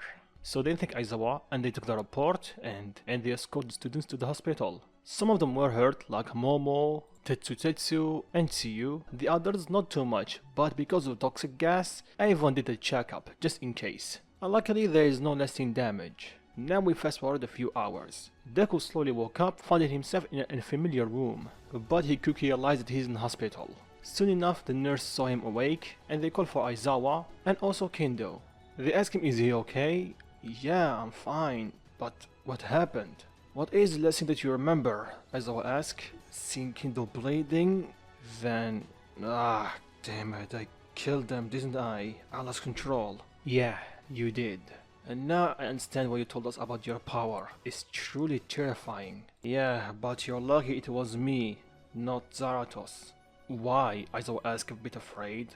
Because when I am in control of the power, there's limit on how much I can use. Because even though I am the Ghost Rider, I'm still human deep down. Zaratos on the other hand can use every drop of it. And the percentage that I can use is significantly lower than him. And this shocked the two. They don't know if they should be happy or afraid that Deku was in control. But they shock it often asking about the blue flames. Blue flames? Did I use them? They nod. You healed me, Izuku, Kendo said. Really? I don't remember. I remember getting close to you, then everything turned black. They found it weird, but then again, at that very moment, Deku was almost acting on autopilot. He didn't utter a word, he just healed her and passed out. And Izuku also found it extremely weird. He never passed out before when he used his powers. Heck, he never felt tired when he transformed. But this, it was different. And he knew what it is. It's his angel powers. John explained about the rider and his true powers. And he also showed it. Blue flames instead of normal flames, and it's much stronger than the original transformation. Now Deku really wished that he remembered that feeling for him to use it again. He's a bit bummed but also happy. This is a sign that he's in the right path. Soon after this, All Might come to check on him. Especially after hearing what he did, he wants to make sure that he's okay mentally. Physically, he knows that he can regenerate. I don't know, All Might. I actually feel normal. It's a part of this power. I cannot feel guilt for killing people like that. All Might understand and assure him that he did nothing wrong. It was in the heat of a moment, and because of his power, everyone, even him, he could have done the same thing. Izuku thanking for understanding and still believing in him after everything. All Might smile. Of course I'll believe in you, young Midoriya. I chose you for a reason, and it was not your power, it was your determination. If anyone else have your power, would probably go insane or just go in a vigilante route and kill every villain that he can see. You show restraint and great control overall, and that speaks volumes. So rest, let us do the rest. Then All Might exit. He was stopped by Momo and she gave him the tracker. And back in Deku's room before Aizawa left, he asked him a question. Izuku, in the camp, you stopped the villain from touching Tokoyami, but you didn't do the same thing for Bakugo. And it was intentionally, right? Deku simply nodded. My power will let me do a lot of things. Saving the guilty is not one of them. I see, so it was not only personal. Deku nodded. Well, I will be lying if I said that it did not play a big part in it. Aizawa nodded and exited the room, and soon after that, Class 1A and some of Class 1B joined them. Of course, they're happy to see him alright, but also intrigued and a bit afraid at the same time. They know that he's the rider and some of them actually rooted for him, but he also killed 2 villains in front of them. But then again, they understand his outburst, especially after seeing Kendo hurt and almost dying. And of course they ask him about the blue flames, and he gave them the same response as Aizawa, although lying about the angel's powers. Everyone bought it except one. But before they spoke up, Kirishima speak up and tell them about him planning to save Bakugo. He knew about Momo putting the tracker on the Nomu. It could be risky, but with Izuku's help, sorry, but I won't. Izuku cut him off. Kirishima slowly looked at him. What? You heard me. If you want to save him, you're on your own. Because I won't. Look, Midoriya bro, I understand to some extent that he bullied you. I get bullied as well, but... Kirishima? Deku shouted a bit, stopping him. I know that you also get bullied, but don't you dare compare your bully to mine, especially from him. Tell me something, did they ever use their quirks on you? He shook his head, no. Did they even turn everyone against you? And if people didn't listen, he used violence to make them. So did they? Once again, he shook his head slowly. And lastly, did they ever tell you to end yourself for a better quirk? Or one at that? And that was the last nail in the coffin. Kirishima just looked down. Everyone know about bullying, but this is just too much. They understand why he doesn't want to save him. Plus, Deku added, even if I want to save him, my power will not let me. They look at him, give him puzzled look. My power, in a way, control me. It doesn't let me save someone guilty. So for example, if someone like Endeavor was almost killed in front of me, I will do nothing. Literally. And since Bakugo is just like Endeavor, well, you already know the answer. Class 1 is not, but they were puzzled about a quirk like this. It's powerful but also strange. Then someone spoke up. That's because I don't think it's a quirk, right? Everyone looked back and they saw Ibara, and they asked her to explain. His power, I wrote a book about it. About someone making a deal with the devil and gain special powers. In turn for something. Saving a loved one or getting power or anything. And that deal would change them. You cannot even call them humans anymore. Immense power, inhuman look, and basically power from hell. They called him, but Deku cut her off. The devil bounty hunter. The Ghost Rider. Everyone looked at Deku in disbelief. You made a deal with a literal devil?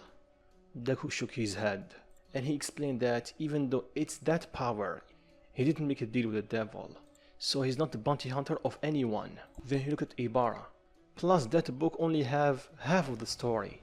Even though yes, most of the riders did make a deal with the devil, but at the same time they were able to break the deal, keep the power. Heck, sometimes they even fight the devil himself. And a year ago, this power chose him as the next user. And it also saved him from dying. Dying? Kendo shout. Calm down, Kendo. I'm still here. But still, when? Why did you not tell me? Deku sighed, and he told her what happened to the sludge villain. Before he saved Bakugo.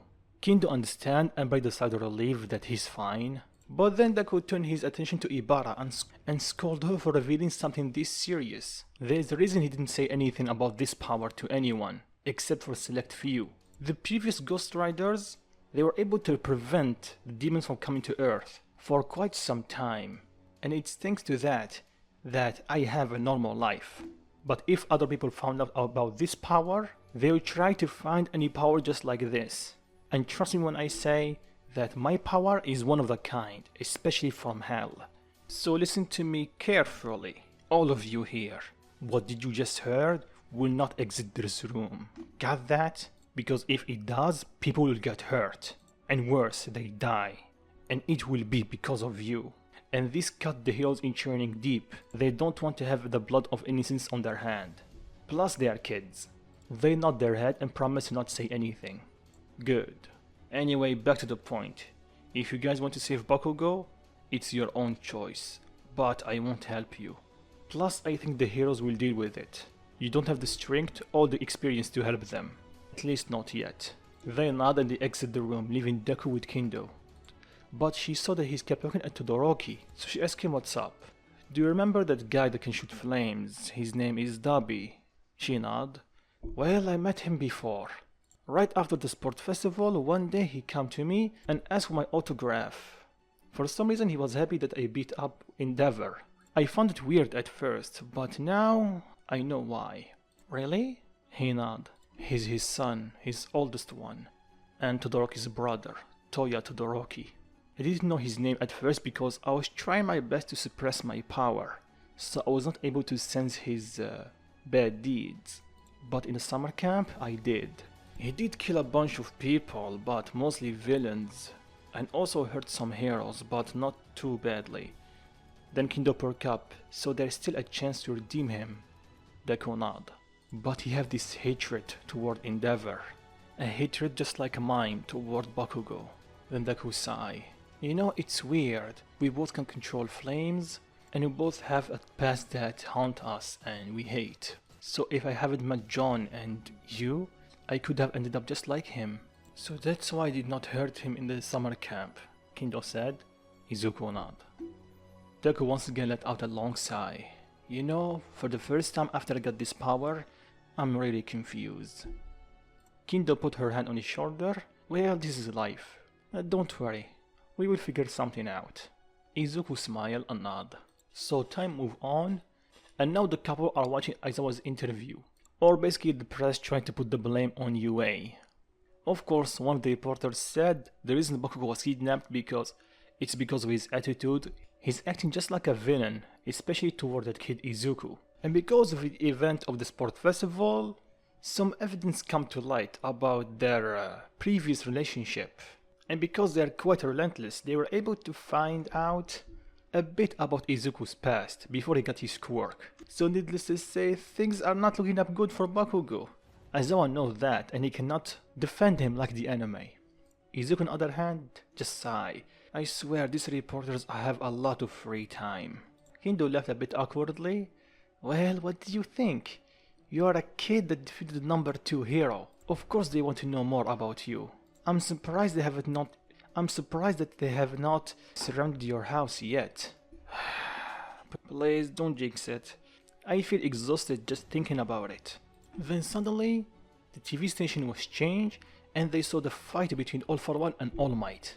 And Deku can see that All Might is barely holding on, even though he still have a lot more of One For All inside of him. Unlike Canon, the fact that Bakugo is around is preventing him from using his full power to defeat All For One. Damn it, always bad thing happens because of that bastard. Deku growl. Then he gets up. Where are you going? Deku just give her a look. Sorry, but I have already lost one teacher. I will not lose another one. Then flames engulf him, and for the first time, his clothes change. They turn to his Ghost Rider uniform. Shocking the two. Matter manipulation? Deku mumbled. But he quickly snapped out of it when he whistled to his bike and drove off. Back to the fight of the Titans. Orphan is impressed that All Might is still holding his ground and still have this much of One For All within him. When he touched him, he didn't feel the connection anymore, so he knew that he passed on One For All. And he knew who. Izuku Midoriya. All For One said. He's your successor, wasn't he? I saw him using Black Whip, one of the previous user's quirk. He's quite interesting little fella. Not only he was able to use One For All, but also use the previous user's quirk on top of his own. He will be a better plaything than you, All Might. All Might growled or tell him to stay away from him. He punched him away. Oh, All Might, what's wrong? Did I touch a nerve? All Might was going to charge at All For One, but he stuck his hand out and fired air cannon at him. All Might was going to dodge, but he saw that there is a civilian behind him, so he blocked it. And because of that he's bleeding, shocking everyone. All Might cursed under his breath. This All For One is stronger than his canon counterpart, because he was afraid of Deku's potential and the Ghost Rider. But All Might is also slightly stronger, not as much as All For One, but still stronger than his canon counterpart. All Might is thinking what to do next, then the heroes join him. Here's the thing, even though Izuku revealed Endeavor's past, like he expected, they cannot remove him immediately. He's still number 2 hero, so he's there with them. But he's much more calmer and tamed after his beatdown that he received from Izuku. So him and Ikshot help All Might fighting All For One, and the other heroes either they are rescuing and evacuate the civilians, or they're trying to help Bakugo. And because of that, All For One realized that Shigaraki might get captured, so he used his quirk on Kurigiri, teleporting the League of Villains out of there. They almost took Bakugo with them, but All Might jumped in and grabbed him, but that was his mistake. All For One knew that he will do that, so without wasting a beat, he throws a face to the combined quirks, and All Might is defenseless because he's holding Bakugo, so he do the only thing that he can think of. He throws Bakugo away from him, tanking the full blown with the attack, and that attack pierced right through his chest. Everyone froze in shock. No one dares to utter a word, and the battlefield is only filled with All For One's laughter. After all this time, he was able to do it. He finally killed All Might. But that was short-lived, because he started hearing noises. Noises that send a chill down his spine. An endeavor. The rest felt it, but not as much as them. And their instinct is telling them to run away, because whatever is approaching is not something that you can mess with, or go against it. It's like that itself is coming toward him. Then a loud boom was heard, combined with a massive fireball, and it slowly shrank and shrank, the more it got closer. Then at a certain distance, a bunch of black tendrils covered with flames grabs All For One, spin him around a bit and throw him to the ground. Then what looks like a meteor slam against the ground, and when the smoke dissipates, it revealed the Ghost Rider. At first he kept looking where All For One is. Then he looked to his left after he heard coughing, and his non-existent eyes widened. "All Might!" he shouted in his deep voice. Izuku, or the Rider, quickly rushed at All Might, lifting him up a bit. "Hey All Might, stay with me, okay? Just hanging there. I will take you right now to the nearest hospital. Just stay with me." "Sorry kid, I don't think I will make it this time. He got me good." Izuku told him to preserve his strength and not talk any further, but All Might cut him off. "Listen kid, I won't make it this time, so don't worry. And I know I said it before, but making you my successor was the best decision I have ever made. And even though it pains me to say it, but it's your turn. But remember, whatever you choose, I know it will be the best, and I will always support you. So take care, son." Then All Might closed his eyes for the last time. Izuku shook All Might a bit. "All Might?" At first he's thinking that he's playing around, but because of his power he knows that he's long gone. So not only he's saddened, but he's also furious. Not even a year and he lost 2 mentors, and the closest thing to a father figure, and now both of them are gone, for good.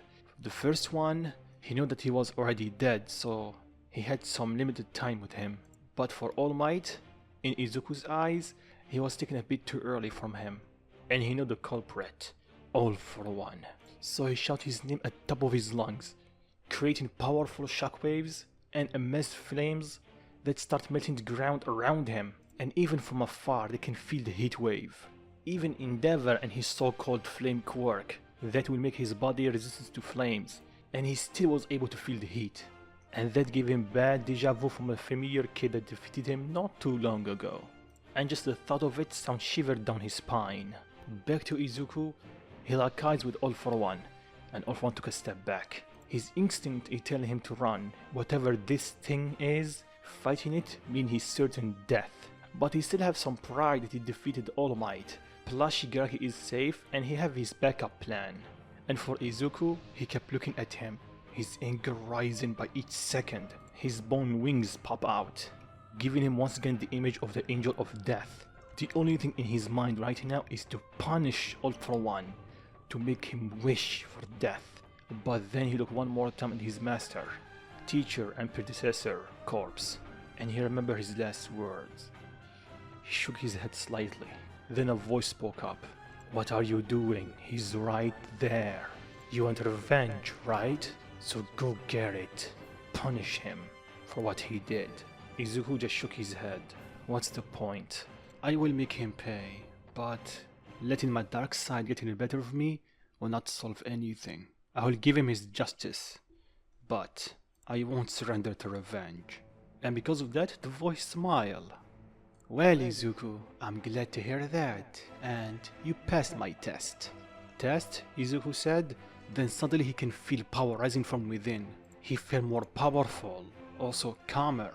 He looked at his skeleton's hands and he saw blue flames. "Are these?" he asked himself. Then the flames slowly make their way toward All Might, and the second they touch him, he took a deep breath. Gran Torino quickly rushed at him, seeing him alive.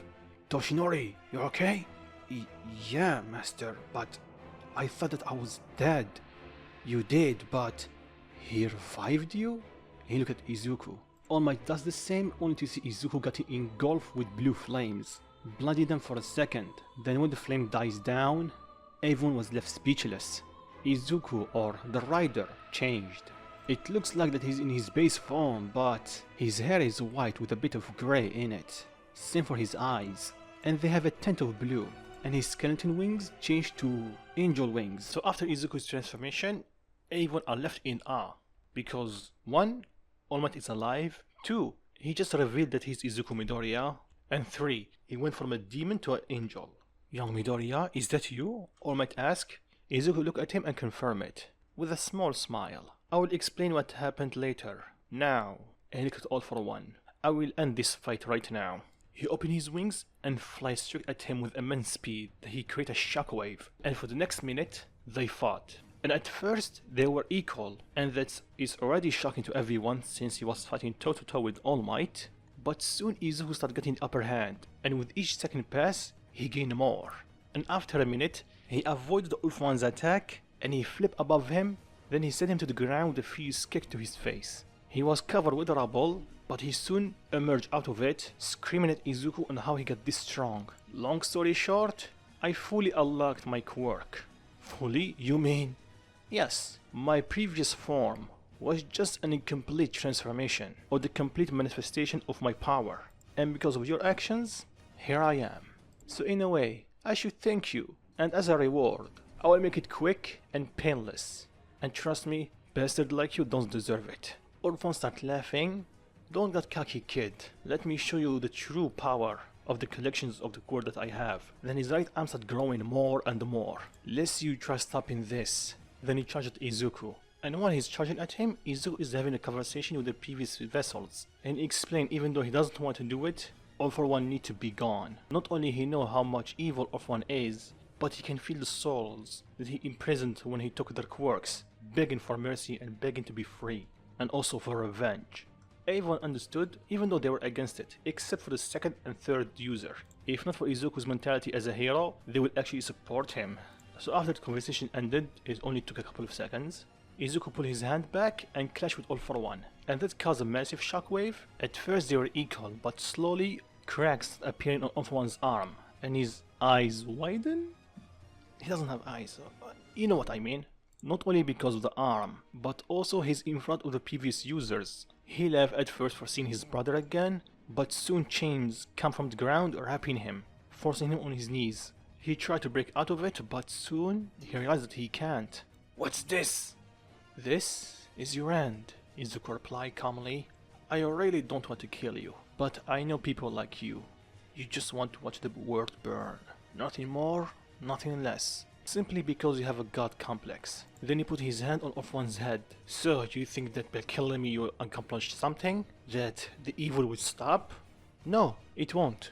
And I know it. Light and darkness, evil and good will always coexist. That's a given. I'm not as foolish or naive as I was as a kid. Or a couple of years ago actually. I learned a lot from my previous teacher. But with you gone, the people under you can breathe a bit. At least for a while. While I don't know what will happen in the future, I know that I will put a stop to it. So goodbye All for One, and hope you rot in hell. And don't worry, while I destroy your soul and send it to the afterlife, your body will follow shortly. Let's say a week or two. Then Izuku smirked a bit. While I am a hero, I can still use deception. While with you gone, it will be good for everyone. Not everyone will understand what I did. All for One smirk. So you do have some evil inside of you after all, huh? Izuku chuckled a bit. You know what's funny, All for One? I'm not fully human. A part of me is angel, because of the wings. Another part is a devil. So you can say I'm the better part of 3 worlds. Enough talk. Goodbye. Then Izuku torched All for One. All for One screamed for a bit, then his soul disappeared. Izuku closed his eyes and sighed, but he reopened them when he heard people thanking him. He looked ahead, and he saw all the souls that All for One had inside of him. Izuku smiled, but he thought, for someone that lived for over 100 years, I thought it would be much more than this. He shrugged, thinking nothing of it. The souls slowly disappeared, leaving him with the previous vessels. Nana put her hand on his shoulder. I know it's hard, Izuku, but you're right, you had to do it. Even the soul of All Might put his hand on Izuku's shoulder, and even though he doesn't have a face, Izuku knew that he's smiling at him. Izuku thanked them, then he went back to the real world. In the real world, after the massive shockwave that happened, Avon covered their eyes because when Izuku punched, he also used his flames. So when Avon opened their eyes again, they can see an alive All For One laying on the ground, missing an arm, and Izuku floating above him. Avon stood quiet for a few seconds until Izuku lifted his hand up in the air, signaling that he won, and cued the applause and cheers. But after this, Avon was taken to the hospital for a quick checkup, especially All Might since he technically died, and they want to make sure that nothing happened. And of course Izuku, but he was adamant on not giving them any blood to test. He was good as it is, and he doesn't want to let these people use him as a lab rat. But that was only half of it. The real reason is because he knows that he's not fully human anymore. Him and Zaratos had a talk after the fight, and he explained that at first he was going to use his mom as his user, because she was alone and doesn't have any relative, so she was the perfect candidate. But then he found out that she was pregnant with him, so he decided to do a gamble. All his previous containers were human with their own dark side. Him, on the other hand, was completely innocent, with zero hatred inside of him, so he not fall into hatred. Of course, Izuku did ask if there is any side effects, and the answer was yes. Because of his early influence, quite literally when he was being created, he took some part of Zaratos, so in a weird way, they are related now. So he's technically part human, part devil, part angel. Sure, he's a little bit weaker than his full power Zaratos, but in time, he will reach him. Heck, he might even surpass him, and Izuku grinned at that. Sure, it will take him some time to adjust of not being fully human, but luckily, surprisingly, someone wanted to talk to him. John, in the flesh. And of course Izuku was surprised. Happy but surprised. And he asked how. Simple? I'm a king of hell. I couldn't keep in touch with you too much because of my duties, but now I was able to free at least a day. Keeping those bastards locked up is way harder than you think. Izuku chuckled at that. Wait, you mean lock up? That mean... Yes, I saw his soul. And trust me, and he grinned. He's not enjoying himself. Izuku nodded, happy to hear that. Then to another surprise, Zaratos come out of Izuku's body. He still have his skeleton body, but he have angel wings now. And he also explained to John what happened. So Izuku will be the last Ghost Rider? Yes and no. With Izuku being the way he is, if he decides in the future to have some brats of his own with his orange-haired girlfriend, they will inherit the power, and they can take on the title if they wish. Blaze understands with a smoke on his face because he saw Izuku's face, and he's really uncomfortable talking about this. Ghost Rider or not, half angel, half human or not, he's still a 15-year-old kid. Izuku quickly changed the topic and asked about Zaratos' new form. Will he always be a skeleton? For a time, sadly yes. With your help and kindness, I was able to get rid of the curse that the devil put on me. So just like when you cut yourself and the wound healed, there is always be a scar, at least for a time. Izuku understands in 3-part ways, and John promised that he will visit once in a while. He cannot leave his post for too long, and Izuku tell him he might one day visit him. The two of them riding their motorcycles in hell sounds like fun. John starts laughing and he tell him, "Oh, don't worry kid, we will do that, with the others." Others? You mean? Yes, the previous one. Somehow all of us come up with the same thing. Maybe it's because of you. He looked at Zaratos. I don't know what you're talking about. The three laugh and they part ways. And of course Izuku did have a conversation with All Might about what he did and how he killed All For One. All Might sighed, but he understood why he did it. All For One had to go. But sadly with this there will be a vacuum and people will fight to take his place. But that will be a problem for the future. So fast forward a bit, and Yue implemented door system. Izuku was a bit against it because he got used to his freedom, but he understands that he have to go because 1. He's in danger, and 2. Everyone knows that he's a Ghost Rider, so he cannot do that anymore. On top of that, it turned out that he lost his skeleton form. Each time he transformed, he went straight to his angel form. It kind of disappointed Izuku. He knew that the other form was perfect for intimidation, but he suddenly took the bullet. So after everyone got settled in, one day Bakugo called Izuku outside. They need to talk. Izuku knew what's going on, so he just followed him. They went to the fake city, and Bakugo starts stretching. You know that I'm stronger than you. Way stronger than you, Izuku said, in a calm tone. Yeah, who will see about that? Really? I have defeated number 2 hero live on TV, and defeated number 1 hero worst enemy, while you were captured by his lackeys. Face it ready, you cannot beat me. and I'm done being your punching bag and stress relief toy. So hear my advice. If you are going to do this, I will destroy you. Bakugo scoffed and charged Izuku, and like Izuku said, he didn't hold back. He waited until Bakugo is close, then he blitzed him and delivered a furious gut punch that knocked the wind out of him and destroyed ground around them. Bakugo is on his back gasping for air. How? Why? Then he starts crying a bit. I'm going to be blunt. You're a bastard. At first we were friends, but because of your superiority complex and your arrogance, you turned me into your punching bag. Just because I was not able to defend myself. But when I start doing it, you hit me even more because I show you how weak you are. Because you're nothing but a whiny little brat. And we both know if I tell Aizawa what you did to me, you'll be lucky if he just expelled you from UA. And I know why you feel guilty, because All Might is retiring. Newsflash, he's old. Avon retired at some point. It just happened that the last fight happened because you're kidnapped. You could have been anyone. But not going to lie, I'm kind of thankful they did that. Because I can see they taught you something. A bit of humility.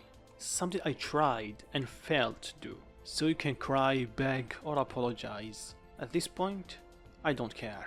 Because your words mean nothing to me. Only actions matter. You want my forgiveness? You have to work for it. And if after you get it, after months, years, I don't care.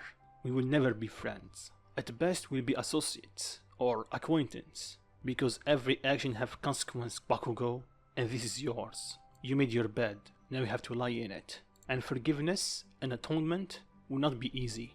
I could have destroyed you. I could have burned you alive. I could have punished you by using my penance tear to show you all the pain that you caused me and everyone else. Destroying your morality and soul permanently. But I didn't. And that's all the mercy that you will have, just because you are once my friend. Then he turned around and started walking. And by the way, what you have with Kurishima is a good and honest friendship. So don't mess it up like I did with ours. Of course, Aizawa was informed about this fight. So he punished them 3 days for Bakugo and 1 day for Izuku. Yes, I know, it's less than canon. After this, nothing happened until the Two Hero Rising movie. So Izuku spent his time getting used to his new form, but still there is something bugging him, like something went wrong, and he doesn't know what it is, but he can feel it. So after Class 20 was dispatched to the island, everything was easy. Sure, Izuku let his classmate do most of the work because he's far stronger than them, and they need the experience, unlike him. Heck, even when 9 and his cronies shows up, the fighting quickly escalates, with Izuku taking 9 along, and he can see the similarities with All For One, even though he's different. And everyone else fighting the others, with Bakugo and Todoroki being the heavy hitters. And with them combined, even Chimera cannot stand a chance. And for Izuku, he doesn't even need to use One For All. His Ghost Rider form alone is way stronger than 9. Even with him going all out, Izuku easily blitzed him. 9 tried to touch Izuku to take his quirk, and Izuku let him. But sadly, he met a rude awakening. When he touched him, his hand got burned. Badly. I can smell it in you. This scent of death. You're dying. That's why you're after the kid. You want his quirk so you can survive. You're just like him. You just want to take and take.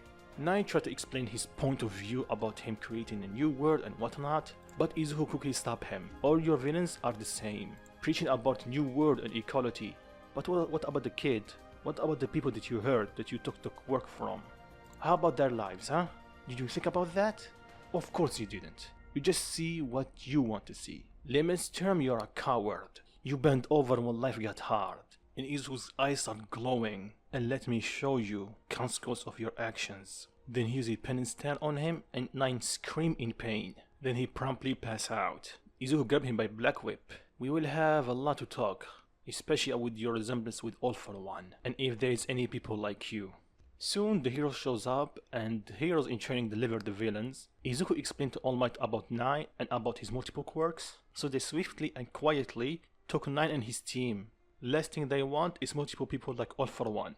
They have it hard enough with the new moves. They don't want that now. And about the school festival, even though it happened, Izuku, even though reluctantly a bit, still captured Gentle Criminal, because he can see his sins, except for petty crimes, and armed robbery of course. He didn't kill anyone.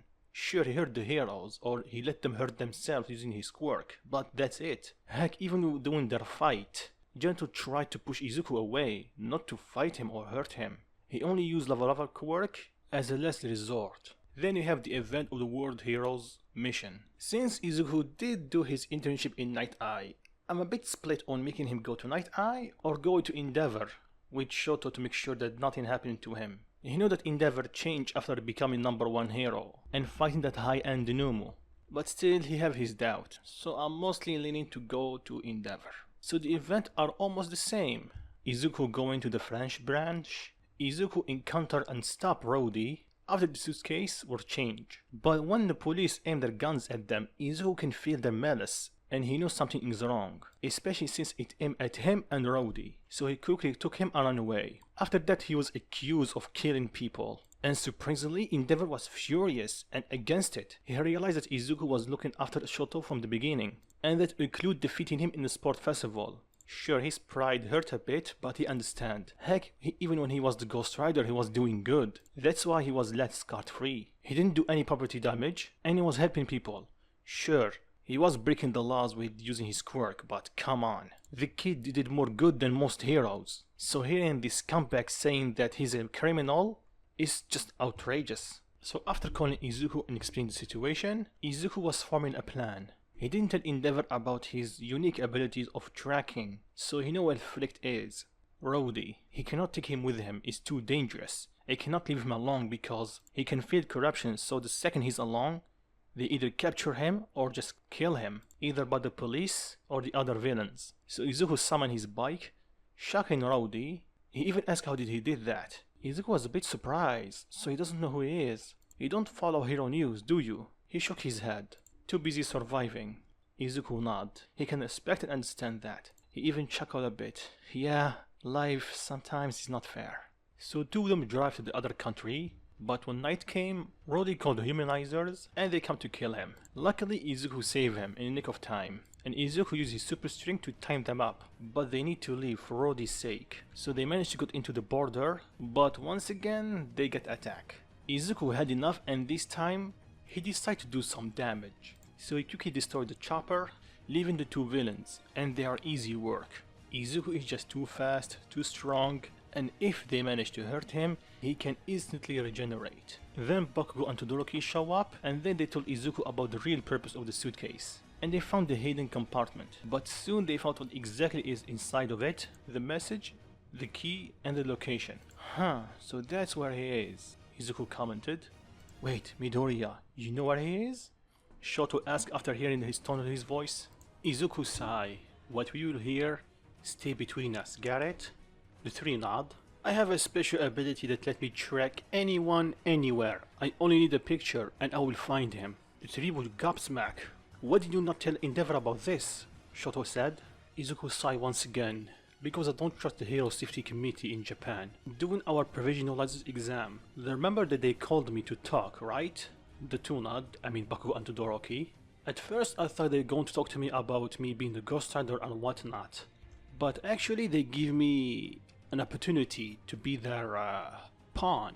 Of course they did try to play it out as a internship of sorts, but I saw right through them. They have malicious intent. They want to use me as their pawn. So if I tell Endeavor about my own technique, they will be much more insistent about me working for them. Just imagine, they just give me a picture and I know where to find you. People like that will be throttled at the mouth of having power like that under their thumb, and they will use any means necessary to do that.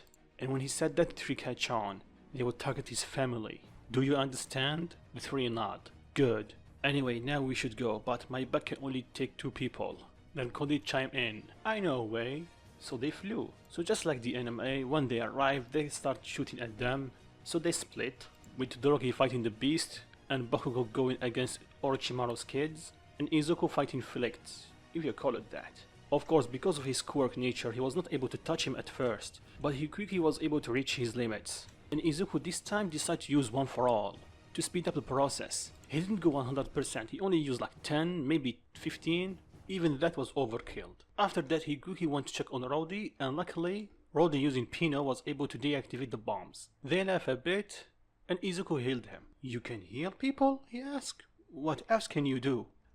Quite a lot actually, but I mainly use it to help people. Rudy smiled. You really are different, you know? You have all this power, but you're not cocky. If I don't know any better, I will think that you are actually an angel. Izuku laughed sheepishly, but inside his head, all the previous users are saying the same thing. If he only knew. After this, the police quickly shows up, the good ones, and he quickly captured Flicked.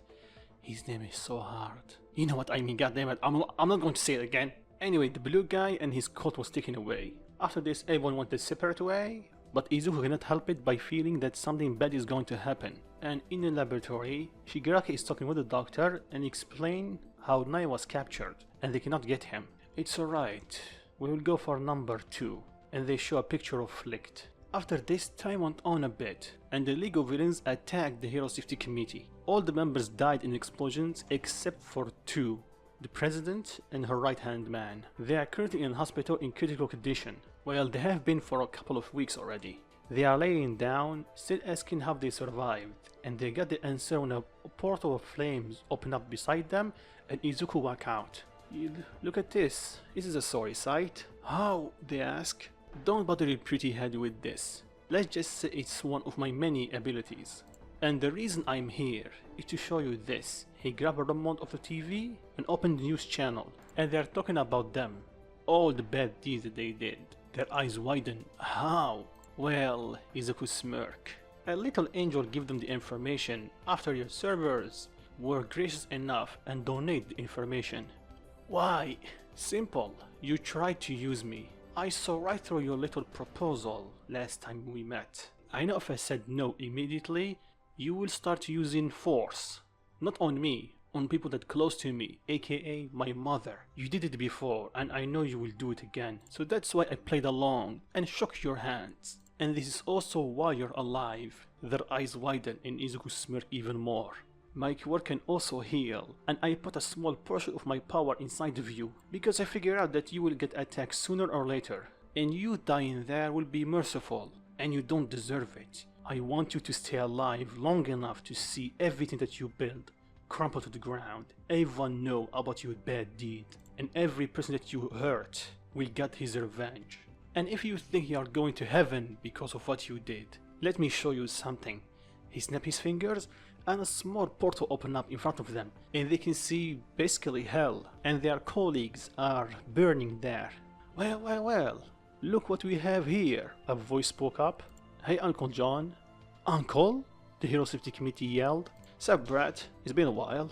Yeah, I've been busy being a hero, saving the world. John laughed. Been there, done that. So why these two are still alive?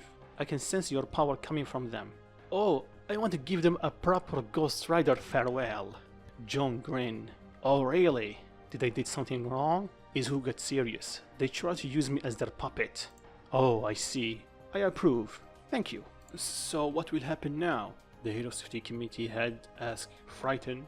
Oh, since now everyone know about your bad deed, I will send you straight to the underworld with a proper farewell gift. And his eyes start glowing. Look into my eyes and feel the people's pain. The two scream.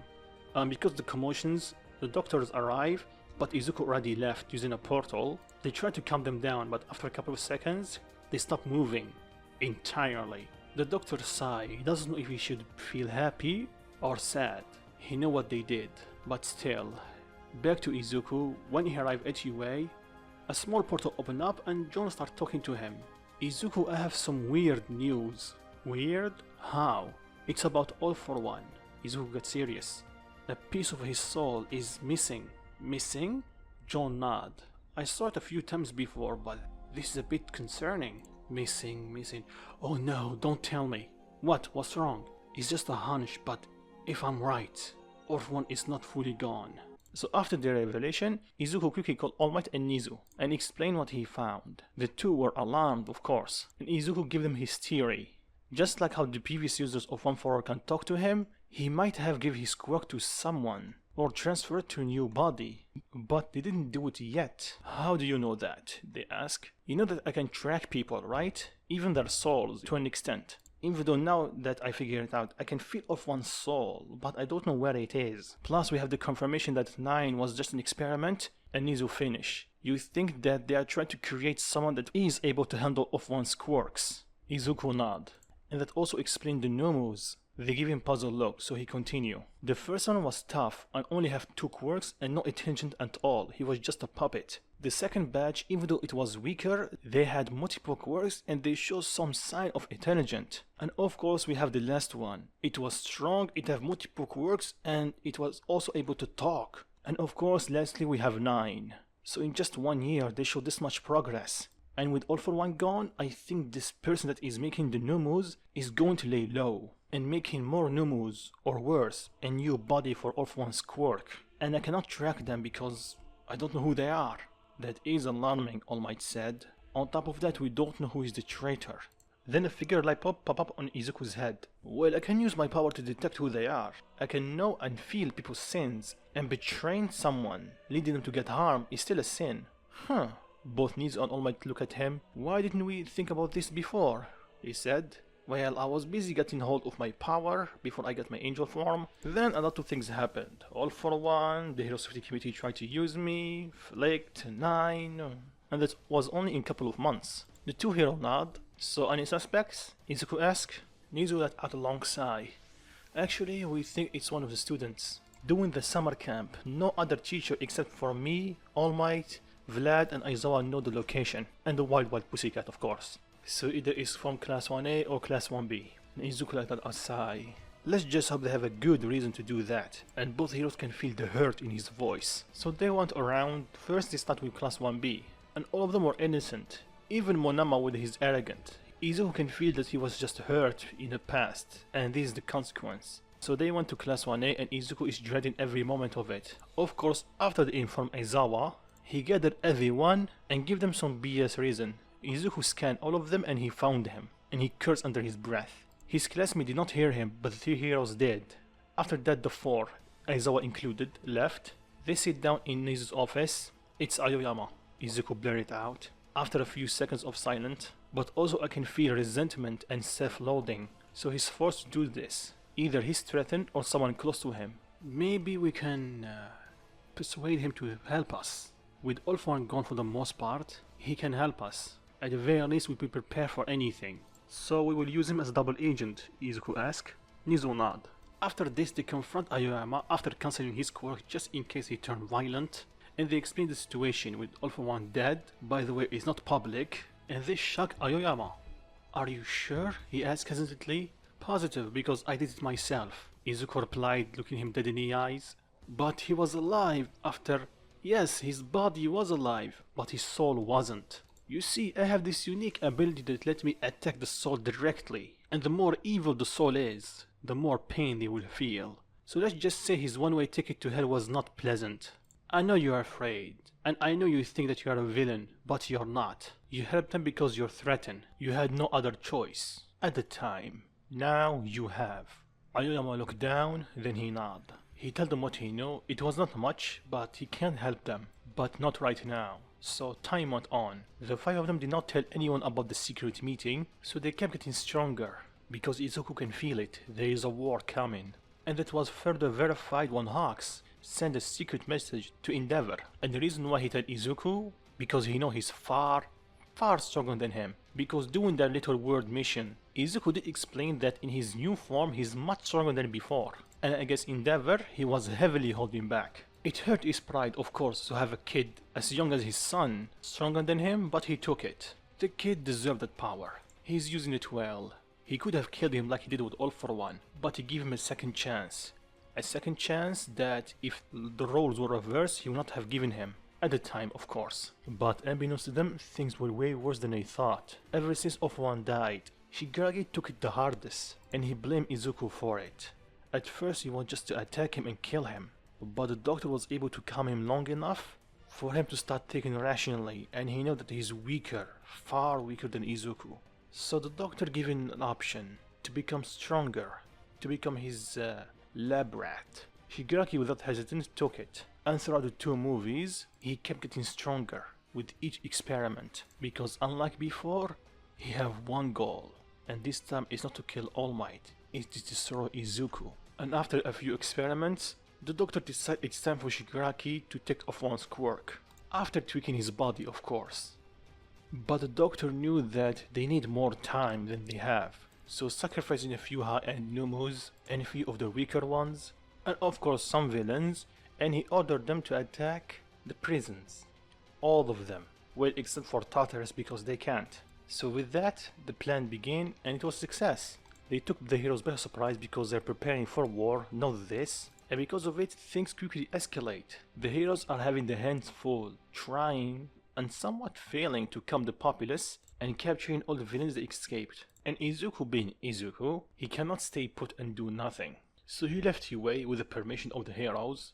They know his full capabilities, and even if they said no, they know that he can just do whatever he wants. But of course he was escorted with a few heroes. One of them is All Might. So they went through the streets with Izuku on his bike and All Might following him using his car, and they captured villains one after the other.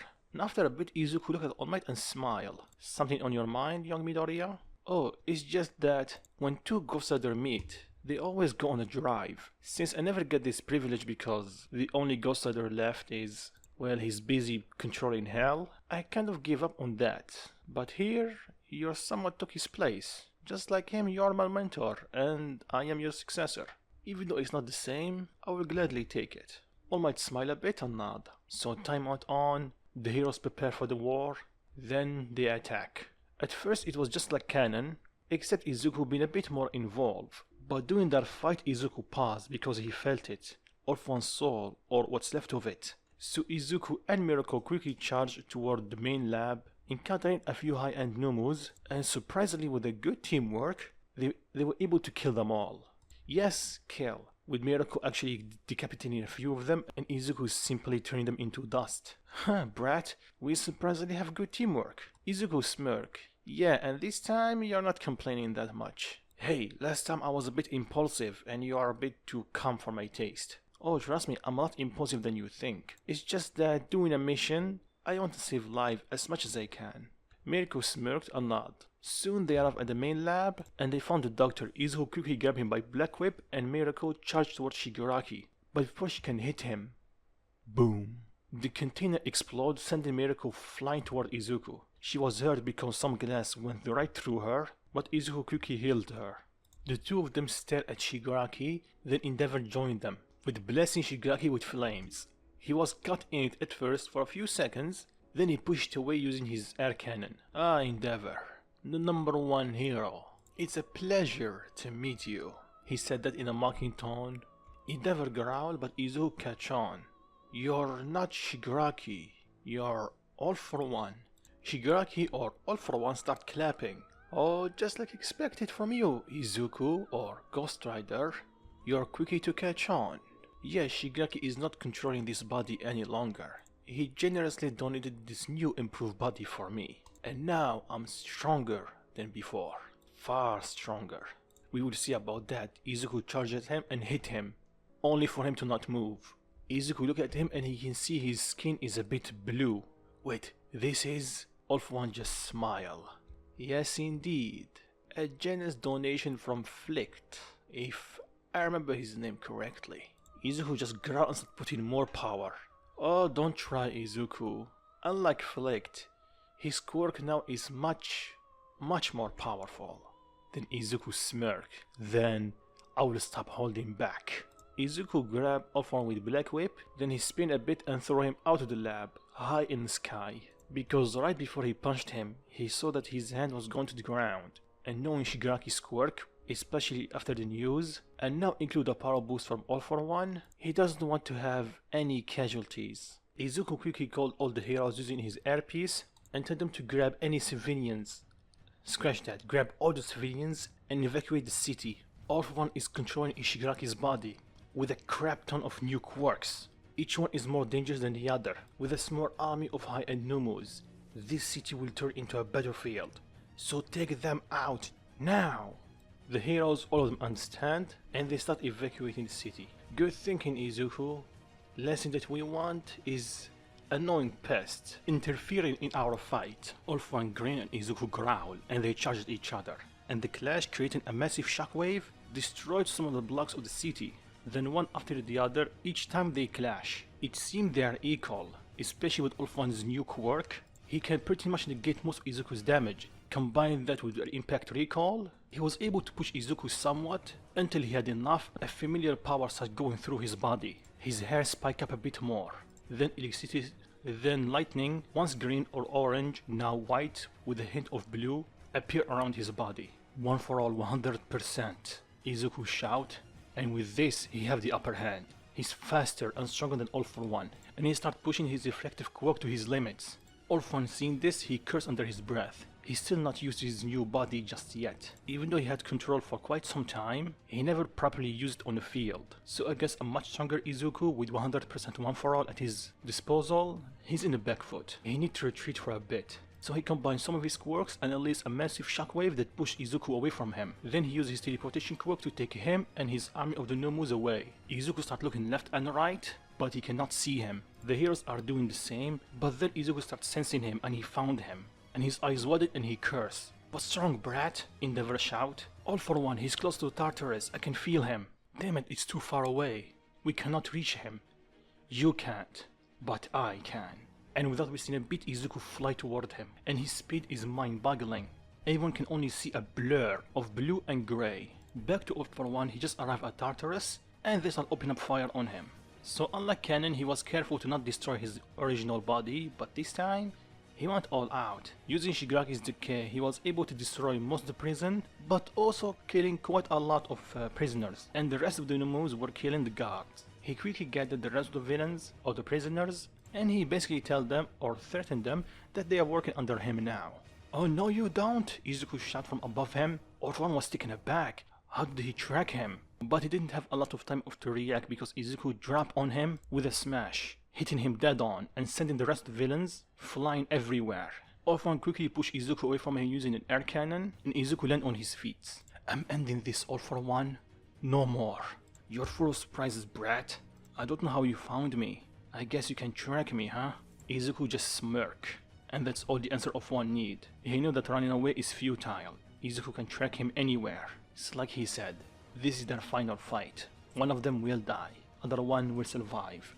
So once again they charged each other, and they resumed their fight. And of course after seeing the dust storm and the fire, the choppers were not too far behind, and they captured their fight. Izuku was a bit holding back because if he go all out, he might have accidentally hurt the guards. And All for One knows that and he's counting on that. Then some of the villains joined All for One. They know Izuku is the only hero that's stopping them from getting their freedom. While the guards are helping, they are not doing that much. Izuku fell back a bit after he was forced to dodge a projectile from one of the prisoners. "You're good, Izuku. I can even say you're better than All Might." Even he will had a lot more difficulty fighting this many opponents, especially with me. "So what will you do, hero?" he said mockingly, and he started laughing. Izuku gave him a serious look, and he can see the fire behind his eyes. "What I must." And Izuku went all out, quite literally. Flames and lightning start dancing around him. "Hope you made your peace, and see you in hell." Quick announcement, I don't know what to name this attack. I was between Doomsday Smash and Angelic Smash, but both of them kind of suck, so you can choose one of them or name it whatever you want. Anyway, Izuku prepared his attack. His body was engulfed with flames head to toe. Orphan seeing this, he charged at him. He knew the only thing that can kill him is Shigaraki's decay, but when he got close, he starts seeing figures behind Izuku. And upon a closer look, they are the previous users. All of them are glowing with their respective one for all. It's time to end it. Goodbye, brother. Then immediately, a massive wave of flame came out from Izuku, engulfing the island entirely. And if you can listen carefully, you can hear the voices of the prisoners screaming in pain. Everyone are horrified, but after a few seconds, the flame dies down, revealing all the prisoners are knocked out or almost dead or just dead. And for All for One, Izuku approached him. They lock eyes. "So, you're finally free, huh, Shigaraki?" "Yeah, I am. That was quite a powerful attack." "Yeah, my attack only attacked the guilty. And since you killed innocent before," Shigaraki sighed. "Yeah, I figured that much." "So is he gone?" Izuku asked. "Yeah." Hearing him cry in pain and begging for mercy like a coward was music to my ears. I enjoyed it, but I think I will follow him soon. Sadly, yes. As much as say it, you reap what you sow. Don't feel bad, hero. I dug my own grave, but I'm thinking, what if we met early? Maybe my fate would have changed. Oh well, you cannot live in what ifs. You know I can heal you, right? Yeah, but don't do it. I did a lot of bad things in my life. I don't see it that way at first, but after getting captured and basically my body taken over by All for One and only being imprisoned with my own thoughts, I realized I was only a pawn in his game, just like the others. Izuku did nothing, he just put his hand on Shigaraki's head. Then the environment changed. Shigaraki is inside One for All and he can see his grandma. She apologized profusely, but he assured her that it was not her fault. She did her best to protect his dad, but he was just too full with hatred to see that. Then his soul started fading. Well, I guess my time is up. I will go straight to hell, huh? Yes, you will go, but don't worry. Shigaraki looked at him. I know the King of Hell personally. He will cut you some slack. And who knows, maybe you'll start working for him. Shigaraki started laughing. You're a weird one, you know that? An angel working for a King of Hell? Well, this is a secret I only keep myself, but my other title is the King of Hell Bounty Hunter. Shigaraki stood quiet. Yeah, I think I see it and heard enough in one lifetime. Goodbye, hero. Then his soul disappeared. Nana cried a bit, but she thinks Izuku for at least trying. And of course, the heroes were busy affecting the army with Todoroki and Endeavor going against Toya, and seeing that Shigaraki left them, there is no way to escape. So they fight, pushing each other to the limits, with Dabi burning his body to a crisp. A bit of spoilers here for the non-manga readers, so even with Dabi almost looking like Izuku's previous form, he's still alive, and in closer inspection, they found out there is ice on his chest, keeping him fighting a little bit longer. But with Endeavor being at full strength, unlike the manga, and Todoroki stronger because of Izuku's help, Dabi was captured, for a time. And the rest of the villains were captured, even though they put up a great fight, especially Toga. She killed quite a lot of heroes. But at the end, without means of escaping, with Makia being captured and sedated, and All for One dead, so there is no second wind, so was captured with the help of Best Genius. And luckily, there is no civilians casualty. Even though Izuku's prediction about All for One using the decay of Shigaraki was not true, Makia did cause a lot of damage during his rampage. So after everything settled, the heroes got the news about what Izuku did. A lot of them were shocked. Sure, they know the kid is strong, but to do that with just one attack, and somehow there is no casualty? For the guards, I mean. Heck, they get even reports that the one that almost died or got badly hurt were healed. So of course they question Izuku about this, and he come clean about his flame being unique. In layman's term, I cannot hurt someone innocent. I can punch you, but my flames will not hurt you at all. They're a bit skeptical about this, so Izuku put a little demonstration. With the help of one of his classmates, except for Minata, he threw a fireball at them and they come out safe, even though fire is still surrounding them. Then Endeavor touched the flames and he was hurting a bit. Not as much as before, but still. He pulled his hand back. The road to redemption is not easy, Endeavor, and it will take a long time. Endeavor sighed and nodded, accepting his fate. After this, things went back to somewhat normal, with quite a lot of heroes quitting. Seeing they can die easily in the war, if another one happened, they quit. Of course, Izuku did get some backlash about his actions, but he quickly sharpened Izuku to tell them bluntly, I was fighting the strongest person on earth, with a small army of S-class villains. I was surrounded, and my only backup are guards, and most of them are already hurt or dying. And all the heroes are busy fighting a small army on the other side of the country. So please tell me, if you're in my place, what will you do? And on top of that, that villain can decay anything to non-existent with a simple touch. I had two options, either I kill him or he kill me, then he'll go after you. And tell me, who do you think will be able to fight him? Everyone stood quiet, they are terrified from their thought of one going after them in Izuku's glare.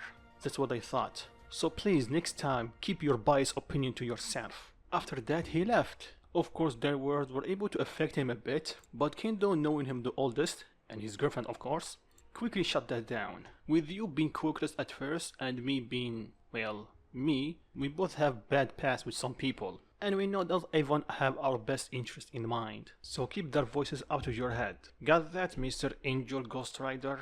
Izuku chuckled a bit and thanks her. So things went on as normal for a while, but then the previous users of One for All tell Izuku it's time for them to go. They stayed here far past their time. They thank Izuku for everything, and they wish him luck. Well, I will try my best, Uncle. And he looked at the first user. What? He shouted. Uncle, you mean? Yes, I am the son of your brother. Zartos told me before he left that my DNA changed when he was inside of me, so any link I had with him was gone. I think that's why he left me be, because I was quirkless. Well, that's a surprise, a pleasant one, but still. Yeah, so if we just drop this on your head. A lot of things happened, so... No, I understand. I'm just happy that everything turned out okay. Well, I wish you luck with your girlfriend, and try to make me any grand uncle anytime soon. Izuku laughed.